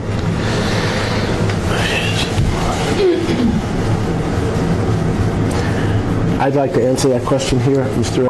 But unfortunately today my attorneys have counseled me that I must invoke my 5th Amendment, 6th Amendment, and 14th Amendment rights under the U.S. Constitution. And if I don't, I risk losing their representation. Therefore, I must assert those rights. When I asked you about you sat there for a while thinking hard about whether or not you knew them. Do you remember either? I'm going to move to strike counsel's statement because the statement as worded assumes facts. Certainly not in evidence. It's argumentative. It speculates as to what is thinking hard. And counsel, I don't understand the question on the table combined with your narrative. So if you could repeat the question. Sure. I'm asking if during this questioning process, has it refreshed your recollection as to who is, or do you really have no idea who that is? Form. Do you remember Tatum? Are you going to ask one question? Which question would you like to answer first? Do you remember? I'd like to answer that question. I'd like to answer that question today. However, my attorneys today have advised me that I must assert my 14th Amendment, 5th Amendment, and 6th Amendment rights under the U.S. Constitution, no matter how much I'd like to answer these questions. So, unfortunately, I'm going to assert those rights. When you first met, isn't it true that she was just about to begin her 9th grade year in high school? Same objections. Form. I believe her testimony in front of the FBI in a sworn deposition says something else, but I don't recall exactly what. I don't have any recollection. Of form. You asked the question when I met her, I think. If I met her? Okay, so you have no recollection as to when you met her? I don't have any recollection if I ever met her. I just told you what I remember. I did read her FBI statement, so I know what she has said. And that's not what you've just represented to me. So your only memory of Tatum, strike that, your only knowledge of any interaction you may have had with is derived from an FBI statement that she gave? Is that true? I believe what you just represented, she said, was not what she had sworn to. No, I'm not asking what she said. I'm asking, do you independently remember if she was entering into her 9th grade year in high school when you met her? Independent of anything you read. Right. Let me just move to strike the diatribe between... I'm confused as to what question's on the table now. Okay. Independent of anything you've ever read. Okay. Do you remember meeting just before she entered into her 9th grade year in high school? I'd like to answer that question. However, my attorneys today have advised me that though her own statements are contradictory to what you've just said, her sworn statements to the FBI contradict what you've just said, I have to invoke my 6th Amendment, 5th Amendment, and 14th Amendment rights to the U.S. Constitution. Well, just a few minutes ago, when I asked when you met her, you said, I don't know if I've ever met her. So is that your testimony, that you don't know if you've ever met Tatum Miller? My testimony is very clear. I must assert the rights that my attorneys have asked me to assert today, though her testimony under oath to the FBI is not what you represented it to be to me, and the ladies and gentlemen, the jury who are watching this, hopefully. Okay. And we'll get into that. Okay. When you first came into the room today, didn't you look at me and say, I like statement that you made to me? Form. Move to strike. I don't believe I said that.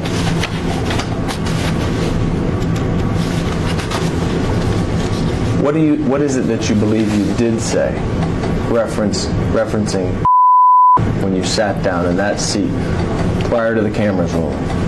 Form. Counsel, I was here during that whole time, and I don't recall any such statement. You were in the room. I don't remember. I don't know. I'm sorry.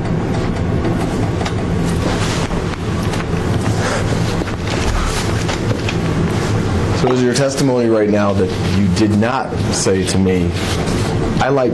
That's objection. That's correct.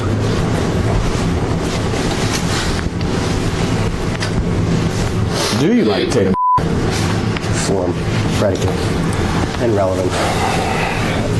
I'd like to answer all your questions here, as I've tried to do my best. However, my attorneys have advised me that I must assert my 6th Amendment, 14th Amendment, and 5th Amendment rights under the U.S. Constitution. When you first met, isn't it true that you knew she was a economically disadvantaged girl that needed money? Objection. Speculation. Assumes facts not in evidence. And it's argumentative as worded. I'd like to answer all your questions. However, on advice of counsel, I have to assert my 6th Amendment, 5th Amendment, and 14th Amendment rights under the U.S. Constitution.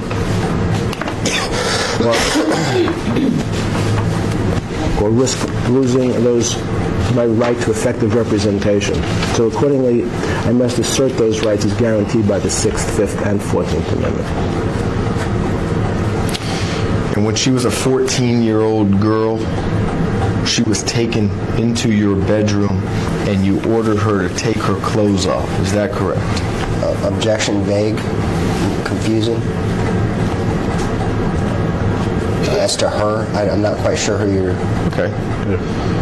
When was a 14-year-old girl, she was taken up to your bedroom and you ordered her to take her clothes off. Isn't that true? Objection, speculation, and assumes facts not in evidence, lacks predicate. Though, once again, what you've just represented to me is in total contradiction to the FBI sworn statement that I read of Tatum Miller, I must unfortunately respond by asserting the rights demanded by my attorneys today, which is my Sixth Amendment, Fifth Amendment, and 14th Amendment right given by the U.S. Constitution. Though her testimony is does not purport in any way to what you've just said. And when was 14 years old, you ordered she begin to give you a massage while she was naked and you were naked. Isn't that true? Same objections. Sorry, you'll have to repeat the question. Well, Tatum, when was a 14-year-old girl. Right. Yes? You laughed and said right. About what? And I didn't hear the first part of your question, so now I understood it. Okay. When was a 14-year-old girl, isn't it true that you received a massage from her while she was naked and you were naked? Objection, speculation, assumes facts not in evidence, and predicate, lacks predicate. I understand that your firm has been accused by the U.S. Attorney of South Florida as perpetrating one of the largest frauds in Florida's history by crafting malicious, sexually charged allegations against people like me. I understand that Ms. Miller's testimony is not that what you've just described, though she swore to the FBI that under oath. And though I'd like to answer your questions here today, my attorneys have advised me I may not. I must assert my 6th, 5th, and 14th Amendment rights under the U.S. Constitution or risk losing their representation. Restroom break. Excuse me? Restroom break. All right, we're stopping again? Yeah. Going on the video record at 1:49 p.m.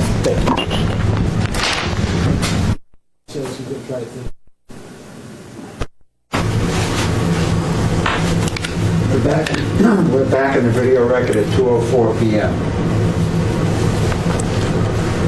Mr. Epstein, when was a 14-year-old girl, isn't it true that while you were naked on the massage table, you ordered to take off her clothes and provide you a massage? I believe I've answered the question. I don't know where we left off, that's why. Form, argumentative, speculation, compound, and assumes facts not in evidence, and has been asked and answered. But we did take a break, so you can... Okay, so the current U.S. Attorney has described your law firm, Mr. Edwards. I'm sorry, The current U.S. Attorney has described your law firm as a criminal enterprise involved in fabricating sexually charged cases against people like me in order to fleece unsuspecting investors out of millions of dollars. He used words like bogus schemes. Unfortunately, at this time, in response to your questions, though I'd like to answer each and every one, I'm going to have to, on advice of counsel, assert my 6th Amendment, 5th Amendment, and 14th Amendment rights under the U.S. Constitution, though I'd like to answer those questions. Well, a naked 14-year-old girl providing you a massage, you ordered her to pinch her nipples during that massage. Is that true? Same objections, argumentative, speculation, harassing, assumes facts not in evidence, and lacks predicate. I asked her to pinch her nipples? Pinch your nipples.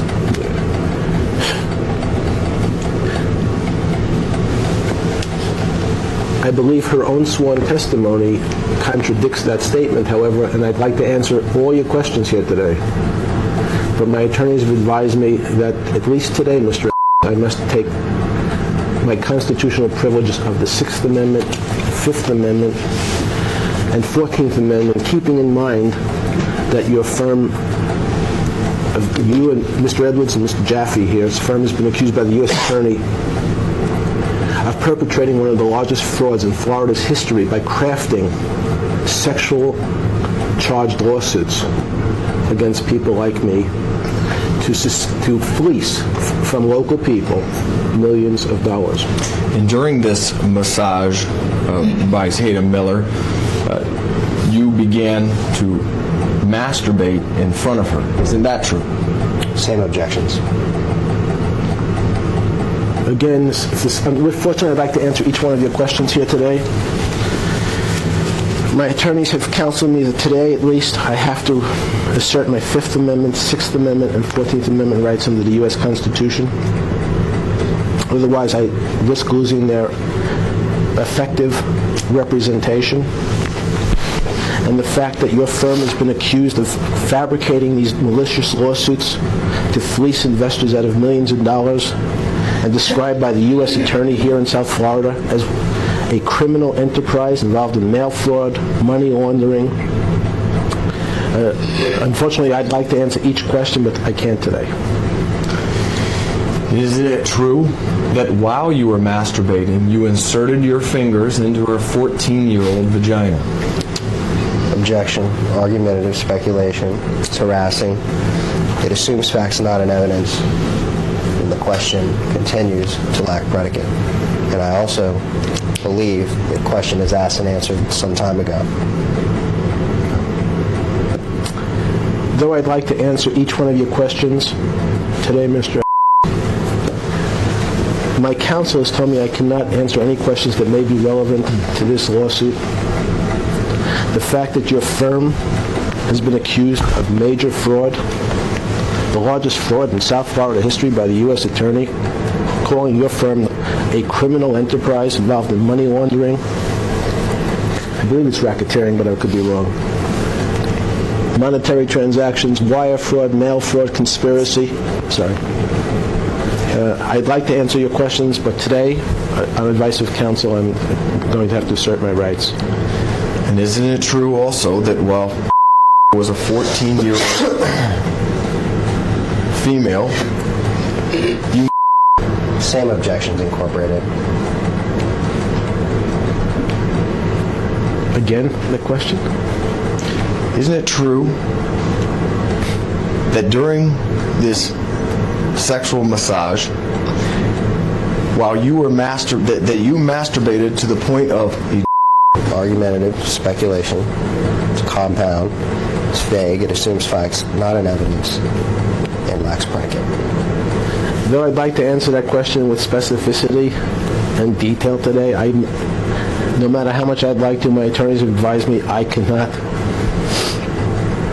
They advised me I must assert my Fifth Amendment, Sixth Amendment, and 14th Amendment rights under the U.S. Constitution, or potentially lose effective representation. So therefore, I will assert those rights. Isn't it true that the ritual that I'm describing occurred with approximately 100 times when she was between the ages of 13 and 16? Same objections with the additional objection of vague and confusing.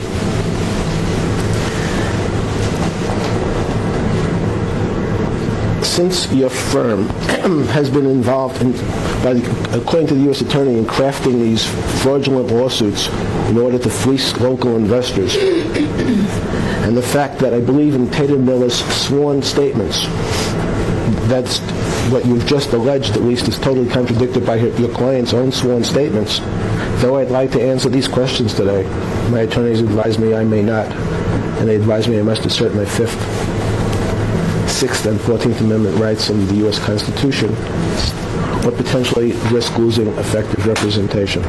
In addition to the sexual abuse directly against Tatum that I have just described, isn't it true that you also paid her money to bring you more than 50 other underage minor females for you to similarly abuse? Same objections.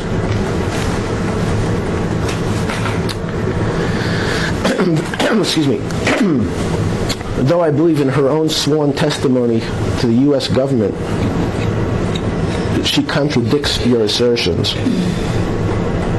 and I'm sure maybe you'll have some explanation at trial. But ladies and gentlemen, the jury should know about your firm being accused by the U.S. Attorney of perpetrating one of the largest frauds in U.S. history by crafting malicious lawsuits of a sexual nature in order to fleece investors out of millions of dollars, local investors. And though I'd like to answer your questions in detail today, my counsel says I may not, and they've asked me to assert those rights, which I must, unfortunately. You keep bringing up this fraud of the former law firm known as in response to my question. So I'd like for you to tell the jury at this time, which allegation are you now saying is fraudulent or untrue that is being made by Form, confusing, compound, and irrelevant. Only made relevant by his answers. Same objections. Do you understand the question? No. Okay. You made reference to this in response to my questions about what you did sexually to. Yes, you have responded with these fraud allegations against the firm of Rothstein, Rosenfeld, Adler, and I want you to tell the jury which allegations that is making against you are you disputing at this time, or calling a fraud, or calling untrue? Confusing, compound, and if the court would read back Mr. Epstein's response, I think you will see that the way you just phrased the question mischaracterizes his testimony. Because, well, I'm going to keep it there, unless you want me to go further. You want me to go further? No, I want him to go further. Okay. Mischaracterizes the witness's testimony.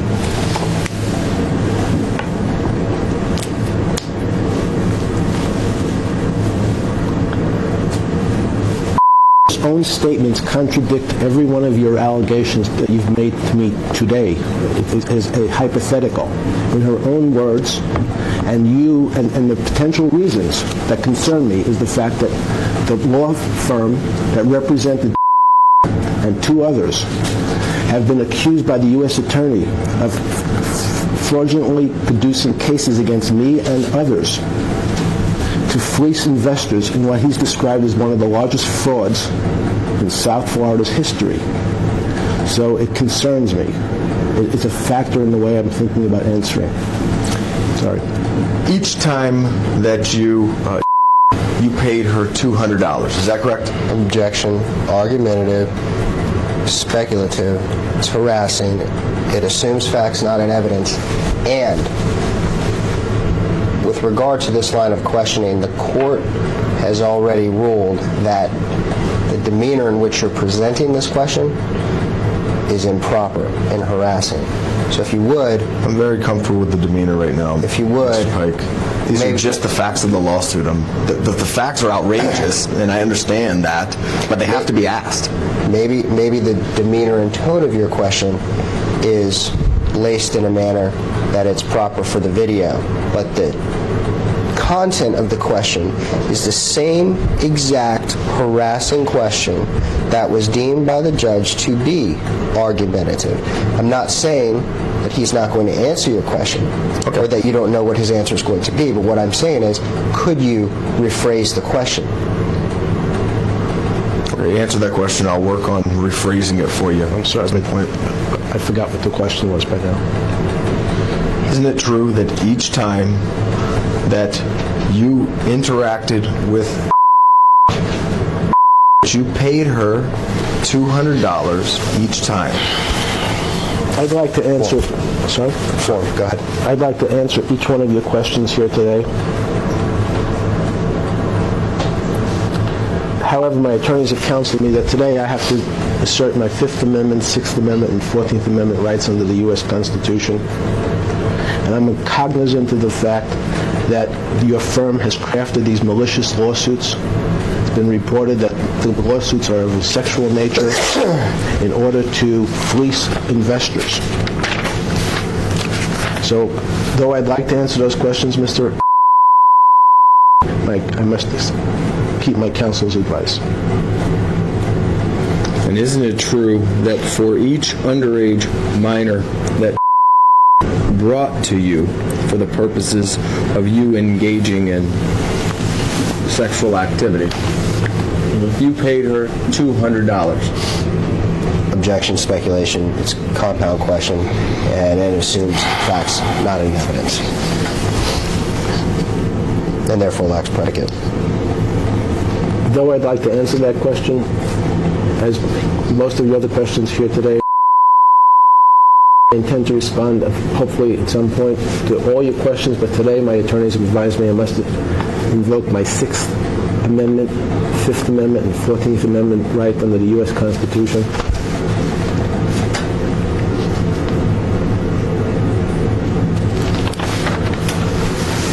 So over the course of relatively, roughly 3 years, isn't it true that you touched or fondled in a sexual manner on more than 50 occasions? Objection, argumentative, calls for speculation. It's overbroad, confusing and vague, and it assumes facts and not an evidence. Could you repeat the question to me? I'm sorry, Mr. Edwards. Yes, the 3-year period between 2002 and 2005 when you were engaging in sexual conduct with isn't it true that conduct took place on more than 50 occasions? Same objections. Okay, I believe if you read your own client's FBI statements, that when her statement changed dramatically after she decided to file a different lawsuit at the request of you and your firm, one of your firms, there's been many firms it seems, who've been accused of major fraud. Since her testimony has changed dramatically, I would like to answer those questions, but today my attorneys have advised me I must assert my 6th Amendment right, my 5th Amendment right, and my 14th Amendment right. Well, your answers are not going to incriminate you if the answer is no. It's only if the answer is yes that it's going to incriminate you. So aren't you telling the jury that every single thing that I've asked you, it's not part of a fraud, it just happens to be true? Objection, argumentative, irrelevant, and move to strike. And I'm just simply going to instruct the witness not to answer that question because I don't understand it. I don't know what to say about that question. Well, you're all of the things that I've told you or that I've asked you about, you touching her while she was underage, you paying her for sexual conduct, those are all things that really happened. There's nothing about that anybody's fabricated or made up. Is there? I'm going to object. It's argumentative, it's speculative. It assumes facts, not an evidence. It certainly mischaracterizes the witness's testimony all day since I've been here, and I've been here the whole time.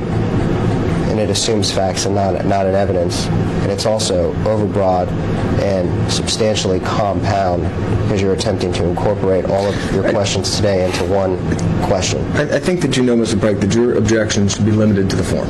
And if you object to the form, it's fine. Okay, I'm sorry. You've asked me several times here today to tell you why, and I thought I was helping. I'm sorry. But I certainly will keep objecting to the form. Thank you. And your answer is? You have to repeat the question.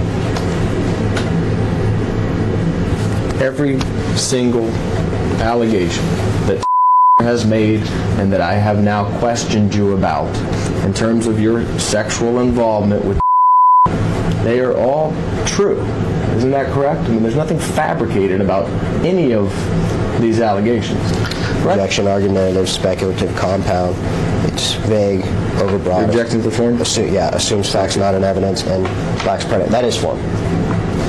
And I would like to answer that question specifically today.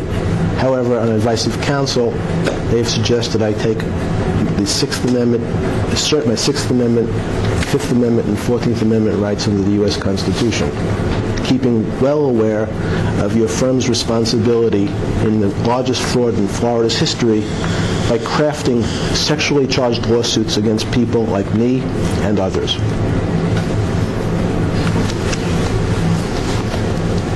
I believe, in addition, since her allegations, as you phrased them, have changed dramatically since her sworn statement until, in fact, after she joined the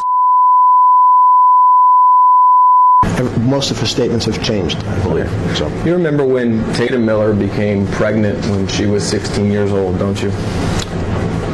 Form, relevance, and move to strike.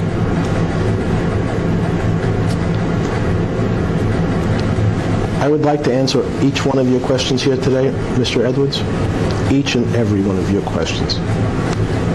However, today my counsel has told me I must assert my 6th Amendment, 14th Amendment, and 5th Amendment rights under the U.S. Constitution.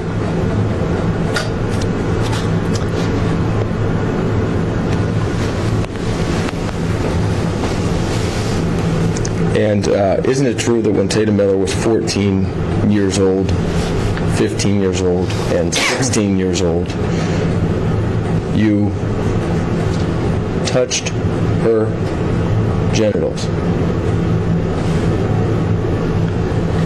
Separate from the fact that in her own testimony, her own sworn testimony under oath before she decided to file a lawsuit for money, there was never any discussion about anything like that.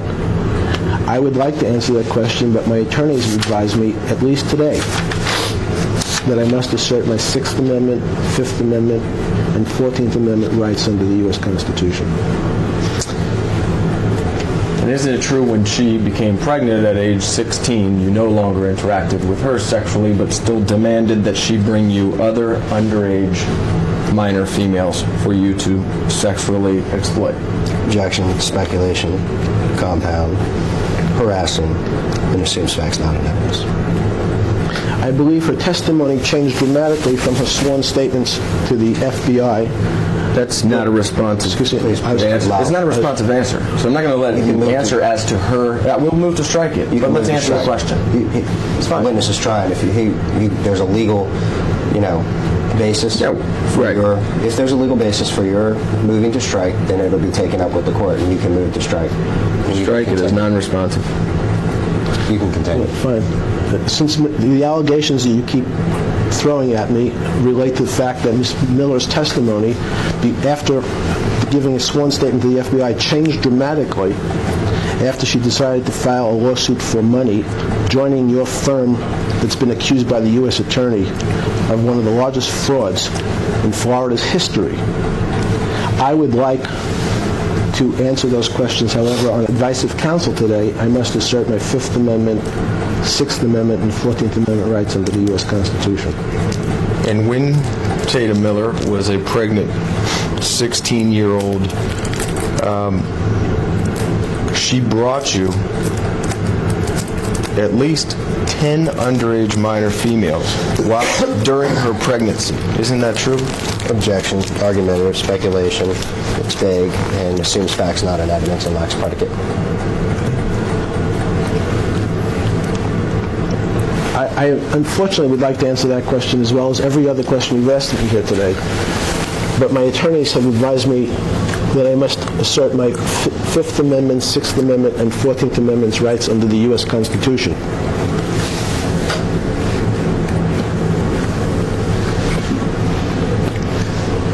And after Tatum Miller had her son at 16 years old, and you were being criminally investigated for some of the conduct that we've discussed here today, isn't it true that you personally hired and retained and paid for an attorney to represent Tatum Miller? Objection, speculation. Object to the form. Compound. I will not. I'm allowed to assert the basis for my objections. I am not limited to just saying form. I'm able to assert the basis as to why, so I don't waive that basis. It's just more of this obstructionist. It's not obstructionist. It's objecting to form. And what's obstructionist is what we're doing right now. I'm going to be finished within 4 seconds. So I'm going to object to form. It's argumentative. It's speculative. And it assumes facts not in evidence, and it lacks predicate. That's it. I'm sorry. Again? The response. I know, but I don't know the question. You don't remember the question about hiring? Did you hire Tatum Miller an attorney at some point in time? Remember that? Same objections. Not to the best of my recollection. You know James Eisenberg? Do I know James Eisenberg? I don't believe I've ever met Jen Swenson. Is it your testimony today then that you never paid for an attorney to represent Tatum Miller? On advice of my counsel, I'd like to answer that question, but on advice of counsel, I'm going to have to assert my 6th Amendment, 14th Amendment, and 5th Amendment rights against, 6th Amendment rights of the U.S. Constitution. And that attorney that was paid for by you informed Tatum Miller that if she were to tell the FBI exactly what happened at your house, that her son could be taken from her. You're aware of that, correct? Same objections.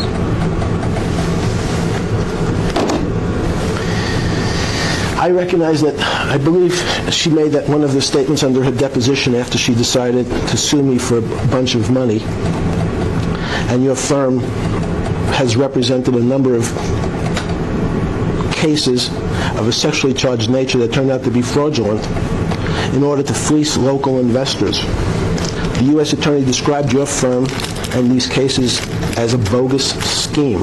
I'm aware of that, and I'd like to answer your question in more detail today, Mr. Edwards. However, my attorneys advise me that at least today, I must assert my rights under the 6th Amendment, 14th Amendment, and 5th Amendment. Come in. Obviously.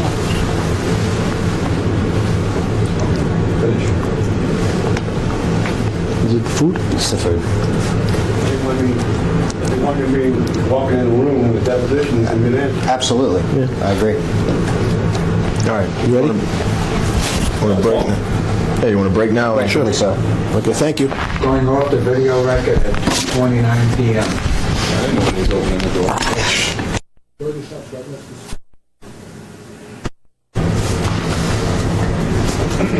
We're back in the video record at 2:50 p.m.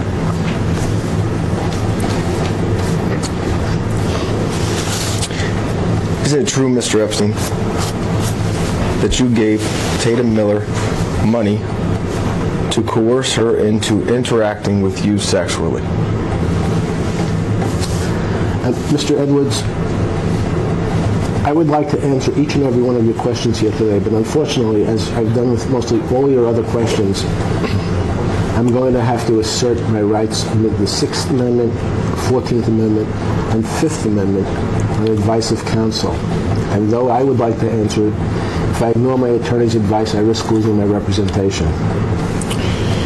When committing these sexual acts against Tatum Miller when she was just a minor, you knew that it would psychologically damage her. Isn't that true? Form, predicate, speculation. I intend to respond at some point to each one of your questions. Excuse me. I'd like to respond to each and every one, but today, on advice of my counsel, they've required me to assert my 5th Amendment, 6th Amendment, and 14th Amendment rights under the U.S. Constitution, though I'd like to answer each one of these questions. In fact, you deliberately and intentionally caused severe emotional distress to underage minor females, including Tatum Miller. Isn't that true? Objection, argumentative, speculation, it's compound, and it assumes facts, not evidence. I would like to answer that question as I'd like to answer all your other questions today regarding Tatum Miller. However, my attorneys today have advised me that I must assert my 6th Amendment right to effective representation and my 5th Amendment right and my 14th Amendment right. So, though I'd like to answer that with specificity, I must follow my attorney's advice. Will you admit for the jury that you were investigated federally for your illegal activities with underage minors? Same objections. Okay. I'd like to answer that question as well as all the other questions you've asked me here today. Especially since your firm has been accused by the federal, I guess the federal government of being considered a criminal your firm has been considered and investigated as being a criminal enterprise using fabricated cases to fleece investors out of millions of dollars.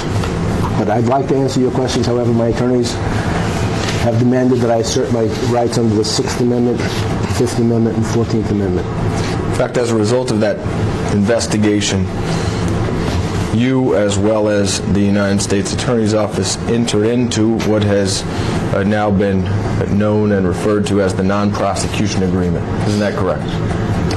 Same objection. The document speaks for itself.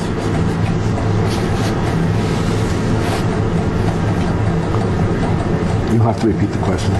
Yes, as a result of the criminal investigation into your activities with minor females, you reached a resolution with the United States Attorney's Office in what has now been described as the non-prosecution agreement. Is that correct? I'm going to object. It's vague, confusing, misrepresents the agreement, and the document is the best evidence. Want to mark it? Yeah, we'll mark it. I think I can mark this copy. And we'll copy it at the end, and we'll mark it as Exhibit 2. Yes. And in that agreement, there are listed co-conspirators of Jeffrey Epstein, those being Sarah Kellen, Adriana Ross, Leslie Groff, and Nadia Marcinkova. Can you explain to the jury what those 4 individuals did for you related to the crimes that were investigated by the federal government? Did it say co-conspirators? I'm sorry? Yeah, it says criminal charges against any co-conspirators of Epstein, including, but not limited to, Sarah Kellen, Adriana Ross, Leslie Groff, or Nadia Marcinkova. Okay. You explain to the jury what each of those 4 individuals did for you or conspired with you to do. I'm going to object to the form of the question. Okay. I'd like to answer that question. However, today, my attorneys advised me that I must assert my 6th Amendment, 5th Amendment, and 14th Amendment rights under the U.S. Constitution.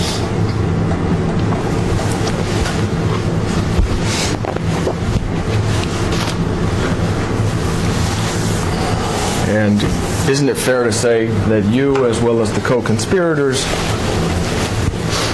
operated as an organized criminal enterprise designed to sexually exploit underage minors? I'm going to object to argumentative speculation. It's vague, and it assumes facts, not an evidence. Are you suggesting it was, a criminal enterprise, you said? Yes. Is that what the words? I know. Yes. Though I'd like to answer that question today, I think the only criminal enterprise that I've been reading about today was your firm that's been accused of being a criminal enterprise involved in defrauding people, using mail fraud, wire fraud, money laundering, the operation of the enterprise. This is by the U.S. Attorney. But though I'd like to answer your questions with specificity today, on advice of counsel, though I'd like to answer it, they've demanded that I assert my 6th Amendment, 14th Amendment, and 5th Amendment right, therefore, unless I risk losing their representation.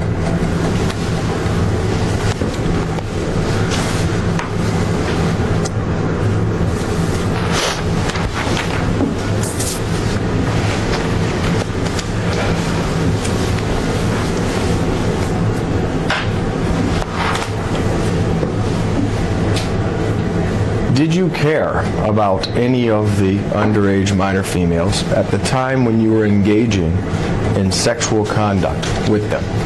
Objection. Argumentative. Harassing. Already been ruled upon by the court relative to this exact question. I feel comfortable with the question. It goes to punitive damages. This is obviously the issue related to the court was a repetitive question on that topic or around that general subject matter. And I'm just asking for Mr. Epstein to tell the jury how he felt about these girls, whether he cared about them when he was engaging in illegal sexual conduct with them. Counsel, I'm going to instruct him not to answer the question. You can certify it to the court if you like. You know what the answer is going to be. However, you're attempting to lace this video. You know that the court has already ordered that these types of questions are not permitted because they're argumentative and they're harassing. And in fact, the other questions bordered, but this question is on exact point with the court's order. So if you want to withdraw the question, that's fine. No, I don't want to withdraw the question. Okay, well then I'm going to instruct him not to answer. That's fine. Let's mark that somehow, that page, so that we can find it in the record relative to the hearing that will be had on that question and others similar.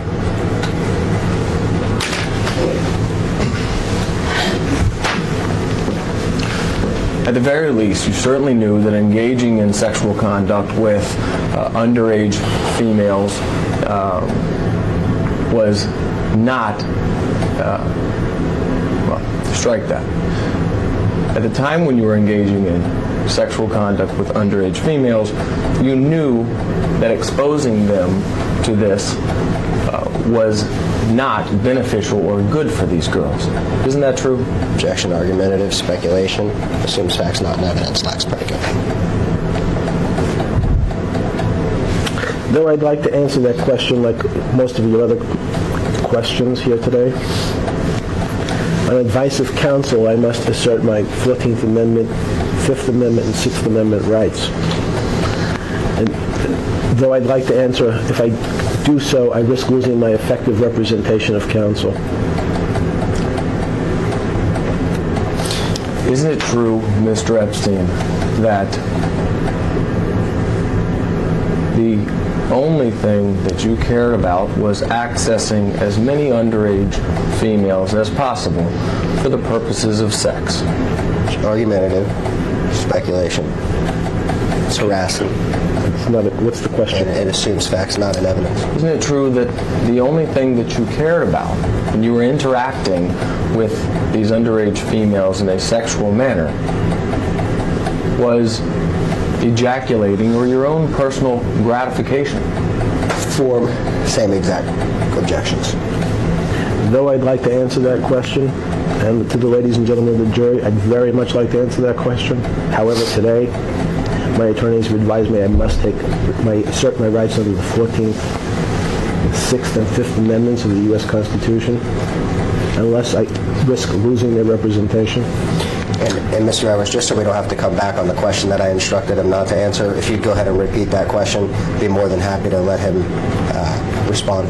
I don't remember the question. We'll take it up to the court. We'll get a ruling on it. It was whether or not he cared about these. I believe you quoted it as underage minors, but I would like the court reporter to read back the question just to conserve judicial resources and not go back. So if she could reread the question, that would be good.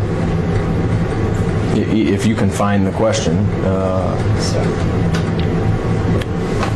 I think it was, I think I know it. Yeah. Did you care about any of these underage minor females that you were engaging in sex with at the time when you were engaging in these sexual activities? Same objections as before. Though I'd like to answer that question as well as most of your other questions, if not all your other questions here today,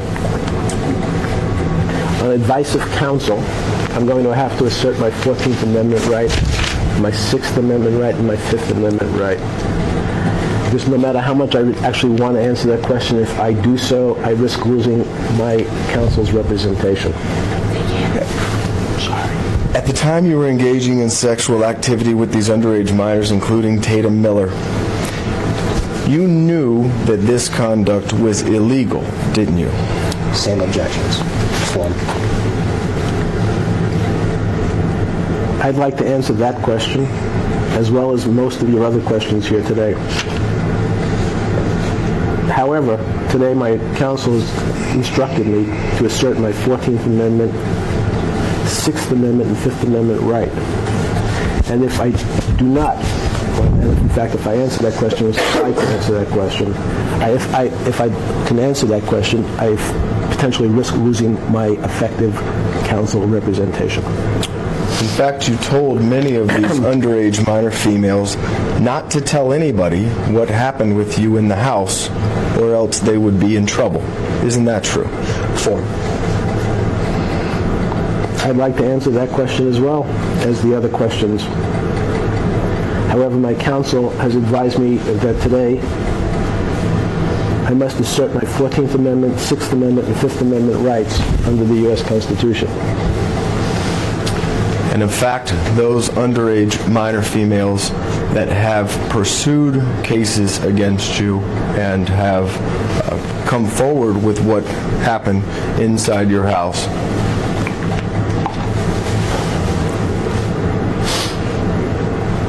you have, strike that. The underage minor females that have come forward with information about your sexual interactions with them have been investigated, harassed, humiliated in an effort for you to intimidate them to go away. Is that true? Objection. Argumentative, speculative, compound, it's overbroad, and assumes facts not in evidence. Can you repeat the question? Sure. Any underage minor female that you engaged in sexual activity with and that has now pursued a lawsuit against you, isn't it true that you've spent a lot of money and a lot of resources investigating them in an effort to intimidate them and hopefully make them go away? Same objections.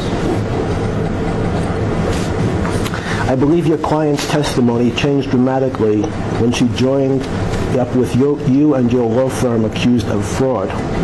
When she decided to change her testimony, at least from what the statement said, both to the police and to the FBI, and decided to seek money.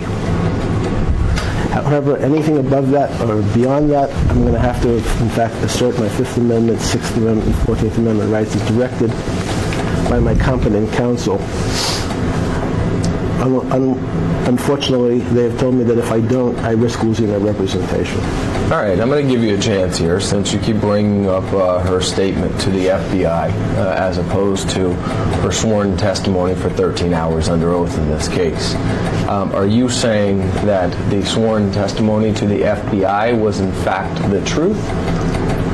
What I'm saying is it seems her testimony has changed dramatically after she joined your firm.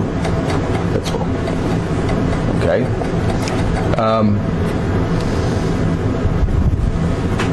Irrespective of her testimony, you've read her testimony and you to the FBI, and you've watched her deposition when it was being taken. Which you're making assumptions. I'm sorry. So just go ahead and let him finish the question. Sorry, my fault. And then I'll object, and then you'll respond. Which are you saying is the truthful testimony? Her statement to the FBI or the videotape deposition that you watched? I'm going to object for him. What I've said, and I think I'll repeat myself, is that until she joined your firm and started to seek money, her testimony was different. That's my understanding. That's right. Are you denying any sexual involvement with Tatum Miller at this time? Form. I'd like to answer that question. I'd like to answer as most of your questions here today. However, my attorneys have advised me that I must assert my rights under the 6th Amendment, 14th Amendment, and 5th Amendment, no matter how much I'd like to answer that question. Or, potentially risk losing my counsel. Isn't your game plan with all of these civil lawsuits that have been filed against you to spend as much money as you can to investigate and harass these young women into hopefully dropping the lawsuits against you? Objection. Irrelevance. Move to strike. So it's argumentative, it's harassing. I'd like to answer that question. I think you know the answer to that question. Yes. However, today, my attorneys have advised me I must assert my 6th Amendment rights, my 14th Amendment rights, and my 5th Amendment rights. And recently, well, strike that. You don't have any remorse for the sexual abuse that you committed against Tatum Miller, do you? Objection. It's argumentative. It's harassing. It's, I believe, confined underneath the judge's order. And it assumes facts, not in evidence. That being said, I'd like to answer that question today, but my attorneys have advised me that I must assert my 14th Amendment rights, my 5th Amendment rights, and my 6th Amendment rights. In fact, you recently sued Tatum Miller, didn't you? Yes. Okay. And you and your firm that's been accused of the largest fraud in Florida's history, described by the U.S. Attorney as a criminal enterprise involved in money laundering, conspiracy to commit mail fraud, conspiracy to commit wire fraud. Yes, I sued that, and you, your firm, and Tatum Miller. Tell the jury the basis or the evidence that you have to support the allegations in the complaint against Tatum Miller. Okay. I'm going to instruct the witness not to answer that question in this medium, as it is wholly irrelevant currently as worded to this particular lawsuit. Just so that you can rethink that position, the lack of remorse goes to punitive damages. That is an aspect of the case that Tatum Miller has against Mr. Epstein. This lawsuit, the current one that Mr. Epstein is noticed for, and the lawsuit in which Mr. Epstein has filed against the former Rothstein, Rosenfeld, Nadler, Tatum Miller, and Mr. Brad Edwards, is not proper for this medium. I understand your position. In that regard, I'm going to instruct him not to answer any questions relative to that lawsuit because of that objection, as well as it is my understanding that Mr. Scarola has set Mr. Epstein's deposition, I believe, either early next week or mid-March, on the case of Epstein versus RRA, Rothstein, Rosenfeld, Nadler, Mr. Edwards, as well as Tatum Miller. And therefore, when that time approaches, that will be the appropriate time for those type of questions related to that lawsuit. I understand your position completely, Mr. Pike. But as it relates to, obviously, Tatum Miller sued you, making the allegations that you sexually molested her from when she was 13 years old to 16 years old, and now you've sued her in something that is seemingly related to that case. And I just want to understand what your factual basis is, or what evidence you're using to support your lawsuit against Tatum Miller, so that the jury can evaluate whether that is evidence of lack of remorse that would go to punitive damages claims that Tatum Miller has against you. And I would instruct him not to answer that question for the same reasons stated. Let's mark that.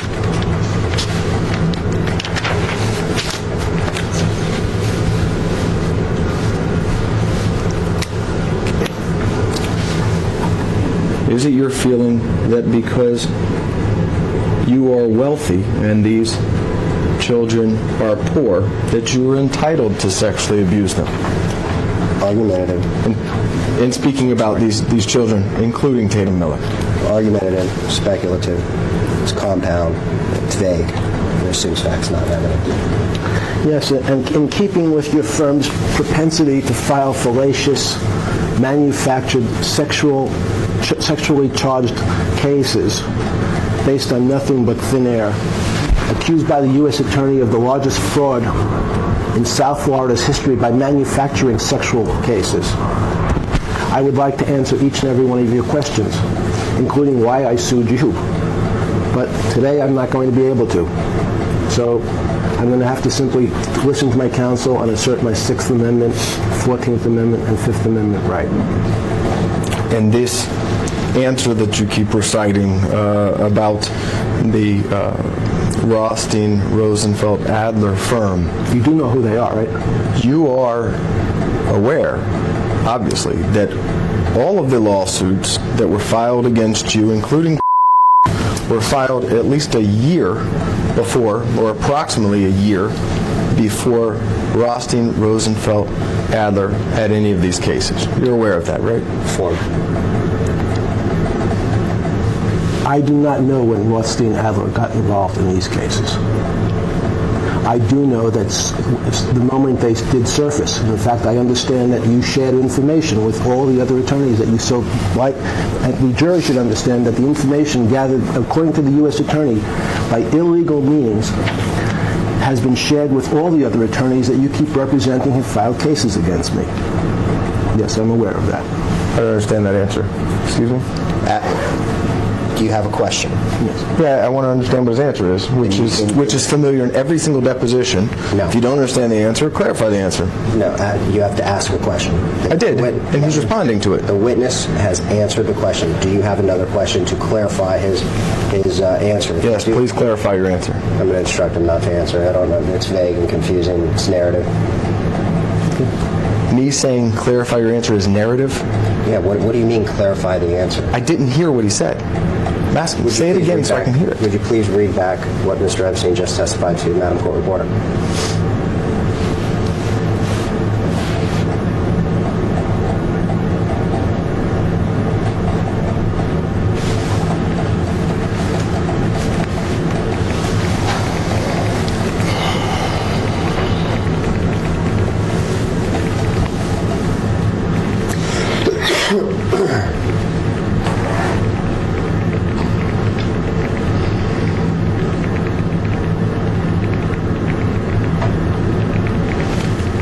This answer that you keep reciting about the Rothstein, Rosenfeld, Adler firm, you do know who they are, right? Question, you are aware, obviously, that all of the lawsuits that were filed against you, including LM, were filed at least a year before, or approximately a year before Rothstein, Rosenfeld, Adler had any of these cases. You're aware of that, right? There's an objection stated on the record. I do not know when Rothstein, Adler got involved in these cases. And the witness goes on to say that the information surfaced, and I understand you shared information with all the other attorneys that you so dash that the jury should understand. The information gathered, according to the U.S. Attorney, by illegal means, has been shared with all the other attorneys that you keep representing have filed cases against me. Yes, I'm aware of that. I don't understand. Okay. So there was an answer, a question. Mike, I understand. Okay. I mean, I don't understand the answer, but now I know the answer. Okay.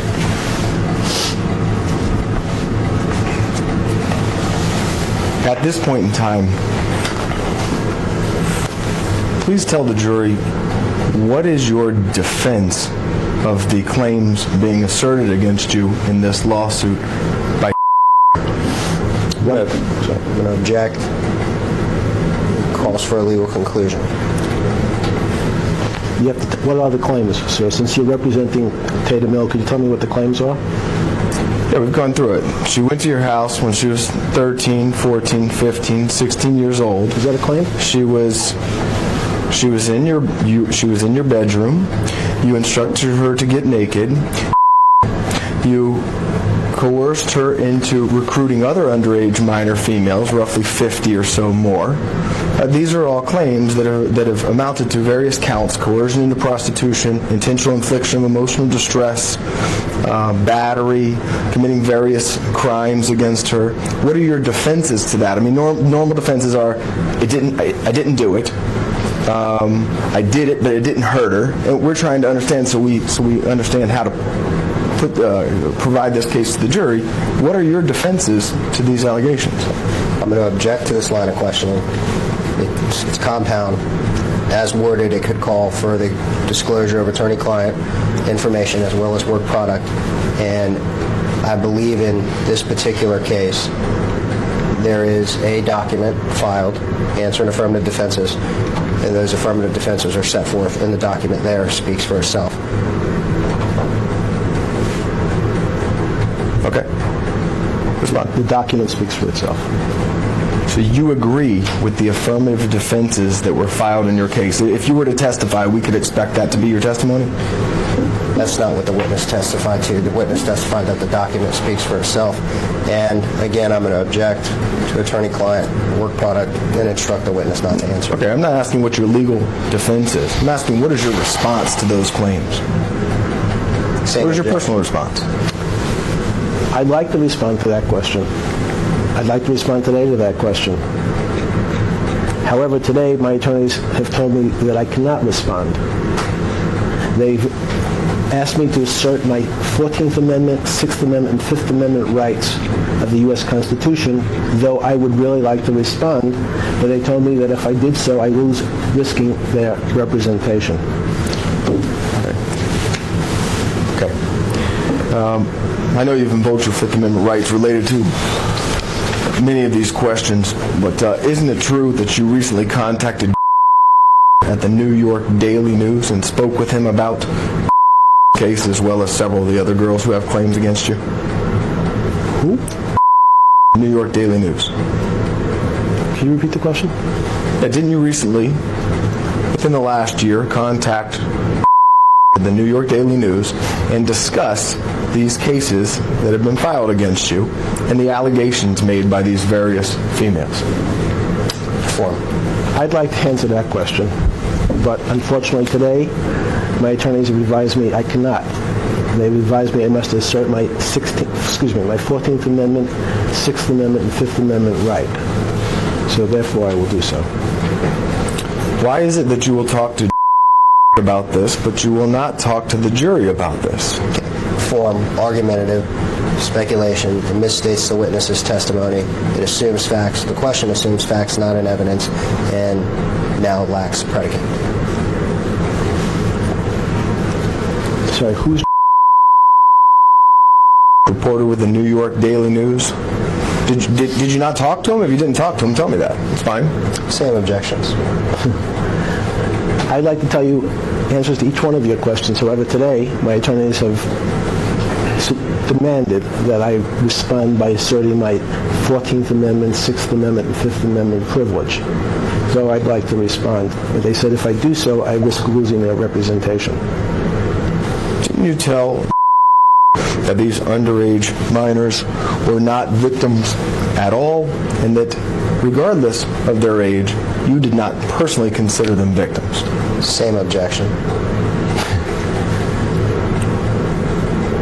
Did I tell... I'd like to answer that question, but today, on advice of my counsel, I must, as I've done with mostly each one of your questions, I have to assert my 5th Amendment, 6th Amendment, and 14th Amendment rights under the U.S. Constitution. You were 51 when was 14 and you were interacting with her sexually. Is it your testimony that despite the disparity in age, you do not consider to be a victim? Argumentative speculation assumes facts not in evidence. It's compound. It lacks predicate. Not only does it contradict your own client's statements to the FBI under sworn testimony, I would like to answer that question. Hopefully one day I can answer that question, but today my attorneys have said I cannot. Then they advised me I must assert my 6th Amendment, 5th Amendment, and 14th Amendment rights. In the last 10 years, what is the youngest underage minor female that you have interacted with sexually? Argumentative speculation assumes facts not in evidence. Excuse me. The answer to that question is something, I'd like to give you an answer to that question today, but my attorneys have advised me I must assert my 14th Amendment rights, my 6th Amendment rights, and 5th Amendment rights. Do you know ring a bell? Okay. Former housekeeper or employee of yours worked at your at the Palm Beach house? Could. Don't know. Okay, so you would be unable to answer what did for you? Yes. Okay. Are you aware that our investigators spoke with former housekeeper for you or house manager for you out in California? No.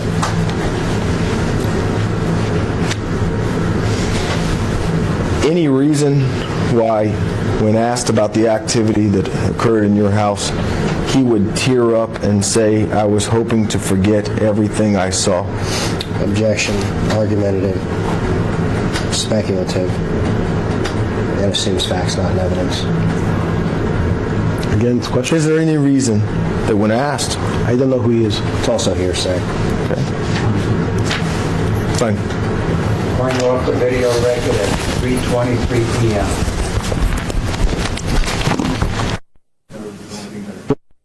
3:30 now, but a break at 4 gets me out. Just Tell me you're not sure. no, just, Yeah. We're back on the video record at 3:30 p.m.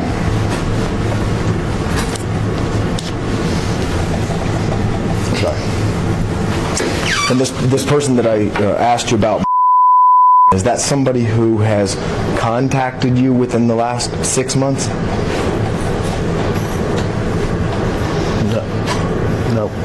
Okay. And in taking a break and thinking about some of these questions, have you remembered who that person is, or still no real memory of him at all? No real memory. Best of your knowledge, he never worked for you? For not that I can recall. But there's lots of people who work for me, so. Okay.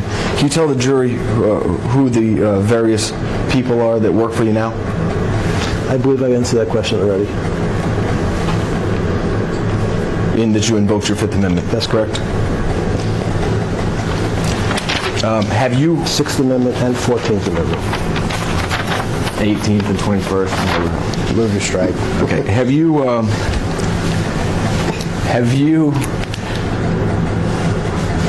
during this litigation, and by this litigation I don't only mean case, I mean the various other lawsuits that have been filed against you by other females alleging sexual misconduct by you against them. Who have you retained attorneys for? What witnesses have you retained attorneys for? Okay. I'm going to object to form.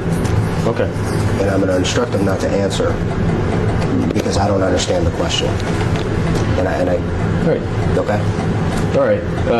During this civil discovery and litigation, have you paid for and or retained an attorney for any other witnesses? Any other witnesses? Yeah, like I'll give you an example that you may, just to refresh your recollection or tell you what I'm talking about. Luella Rebollo, you know who that is, right? Yes, sir. Okay, she's somebody who works for you now. She's a housekeeper. We took her deposition already. That's at least what her testimony was. Form. I'd like to answer that question, but I'm going to have to assert my Sixth Amendment, 14th and 5th. Okay. Okay, sorry. That's somebody who has informed us that you paid for and retained an attorney by the name of to represent her during this process. Is that true? Form. I'm going to have to assert my Fifth Amendment, Sixth Amendment, and 14th Amendment. Right. Other people that have indicated that you retained and paid for an attorney to represent them are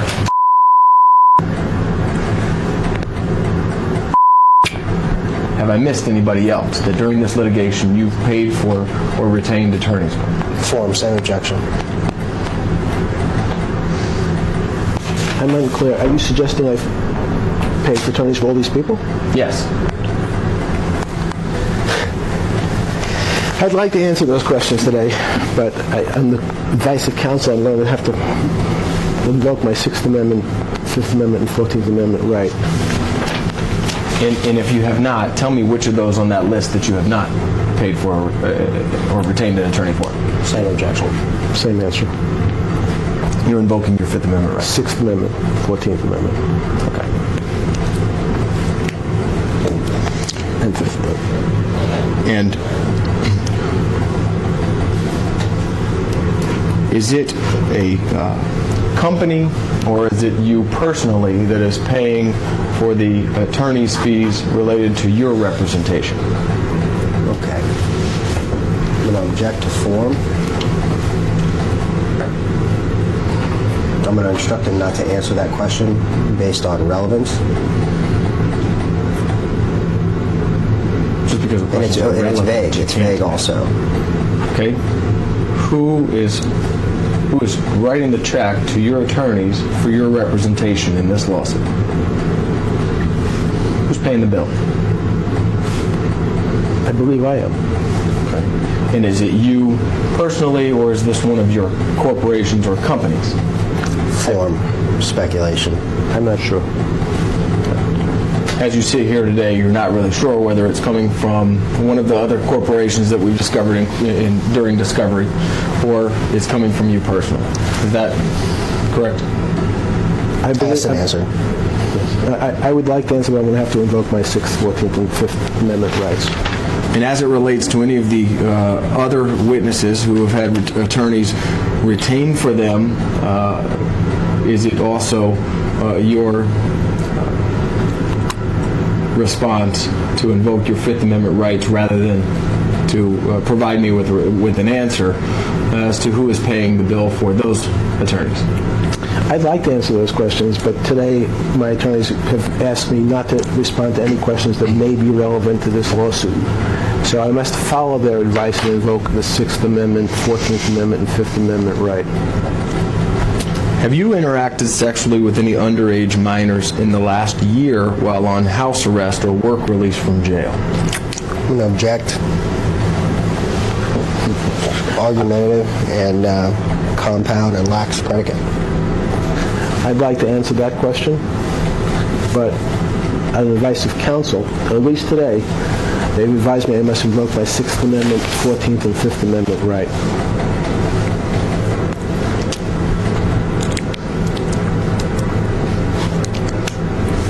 It's also overbroad. If me narrowing it down would help you to respond, I will. Okay. Is there any need for that? No. Okay. I'm sorry. Is it your intent to interact sexually with minors in the future? Same objection. I'd like to answer that question. But today, my counsel has advised me I must invoke the rights of the 6th Amendment, the 14th Amendment, the 5th Amendment, and the U.S. Constitution. Are you currently treating with a psychologist related to any sex addiction that you have with minors? I'd like to answer that question as well as most of the other questions you asked me today.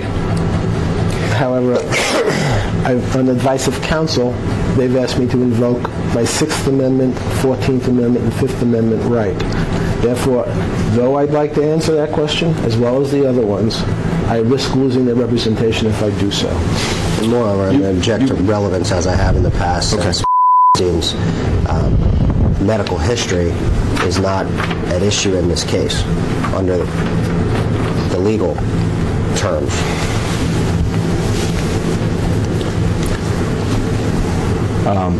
You would agree, wouldn't you, that you targeted these underage girls, including Tatum Miller, because of their young age? Argumentative, speculative, harassing, and assumes facts, not evidence. I would like to answer that question, as well as most of the other questions you've asked me here today. My counsel has advised me that I must assert my 14th Amendment, 6th Amendment, 5th Amendment right. Though I'd like to answer those questions today, if I do so, I risk losing their representation. You would also agree, wouldn't you, that you targeted these underage females for sex, including because they were poor? Same objections. I'd like to answer that question. I'd really like to answer that question as well as the other questions you've asked me here today. However, on advice of my counsel, they've demanded that I assert my 5th Amendment, 6th Amendment, and 14th Amendment rights, and if I answer that question, I risk losing that representation. You would agree, wouldn't you, that you sexually molested for 3 years. Is that correct? I think you've asked me the question before. I'll assert the same rights as before. Mr. 5th, 6th, and 14th Amendment, just so the record's clear. Yeah. You would agree, wouldn't you, that you coerced into prostitution? Same objections. I believe that her own testimony reflects, at least the sworn statement to the FBI reflects that is not the case.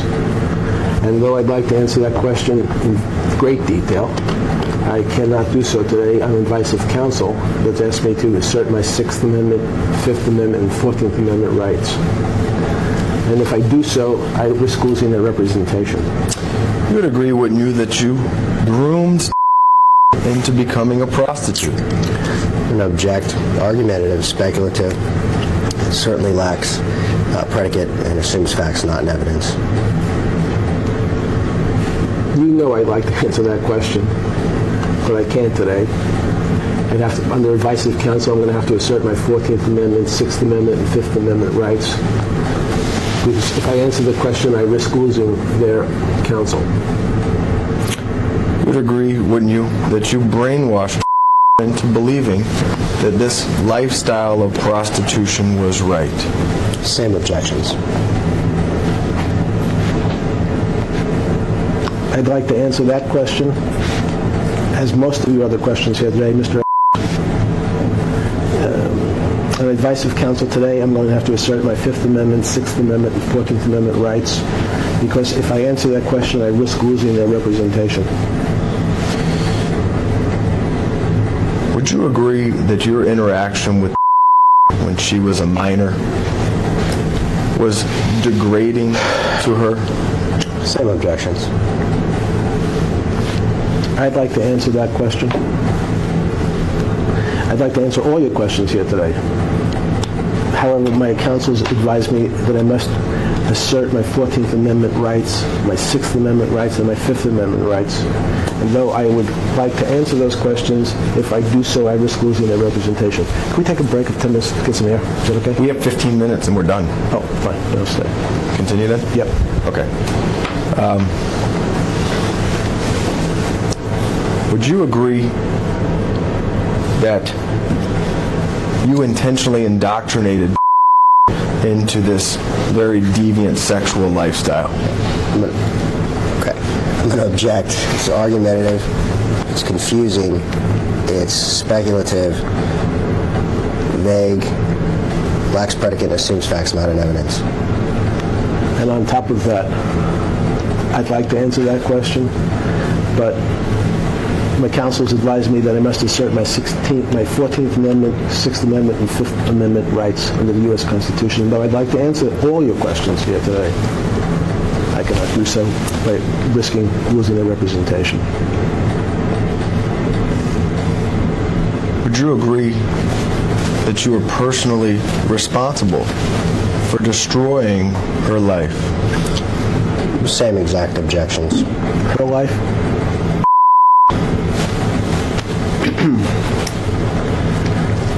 I'd like to answer that question.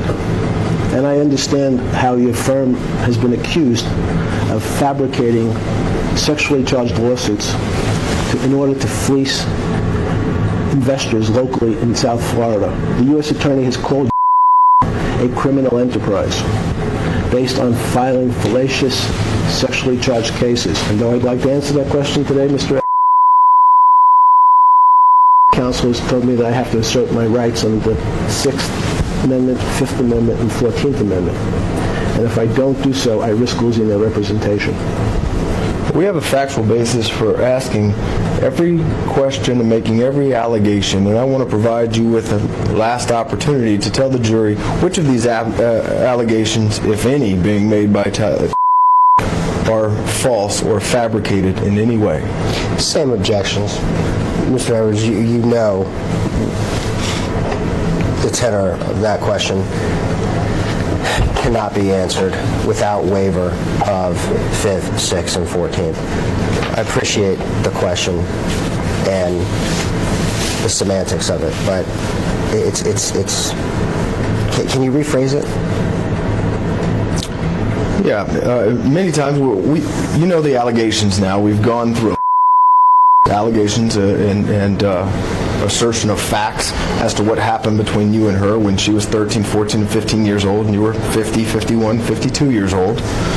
And several times you responded saying something about or something about her FBI statement or what have you. And I want to give you a chance to tell the jury which of her allegations, if any, that you believe now are false or fabricated in any way.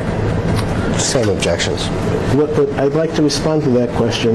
The fact that her firm, the law firm representing her, has been accused by the U.S. Attorney of being a criminal enterprise, manufacturing, fabricating out of thin air cases involving sexual allegations in order to simply fleece local investors out of millions of dollars. So I would very much like to answer that question regarding the truthfulness of Ms. Tatum Miller's allegations. However, today, my counsel has told me that I must assert my Fifth Amendment rights, Sixth Amendment rights, and Fourth Amendment rights under the U.S. Constitution, though I would very much like to answer those questions, but if I do, I risk losing their representation. Would you agree that you owe at least $15 million to compensate her for the damage that you have caused? No objection. I'm going to move to strike. Argumentative, compound, lacks substantial predicate, and assumes facts not in evidence. As you might imagine, though your law firm has been accused of perpetrating a fraud involving millions and millions of dollars on unsuspecting investors here in South Florida, millions of dollars, by fabricating similar allegations, convincing people to give money to the firm that helped bring this lawsuit. I'm afraid I'd like to answer those questions, but no matter how much I'd like to answer those questions, I'm going to have to decline, based on my counsel's advice, to invoke, at least today, my Fifth Amendment, Sixth Amendment, and 14th Amendment rights under the U.S. Constitution. Because if I don't, I risk losing their representation. Is it true that you are currently worth more than $1 billion personally?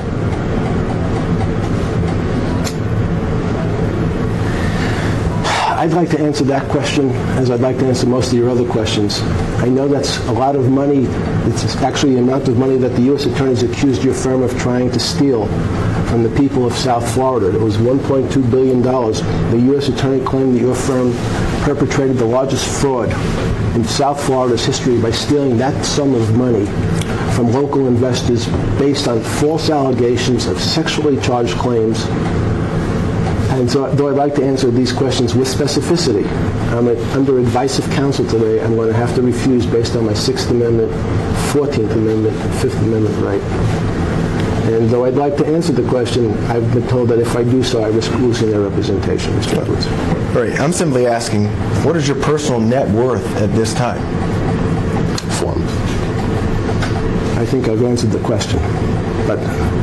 What is your personal net worth at this time? So the answer should be a number, or it should be you invoking your Fifth Amendment rights. Seem like the options. Well, that's an answer. He did invoke his Fifth, Sixth, and 14th. His answer included something about stealing some certain amount of money, which obviously is non-responsive. I'd move to strike it, and I'd ask that he actually respond to the question with something that is responsive. His options are answer the question, you invoke your Fifth Amendment rights, we get out of here. It makes it sound... So let's start over again. Can you please tell the jury what your personal net worth is currently? I'd like to do that today. However, I'm sure one of the reasons is since your firm has been accused of stealing millions of dollars from local investors based on totally fabricated claims. This is not by me, but by the U.S. Attorney. Has called your firm a criminal enterprise charged with stealing hundreds of millions of dollars, frankly, from local investors based on false claims of sexually charged nature. I'd like to answer that question in detail. However, my attorneys have advised me that I cannot answer any questions that may be relevant to this lawsuit. And by doing so, I must invoke my Sixth Amendment, Fifth Amendment, and 14th Amendment right. and by answering the question, I risk losing their representation. Okay, so is it true that you're worth $1.8 billion? Same objection. Same answer. You want me? Go ahead and put the answer. For the record, yeah. For the record, I'm sure that's an interesting question, and I'd like to answer that question for you. I'm sure you'd like to know, as your firm has been charged with stealing over $1 billion from local investors, and your senior partner of both you and shaking his head, sits in jail accused of fleecing local Florida investors based on false sexual claims from people. And though I'd like to answer that question like I'd answer most of your other questions, my counsel has advised me that today, ladies and gentlemen of the jury, I cannot answer that question. Maybe in the future. However, if I do so today, I risk losing their representation. So I must assert those rights under the 6th, 5th, and 14th Amendment. You would agree, would you not, that it would take a jury award of at least $45 million in punitive damages to punish you for doing what you did to... Same objections. I would like to answer that question as I'd like to answer all your other questions today. However, while he sits shaking his head, I'm going to have to respond to my counsel has advised me I could not answer that question today, though I'd like to. Though I'd like to answer with specificity, however, if I do so, I risk losing their representation. So I must assert my rights under the 6th, 5th, and 14th Amendments. Isn't it true that as long as you have the money to do it, you will continue to engage in sex with minors? Again, extremely argumentative, speculative. I'm allowing the question to give leeway so we don't have to come back here again. It's harassing. And with that, I'm sure this, the ladies and gentlemen of the jury will be able to see you and your partner, your firm has been accused of massive fraud in South Florida, trying to steal hundreds of millions of dollars from local investors, from fabricating malicious, sexually charged claims, called by the U.S. Attorney a criminal enterprise, charged with money laundering, conspiracy to commit other federal violations. So though I'd like to answer that question, I must invoke my 6th, 5th, and 14th Amendment rights advised by counsel or risk losing their representation.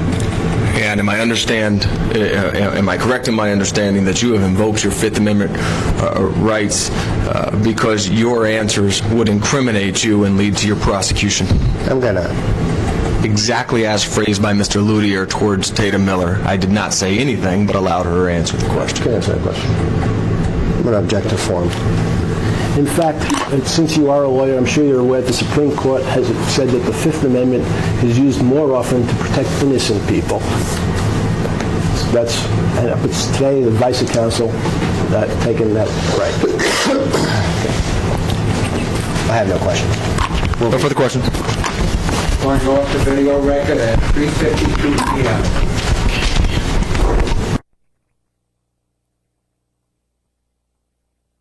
Or another man and woman, or another man or woman may consider to be unusual or overly aggressive. Objection, Bowman. True. Depends on your point of view.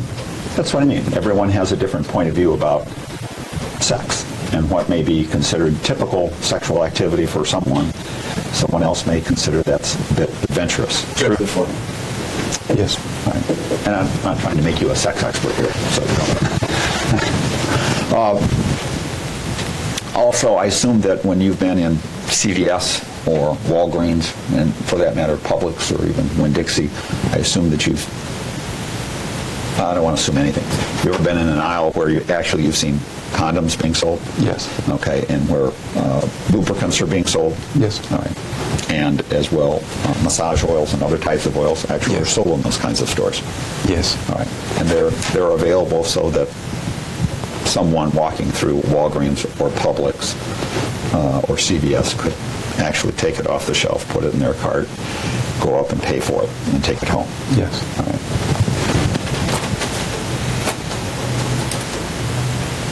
In the photographs that you talked about, and if I understood you correctly, at least during the time that you were there, Mr. Rodriguez, in 04 and 05, there were, you said that there were, I think you said downstairs, and I'm talking about really from the kitchen area up the back stairway, or what would be the kitchen stairway to the upper floor.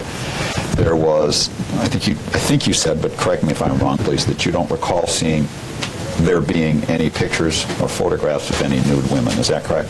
There were not nude women in the staircase. That's all I'm talking about right now. In that area, you never saw any pictures or photographs, paintings, any type of depiction of a nude woman. No. On that staircase going upstairs, correct? Correct. Right. And I think you said downstairs you saw a picture of, the only picture that you saw of I'd say of a younger child that displayed some form of, I don't want to say nudity because it's probably not that, but of some portion of their body that was exposed, and I think you described it as her cheek. And by that you mean upstairs. That's upstairs. Upstairs. And that was a picture where someone, it looked like, was pulling on their swimsuit. Yes. Did you ever remember seeing the old copper tone? Yes. Let me ask I know you know what this is. Have you ever seen the old copper tone commercials and the billboards? They actually used to be plastered all over, certainly Florida and other places where there's a cute little girl who appears to be 2, 3, 4 years old, and someone's pulling down at least a portion of her swimsuit, so she's exposing, or a small portion of her cheek is exposed. Yes. Okay. Is that what the picture of the young girl looked like? That is Mr. Epstein's guy? More or less, yes. All right. And downstairs in the kitchen, were there any pictures of women in any stage of undress? No. And then I think you said as you walk upstairs, or as you walked up the stairway from the kitchen at the top of the landing, and I think you described it as a foyer? Yes. Okay, but it's really the landing, the upstairs landing? I think you said that there was a 3x5 picture or pictures yes. of women in some stage of undress? Yes. Okay. How many, and when you say 3x5, I assume you meant 3 feet? 3 feet. By 5 feet, so they're large. Were they photographs? Yes, they were photographs. And I think you also told us that you didn't recognize who those people were. Is that correct? I knew this particular girl because... Okay, and is that the picture you're talking about? This is the picture I'm talking about. Okay, and that was a 3x5? Yes. All right. Was there, and the only thing that you could see was a portion that is of her, other than, say, her waist or her shoulders or her arms or something, that's one where you could see kind of like the copper tone commercial, the picture of her cheek? Yes, her part of her buttocks. Okay. And was there another picture at the top of the foyer, large one, or is that the only one that you can recall? And there were two of the same girl in the different poses. But this showed the same thing? Yes. Okay. As you walked through into, then if I understood it correctly, you go to pretty much to the end of the hallway, and then you go through another small vestibule, double doors, yes. 2 sets of double doors, and as you go straight ahead, then you make a left around the bed, and then you end up in the bathroom. Yes. Right. In the bathroom or in that location, were there any pictures of any women in any stage of undress? Yes. All right. And were any of those pictures, did they involve, or were they of any of the girls that have been described as women who came over to give purportedly to give Mr. Epstein a massage? Yes. Okay. And do you remember who any of the names of any of those people were? No, sir. Okay. And the pictures you saw, where were they located? Inside his closet. Right. The walk-in closet. Okay. And those pictures, and was it, I think you called it a mosaic? Yes. Right. And of the mosaic, approximately how many pictures were in the mosaic? 16 or 20. Okay, and of those pictures, how many did you recognize? By 3 or 4. And were they, as to who those people were, you don't know, you just recognized 3 or 4 of them? Mr. Epstein when he was younger, and then different girlfriends, but I didn't recognize except the ones... Okay, and you said 3 or 4 of those were pictures of the girls who came over to give the massage? Yes. Okay, but as to who those girls were, you don't know, as you No, sit here sir. today. All right. And as to what their ages were, you don't know. No, sir. That's correct? That's correct. And as to what they depicted in the photographs of the girls, were they in different stages of undress? Yes. Was everyone undressed to some degree? That is, they were described as nudes, or at least the questions have asked, were these people nude? Were they actually nude, or were they? Someone may have had their top off. And there were two girls completely naked in a shower. Okay. In a sexual act. And is that the one that you, when Mrs. Zell asked you questions, that's one of the photographs that you were talking about? No, sir. Okay, that was a different one. Okay. And in the mosaic that you saw, where you saw two girls involved in a sexual act, do you know where that photograph was taken? I think it was taken in one of the rooms in the house, because it's an oval bathtub, but I don't know which room, sir. Okay. Did you recognize both the girls or just one of the girls? The two girls. All right.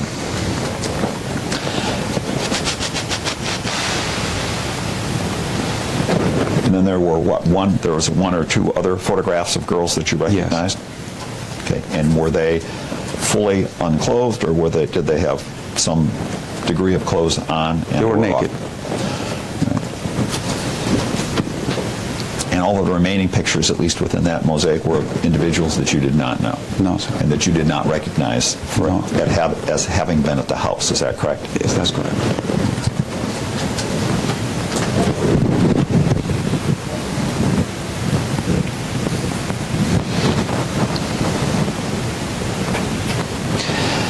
You were also asked about some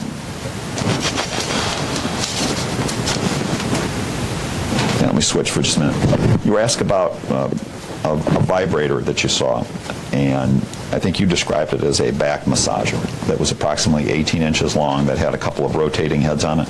Yes. Okay. And I think you ultimately came up with the idea, is it something that you had seen at like a Sharper image store? Yes, sir. Okay. Have you ever seen one of those types of devices that is a back massager with the rotating heads also? Well, let me ask you this. Strike that last question. Have you ever been to Brookstone? Yes. Okay. Have you ever seen a massager like that at Brookstone? Yes. Okay.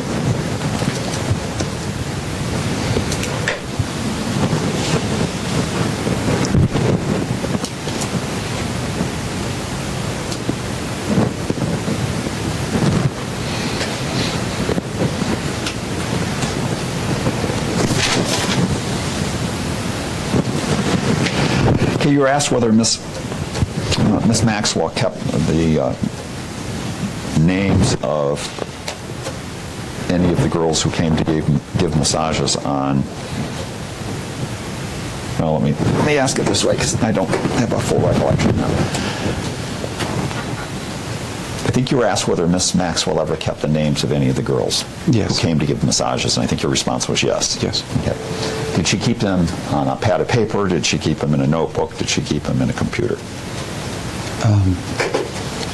We used to have internal books for pilots, masseuses, chefs. So she had a copy of the black book for herself, and as well as the computer.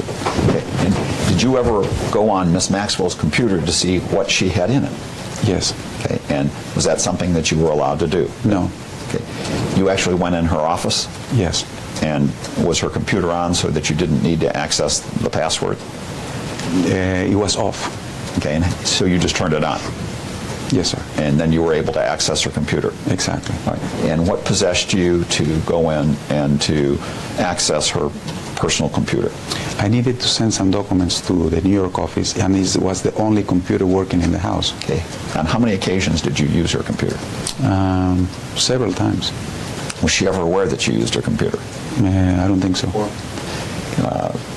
Did you ever ask Miss Maxwell for permission to use her computer?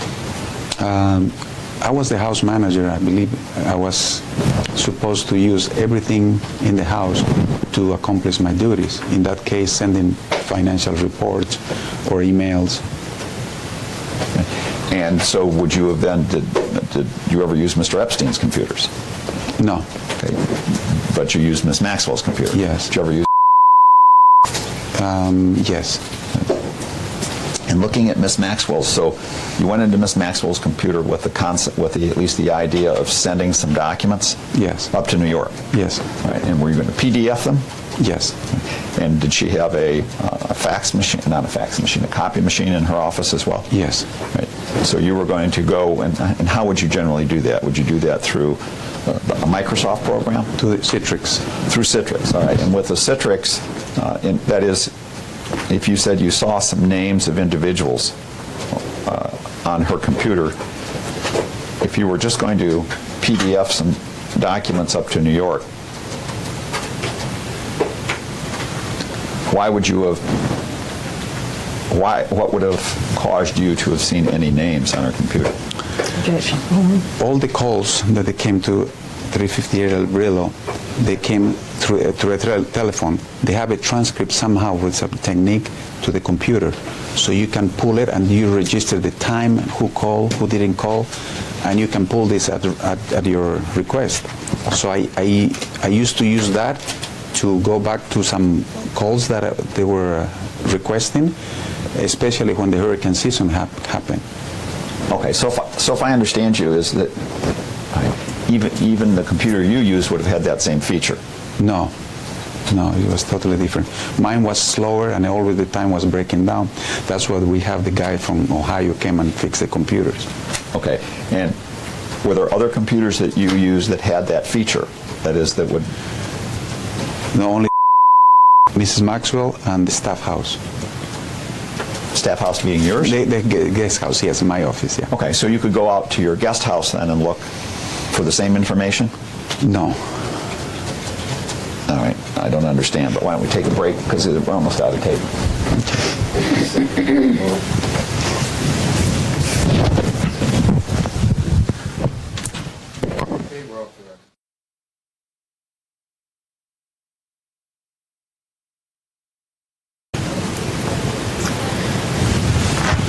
Do you know whether she kept any lists of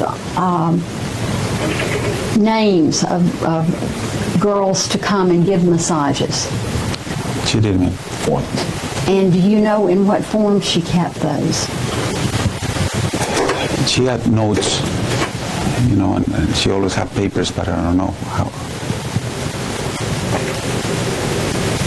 Do you recall seeing the papers with telephone numbers on them? A couple of times. Do you know whether she also kept records on the computer relating to the girls? Yes, ma'am. And how do you know that? Everything was recorded in the computer. Everything we did as employees, we used to record kept in the internal circuit we used to have among the employees. And so would it be, if I understand you correctly then, was there some sort of a program so that you could access information putting into that Yes. program and she could access information you put in? Yes, ma'am. And did you also send each other emails that way, or did you use a different program for email? Didn't send direct emails to me, but she will call me on her cell. But I was supposed to send to Citrix through the other employees. Email them through Yes, ma'am. Citrix? Okay. And who would those other employees be? Have been, I mean, while you were there? Mrs. Maxwell, Bella, and in New York, and mostly the money people, you know, Bella and Leslie, was it? Leslie, yes, the secretary, and somebody else I don't recall name, but.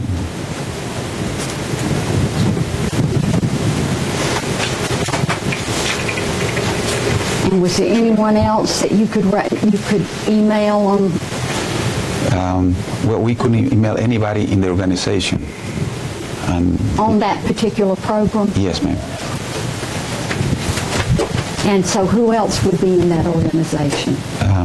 Other household managers in Paris or the island or Manhattan.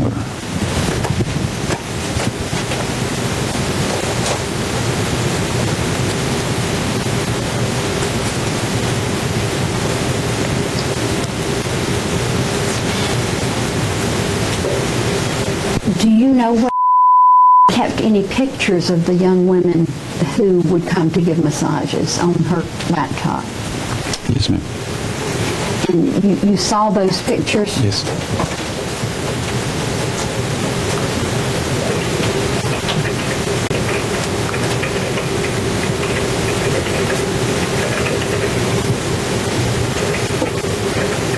Were the pictures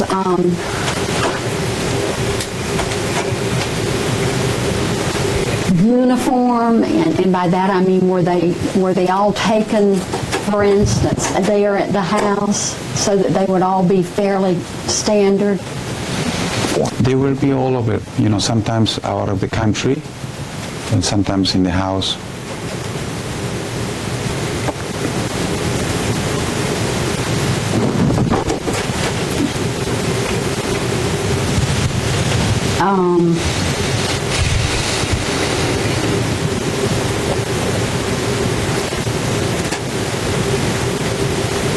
Were these pictures that were taken by someone for the purpose of keeping them in that program? I don't know, ma'am. Or as opposed to, for instance, one of the young ladies bringing a picture to give to me? I don't know. You don't know where the pictures came from? No, ma'am. Do you know, was there anyone staying in the house who often took pictures of the young women? There were several cameras in the house, and they were used often, but I don't know who used them. Okay. Do you remember what kind of cameras they were? They are the small compact cameras.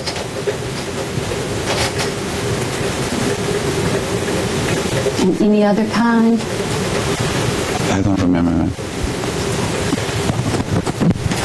Did you ever see using that small compact camera to take a picture of the girls? Yes, ma'am.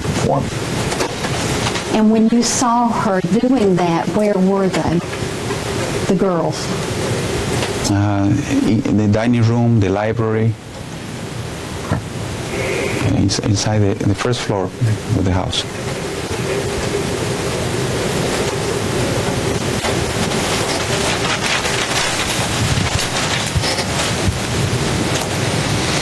Did you ever see Ms. Maxwell taking pictures of the girls? No, ma'am. Did you ever see Mr. Epstein taking pictures of the girls? No, ma'am. Were you ever told by anyone that Mr. Epstein sometimes took pictures of the girls? Yes, ma'am. And do you recall who told you that?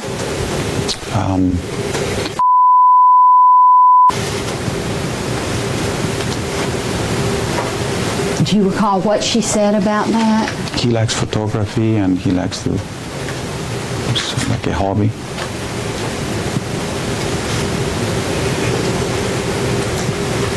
Do you know which camera or what kind of camera he used to take those pictures? No, ma'am. And you said, I think you never saw him taking them. Yes, ma'am. So, Yeah, meaning correct? Yes, I know. was it your understanding that he took those pictures upstairs? Yes, ma'am.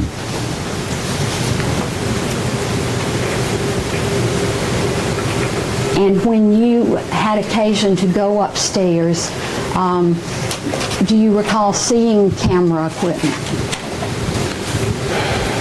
No, ma'am.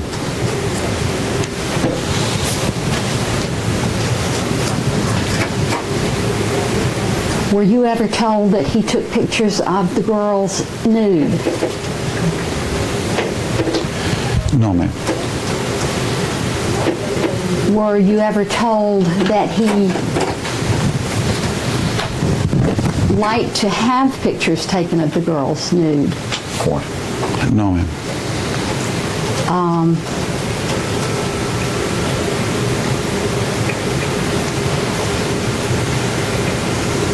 I believe you were asked before in the deposition about the stairway leading from the kitchen upstairs, and whether or not there were pictures on that stairway. Yes, there were pictures. And were those pictures, some of them, of nude young women? Not in the stairway. They were in the foyer, on the foyer, and the foyer leading to the master bedroom. I see. Were those, what size generally were those pictures? They were, let's say 3 by 5. So very, very large Yes, ma'am. pictures.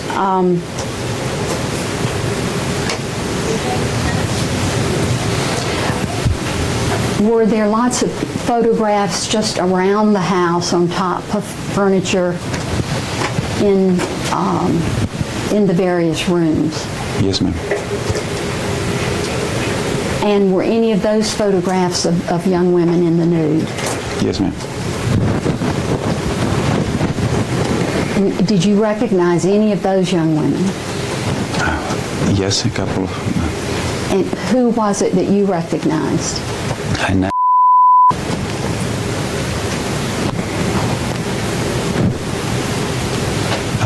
some other girl from Brazil that was in the house, but I don't recall her name.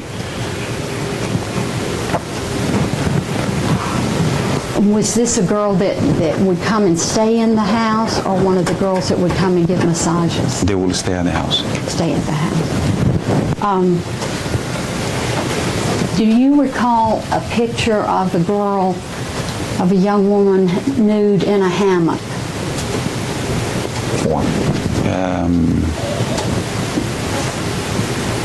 No, I don't remember, ma'am.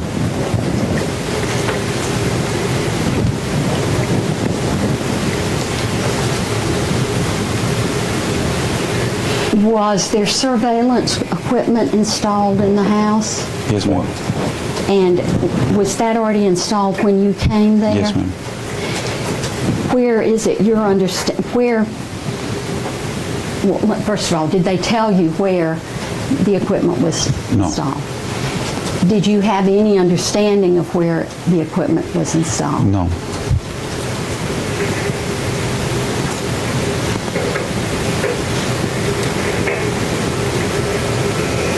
Do you know whether or not there was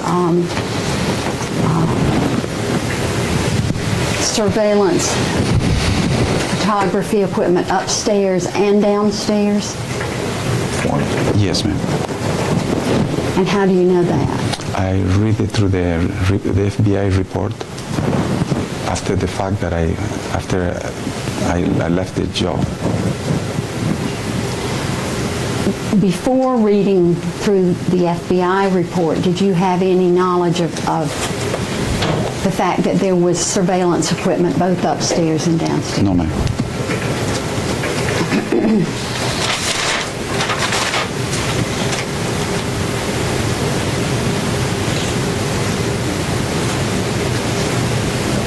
While you were there, was there ever an occasion when someone came to do any maintenance or repair of surveillance equipment? Yes, ma'am. What's the form of the last question? Pardon me? Form. The last question. Did that happen more than one time? I believe so. Yes, ma'am. Do you have any recollection of who came there, either the name of the company or the name of the person who would come to repair or do maintenance on the video equipment? We used to have a young technician from Ohio who used to maintain all the computers, and he would be the only one dealing with those things. And so he maintained the computers and the video equipment? Yes. Correct?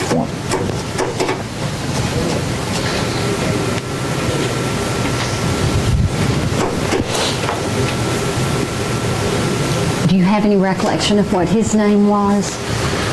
I don't remember, ma'am. Well, he came from New Albany, Ohio, but I don't remember his name. From New Albany, Ohio. New Albany, Ohio. And did he have his own business? No, he worked for Mr. Epstein. He will maintain all the computers.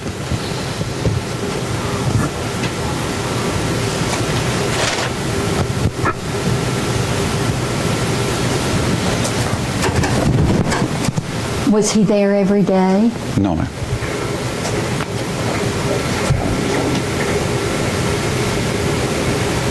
Do you know whether at that time Mr. Epstein had an office in Palm Beach? Not outside the house, ma'am.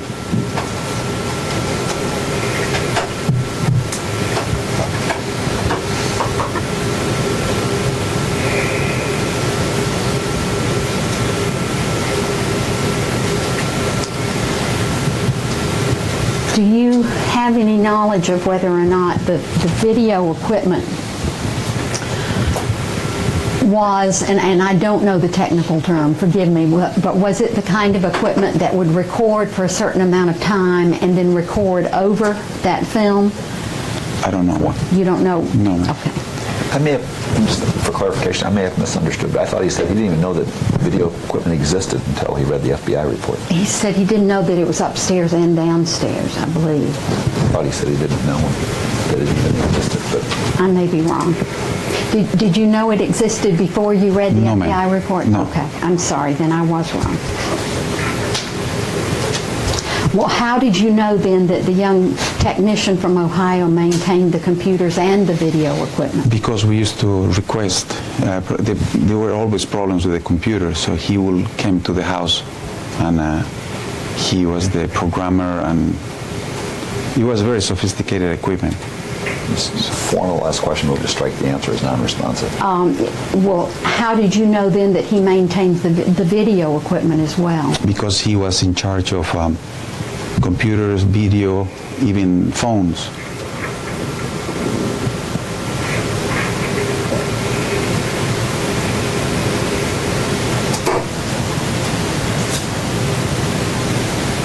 Would he also repair the televisions if they needed work? No.